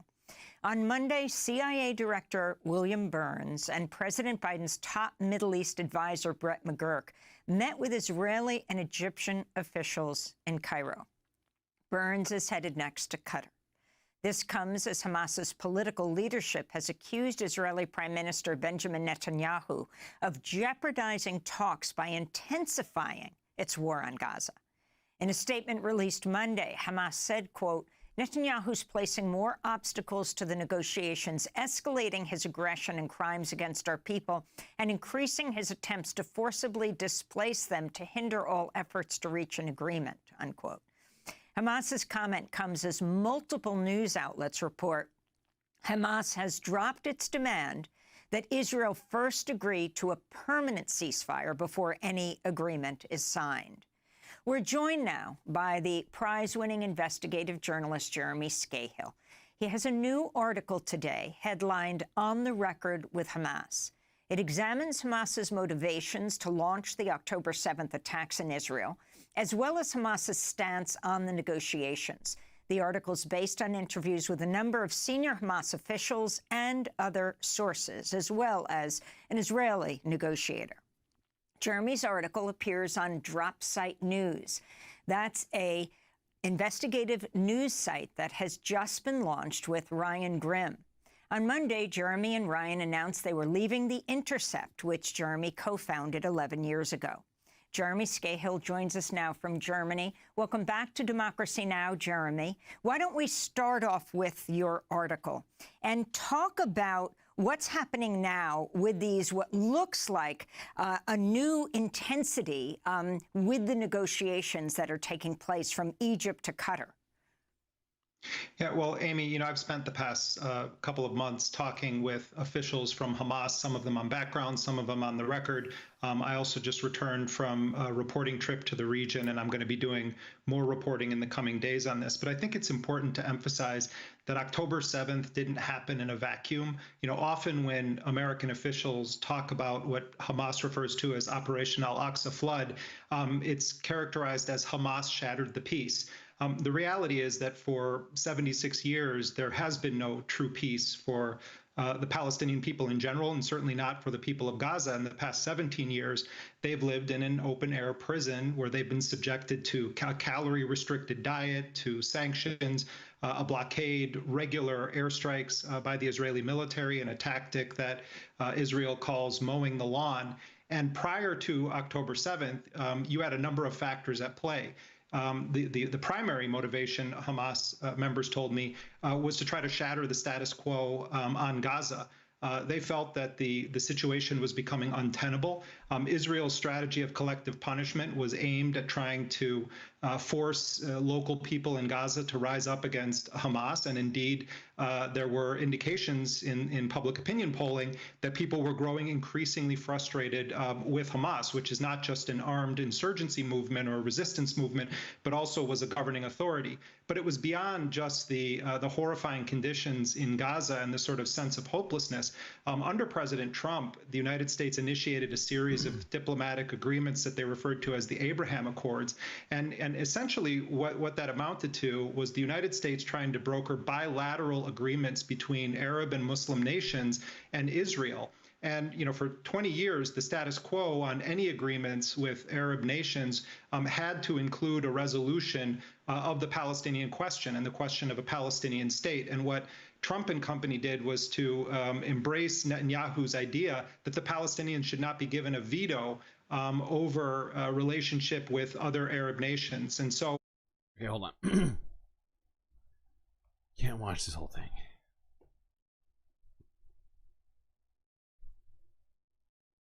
Squirrel fight? We're talking squirrel fights in chat? Oh, squirrels be birds. I see. I see. Very interesting.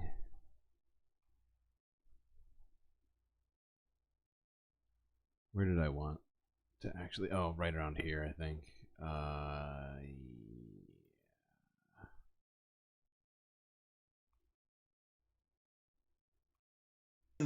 The Gaza-based head of Hamas, who is widely believed to be one of the three main organizers of Al-Aqsa Flood on October 7th, himself spent nearly 23 years in an Israeli prison, and he was released in 2011 in a massive prisoner exchange where more than 1,000 Palestinians were freed from Israeli jails in return for one Israeli soldier, Gilad Shalit. So Hamas officials all emphasized to me that one of the primary goals of their operations on October 7th was to take as many soldiers that they could back to Gaza because they believed that that was the only way to free high-value prisoners, including Marwan Barghouti, who is not a member of Hamas.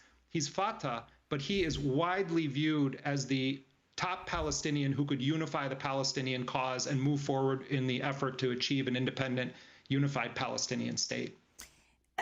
Jeremy Scahill, the Israeli newspaper Haaretz has revealed new details about how Israeli military officials ordered repeated attacks inside Israel on October 7th in an effort to prevent Hamas from taking hostages into Gaza. It remains unknown how many Israelis killed on that day were actually killed by Israeli forces implementing what is known as the Hannibal Directive. One military source told Haaretz, quote, the instruction was to turn the area of the fence into an extermination zone to close the line of contact towards the West. Can you elaborate on this?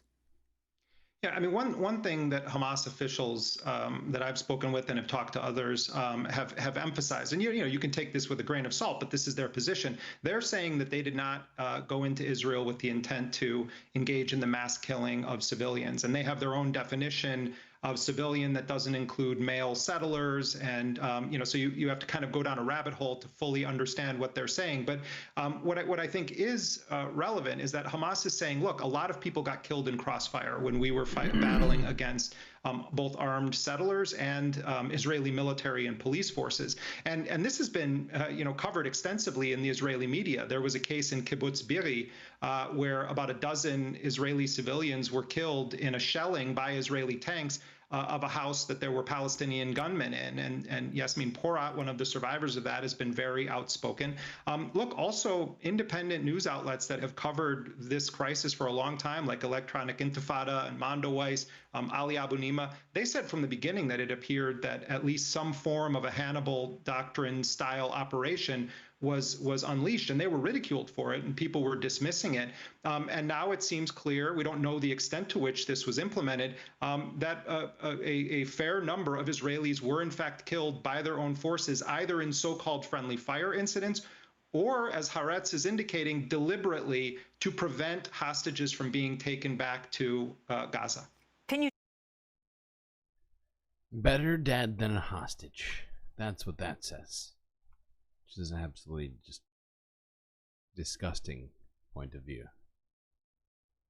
And all of that is quite illuminating. I mean, granted, I think a lot of us have heard about this, but having Jeremy Scahill to break it down, I think, really helps with that, and this is something that has been, rumored, talked about for months now, that has been denied vehemently by all the pro-Israel people out there in the media, but seems to continue to be just backed up by facts. And it's, it's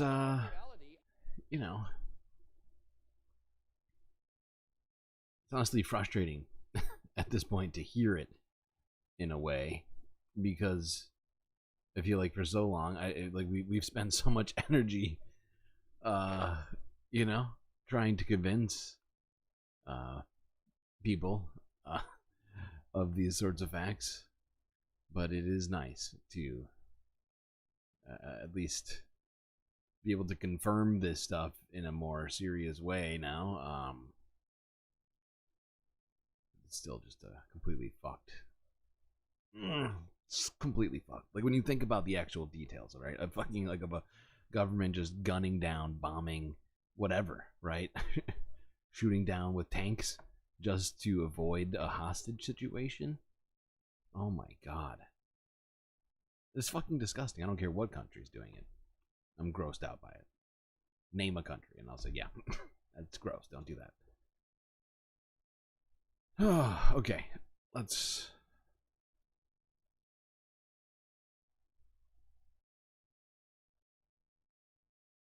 go on here.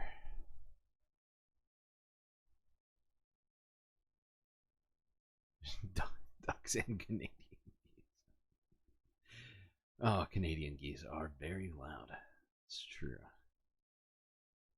So much wildlife talk in chat makes me feel like I'm in some kind of a woodland forest. You can hear the sound of birds chirping.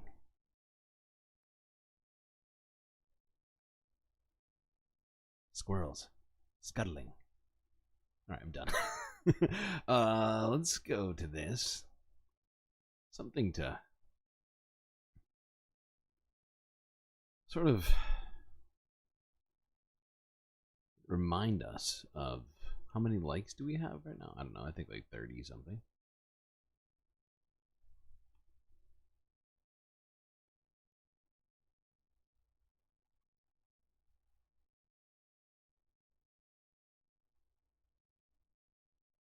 This is from 6 years ago, from The Intercept.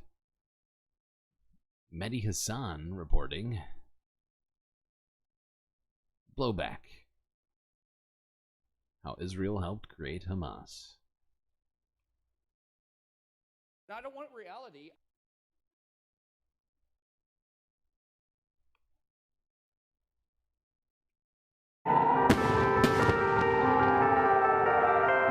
The Palestinian militant group Hamas has carried out brutal acts of terror against Israeli civilians, and Israeli and American leaders are always keen to tell us how dangerous and evil Hamas is. The inhumanity of Hamas. I have no sympathy for Hamas. That keep shelling Israel with thousands of rockets and mortar shells. But what if I told you that Israel helped create Hamas?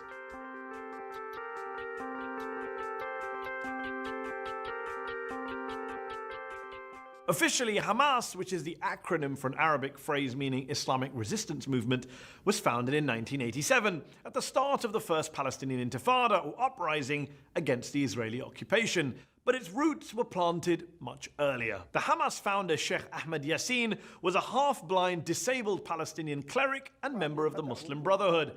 The Brotherhood had been repressed by the Egyptians in Gaza prior to 1967, but once the Israelis invaded and occupied the Strip, they didn't just turn a blind eye to these Islamists, they encouraged them. See, the Israelis, especially right-wing Israelis, wanted to undermine the power of the dominant Palestinian political force at that time, the nationalist PLO, at the heart of which was the secular Fatah party of Yasser Arafat, their bête noire.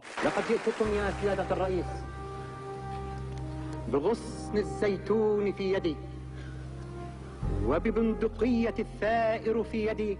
By empowering Sheikh Yassin and the Muslim Brotherhood, Israeli leaders thought they could divide and rule the occupied Palestinians, play them off against each other, secular nationalists against religious Islamists. So in 1978, when Yassin wanted to officially register his Islamic Association, which was basically the precursor to Hamas, the Israelis were only too keen to help. Yep. Oh no, Mehdi doesn't work for The Intercept anymore, I don't think. Yeah, as Jerry pointed out, this is a 6-year-old video. I thought I said that, but I could have forgotten. That's my bad.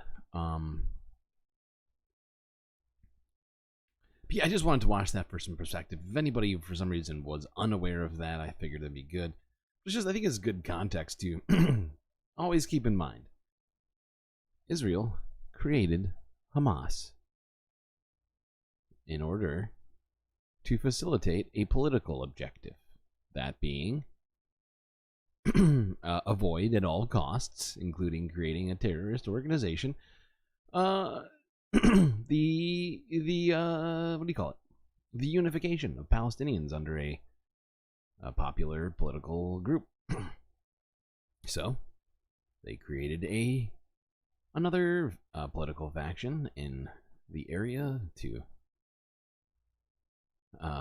destabilize the Palestinians. So really, in a lot of ways, they can kind of blame themselves, and not just the more recent stuff.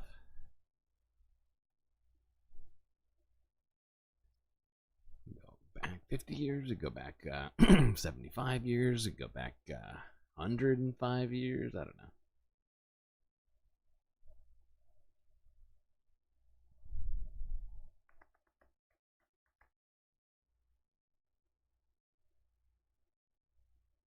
Granted, 105 years, things were much different, but there was already definitely Zionists starting to work on all of this at the time.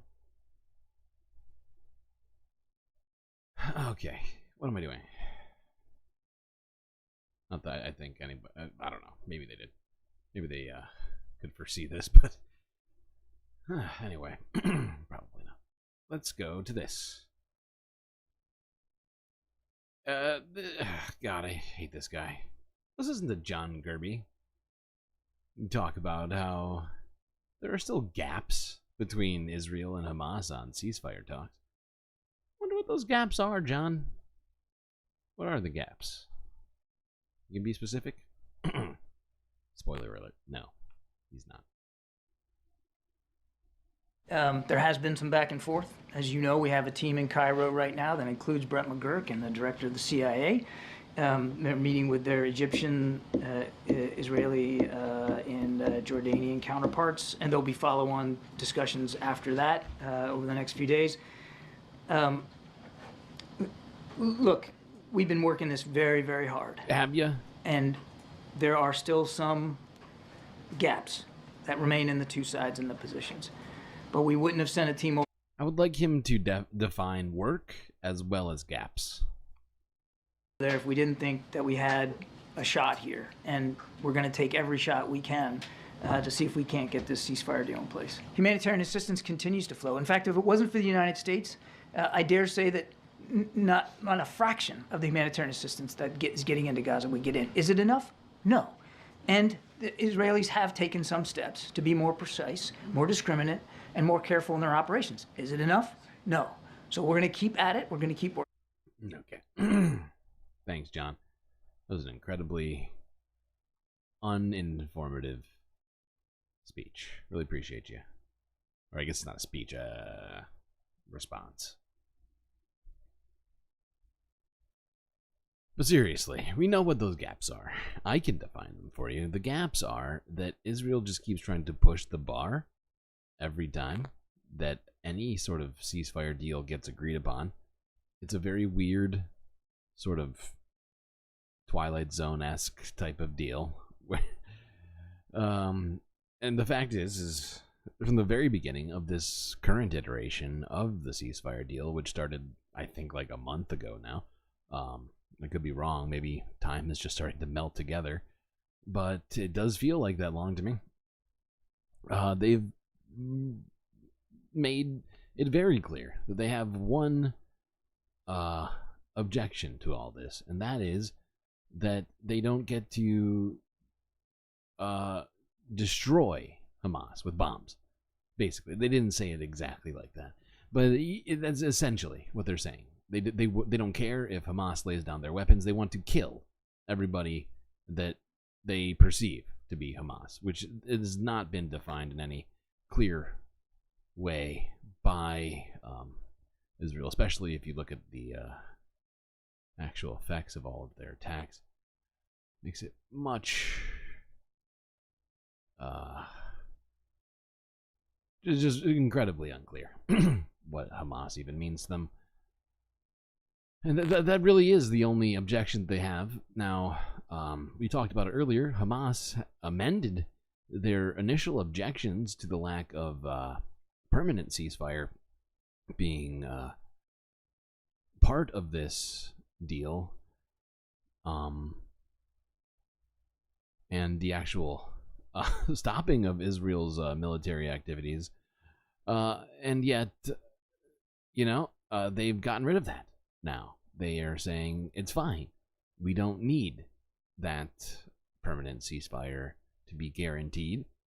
We are fine with the 6-week ceasefire.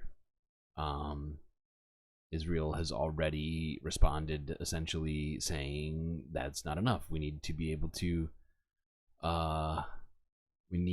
genocide more Palestinians.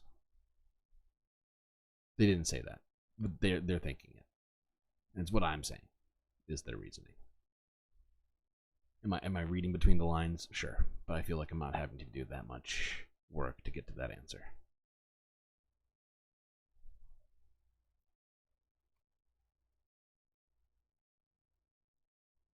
You prefer hearing Corinne Jean-Pierre? You're frustrated by the lack of diversity and lies. I can understand that. That's a reasonable expectation. Can we get some more diversity, please? Although I gotta say, it's a pretty diverse group. The fact is, we've been ignoring Mr. Kirby quite a lot lately because I'm just sick of the guy. But this was just such a bad sort of response, just ignoring the facts, just to, continue the narrative that America's doing everything it can, that Israel's totally being reasonable right now in some way without actually saying it, because it would be just a blatant lie. Got to go with the half lie. All right, skip one, go here. Actually, I get to skip two. Let's go to this.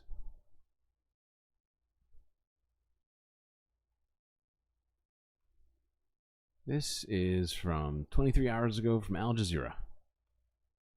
Reconnecting Gaza's water. Efforts to restore power to largest desalination plant. I'll give you a hint. It's not going super good. Desperate for water, Palestinians queue at this UN-managed desalination plant in Khan Yunis every day for what little there is to distribute. It's been a long time since I drank cold water. There's no electricity at all. Even if you buy cold water from outside, it would cost you 5 or 6 shekels. I don't have enough money. Even the water we drink here is not properly filtered. It's a mix of salty and fresh water. Before the war, this plant provided 20 million litres of fresh water every day to around 250,000 people. Now, the facility can produce only a fraction of that at just 15% of original output. And it now also serves more than 1 million people, 4 times what it's designed for, most of them displaced by Israel's bombardment. After the Israeli army destroyed power lines to the plant, it has been forced to run off backup generators using fuel which is rapidly running out. Sooner or later you will have a failure because of lack of spare parts or lack of fuel or having no replaced generators even. No, this generators was designed from the very beginning to be as a standby generators, backup. Never ever we think that we will reach the point to operate the whole plant for 12 hours by the generators. It was in our dreams. But that could soon change. So yeah, this is not good, right? The power plant, which is supposed to be running off of the grid, has been running off of backup generators running on fuel, which, as we all know, is incredibly difficult to get into Gaza. Basically doesn't getting in at all. So I honestly have no idea how they've even managed to keep it running this long. At least but from what this story said, it's not running at full capacity and is only enough water for a very small portion of Gaza's population at that capacity. They are trying to do things to change that situation regarding the power that keeps the desalination plant running. But, I think the real solution is obvious to most of us, and that is a ceasefire and end to the blockade.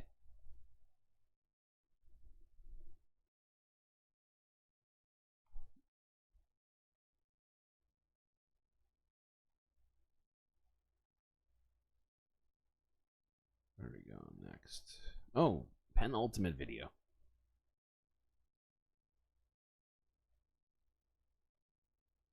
And honestly,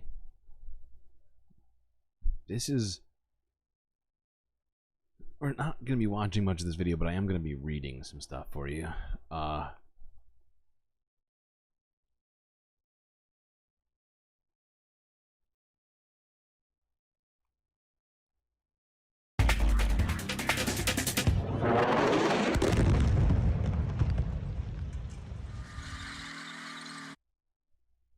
Okay,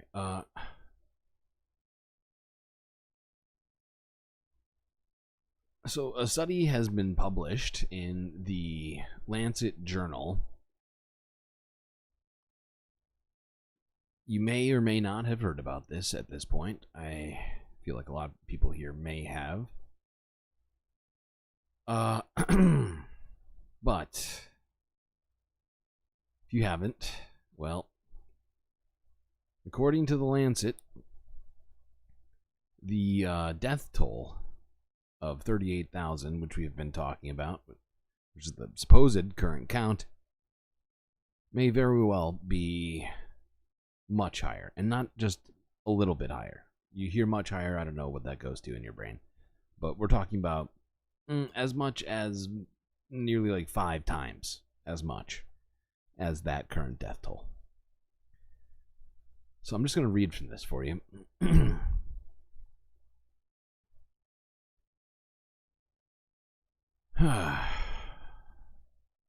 Collecting data is becoming increasingly difficult for the Gaza Health Ministry due to the destruction of much of its infrastructure.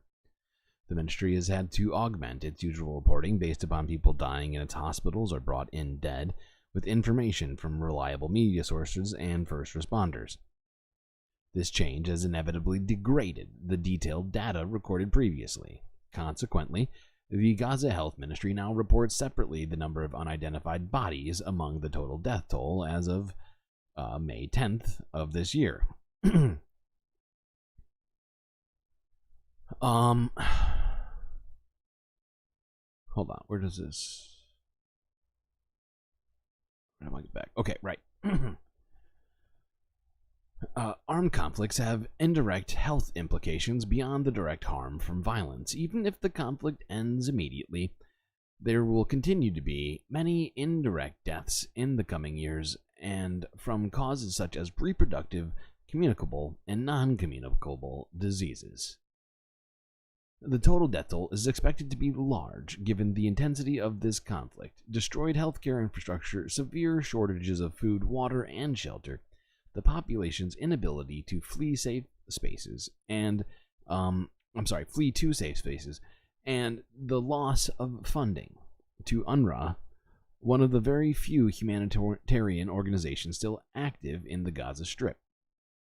In recent conflicts, such indirect deaths range from 3 to 15 times the number of direct deaths. Applying a conservative estimate of 4 indirect deaths per 1 direct deaths to the 37,396 deaths reported, it is not implausible to estimate that up to 186,000 or even more deaths could be attributable to the current conflict in Gaza. Using the 2022 Gaza Strip population estimate of 2.3 million people, this would translate to 7.9% of the entire population of the Gaza Strip. If that's not a genocide, I don't know what is. Absolutely horrifying. And that's a conservative, because if just going by what they just said there, such indirect deaths range from 3 to 15 times the number of direct deaths. 3 to 15. They picked 4. That leaves, I don't know, 5 to 15. So it could just be drastically more. And the fact is when we saw, what do you call it? ABC and CNN reporting, they both said it was like, Rafah was like a ghost town, right? And, you know, we have no way of knowing how many people are even left in Gaza at this point, right? It's not like they're conducting censuses or something, right? They're just going off of what they can. Like they said, people showing up to hospitals with bodies, right? Things like that. People reporting missing people. But you kill a whole family, how many people are going to be reporting that they're missing? So yeah, these numbers could be just so much bigger. 15 times as close to 600,000. Yeah. It's actually very close. Trying to do the math in my head, but it's incredibly close to that number. All right, let's just watch this to end it. Some sort of modicum of, I don't know, opium. Associated Press from 23 hours ago. Many of us are probably aware of this, but house keys carry symbolic weight for Gaza families repeatedly displaced by war.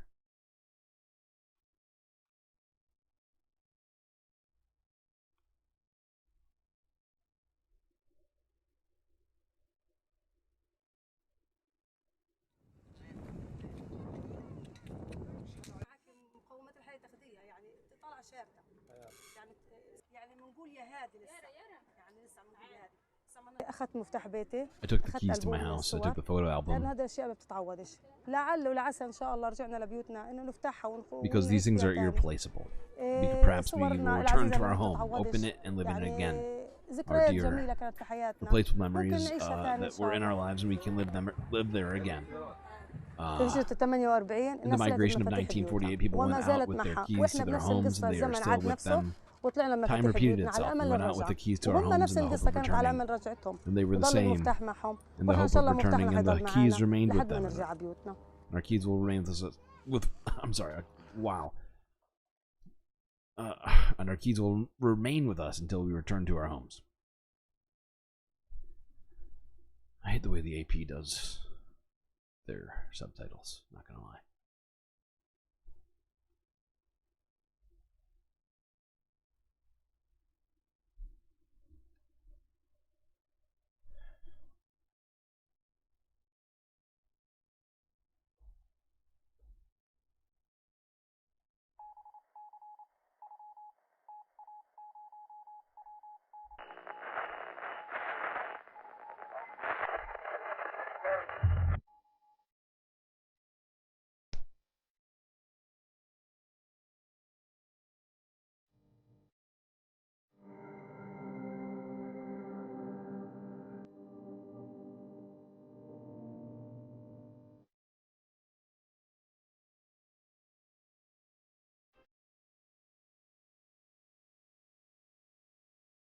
Well,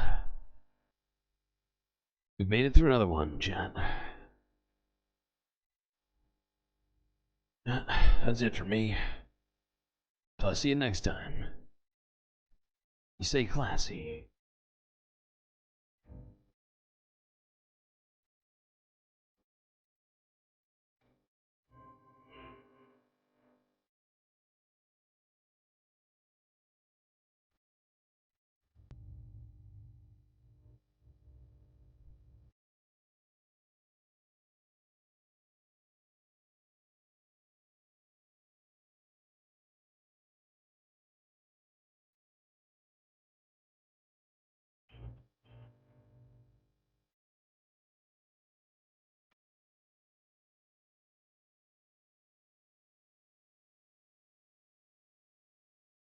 Can't forget this.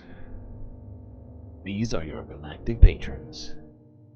Gabby, Goth Dogs, Aaron W, Midi, Afroponics, PB, Robot Cat, Morbius Dragon, The Anti-Corporatist, Mowanoib, Nadia, Mrs. Jen, Omega Star, Pitchforks Dragon, Vincent Morales, and Donald James X.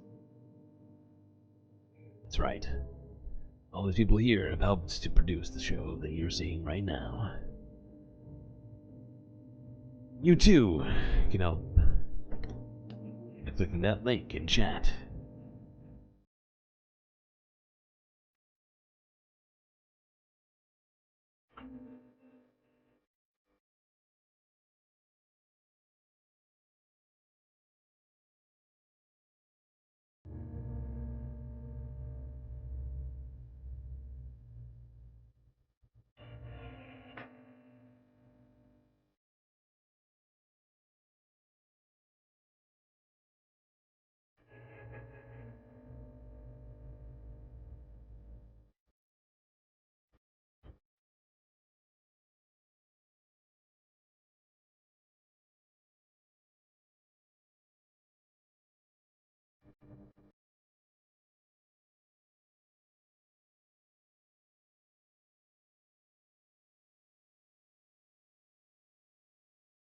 Alright, now I'm going to give you 5 minutes of the old super secret chill stream. I won't even make you press 1 because it's going to be real short. 40 likes, I'll mark that down for next stream as the emotional support characters have already played their part. I won't forget that you still deserve a character.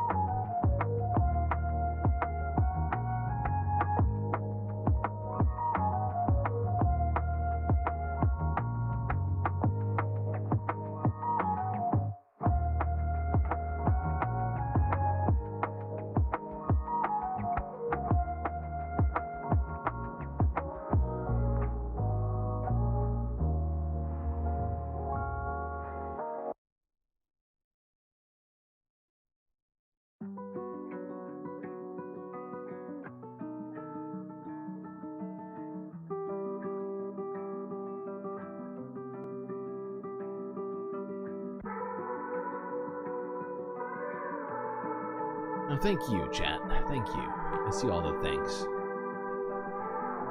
StreamLord appreciates you.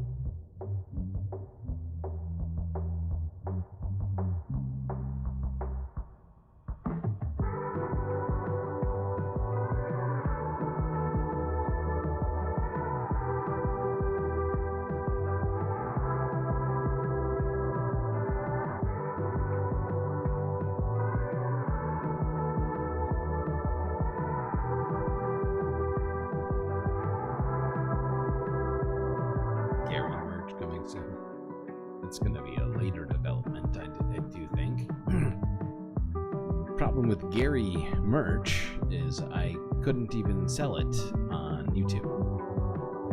Like, I couldn't create merch. I can't even create merch links. Not until we get this channel up to 500 subs is that even possible. In fact, that might be 1,000 subs. I don't know. Because I know there's different tiers of monetization on YouTube. I have to look that up. So I haven't even been considering merch really at all.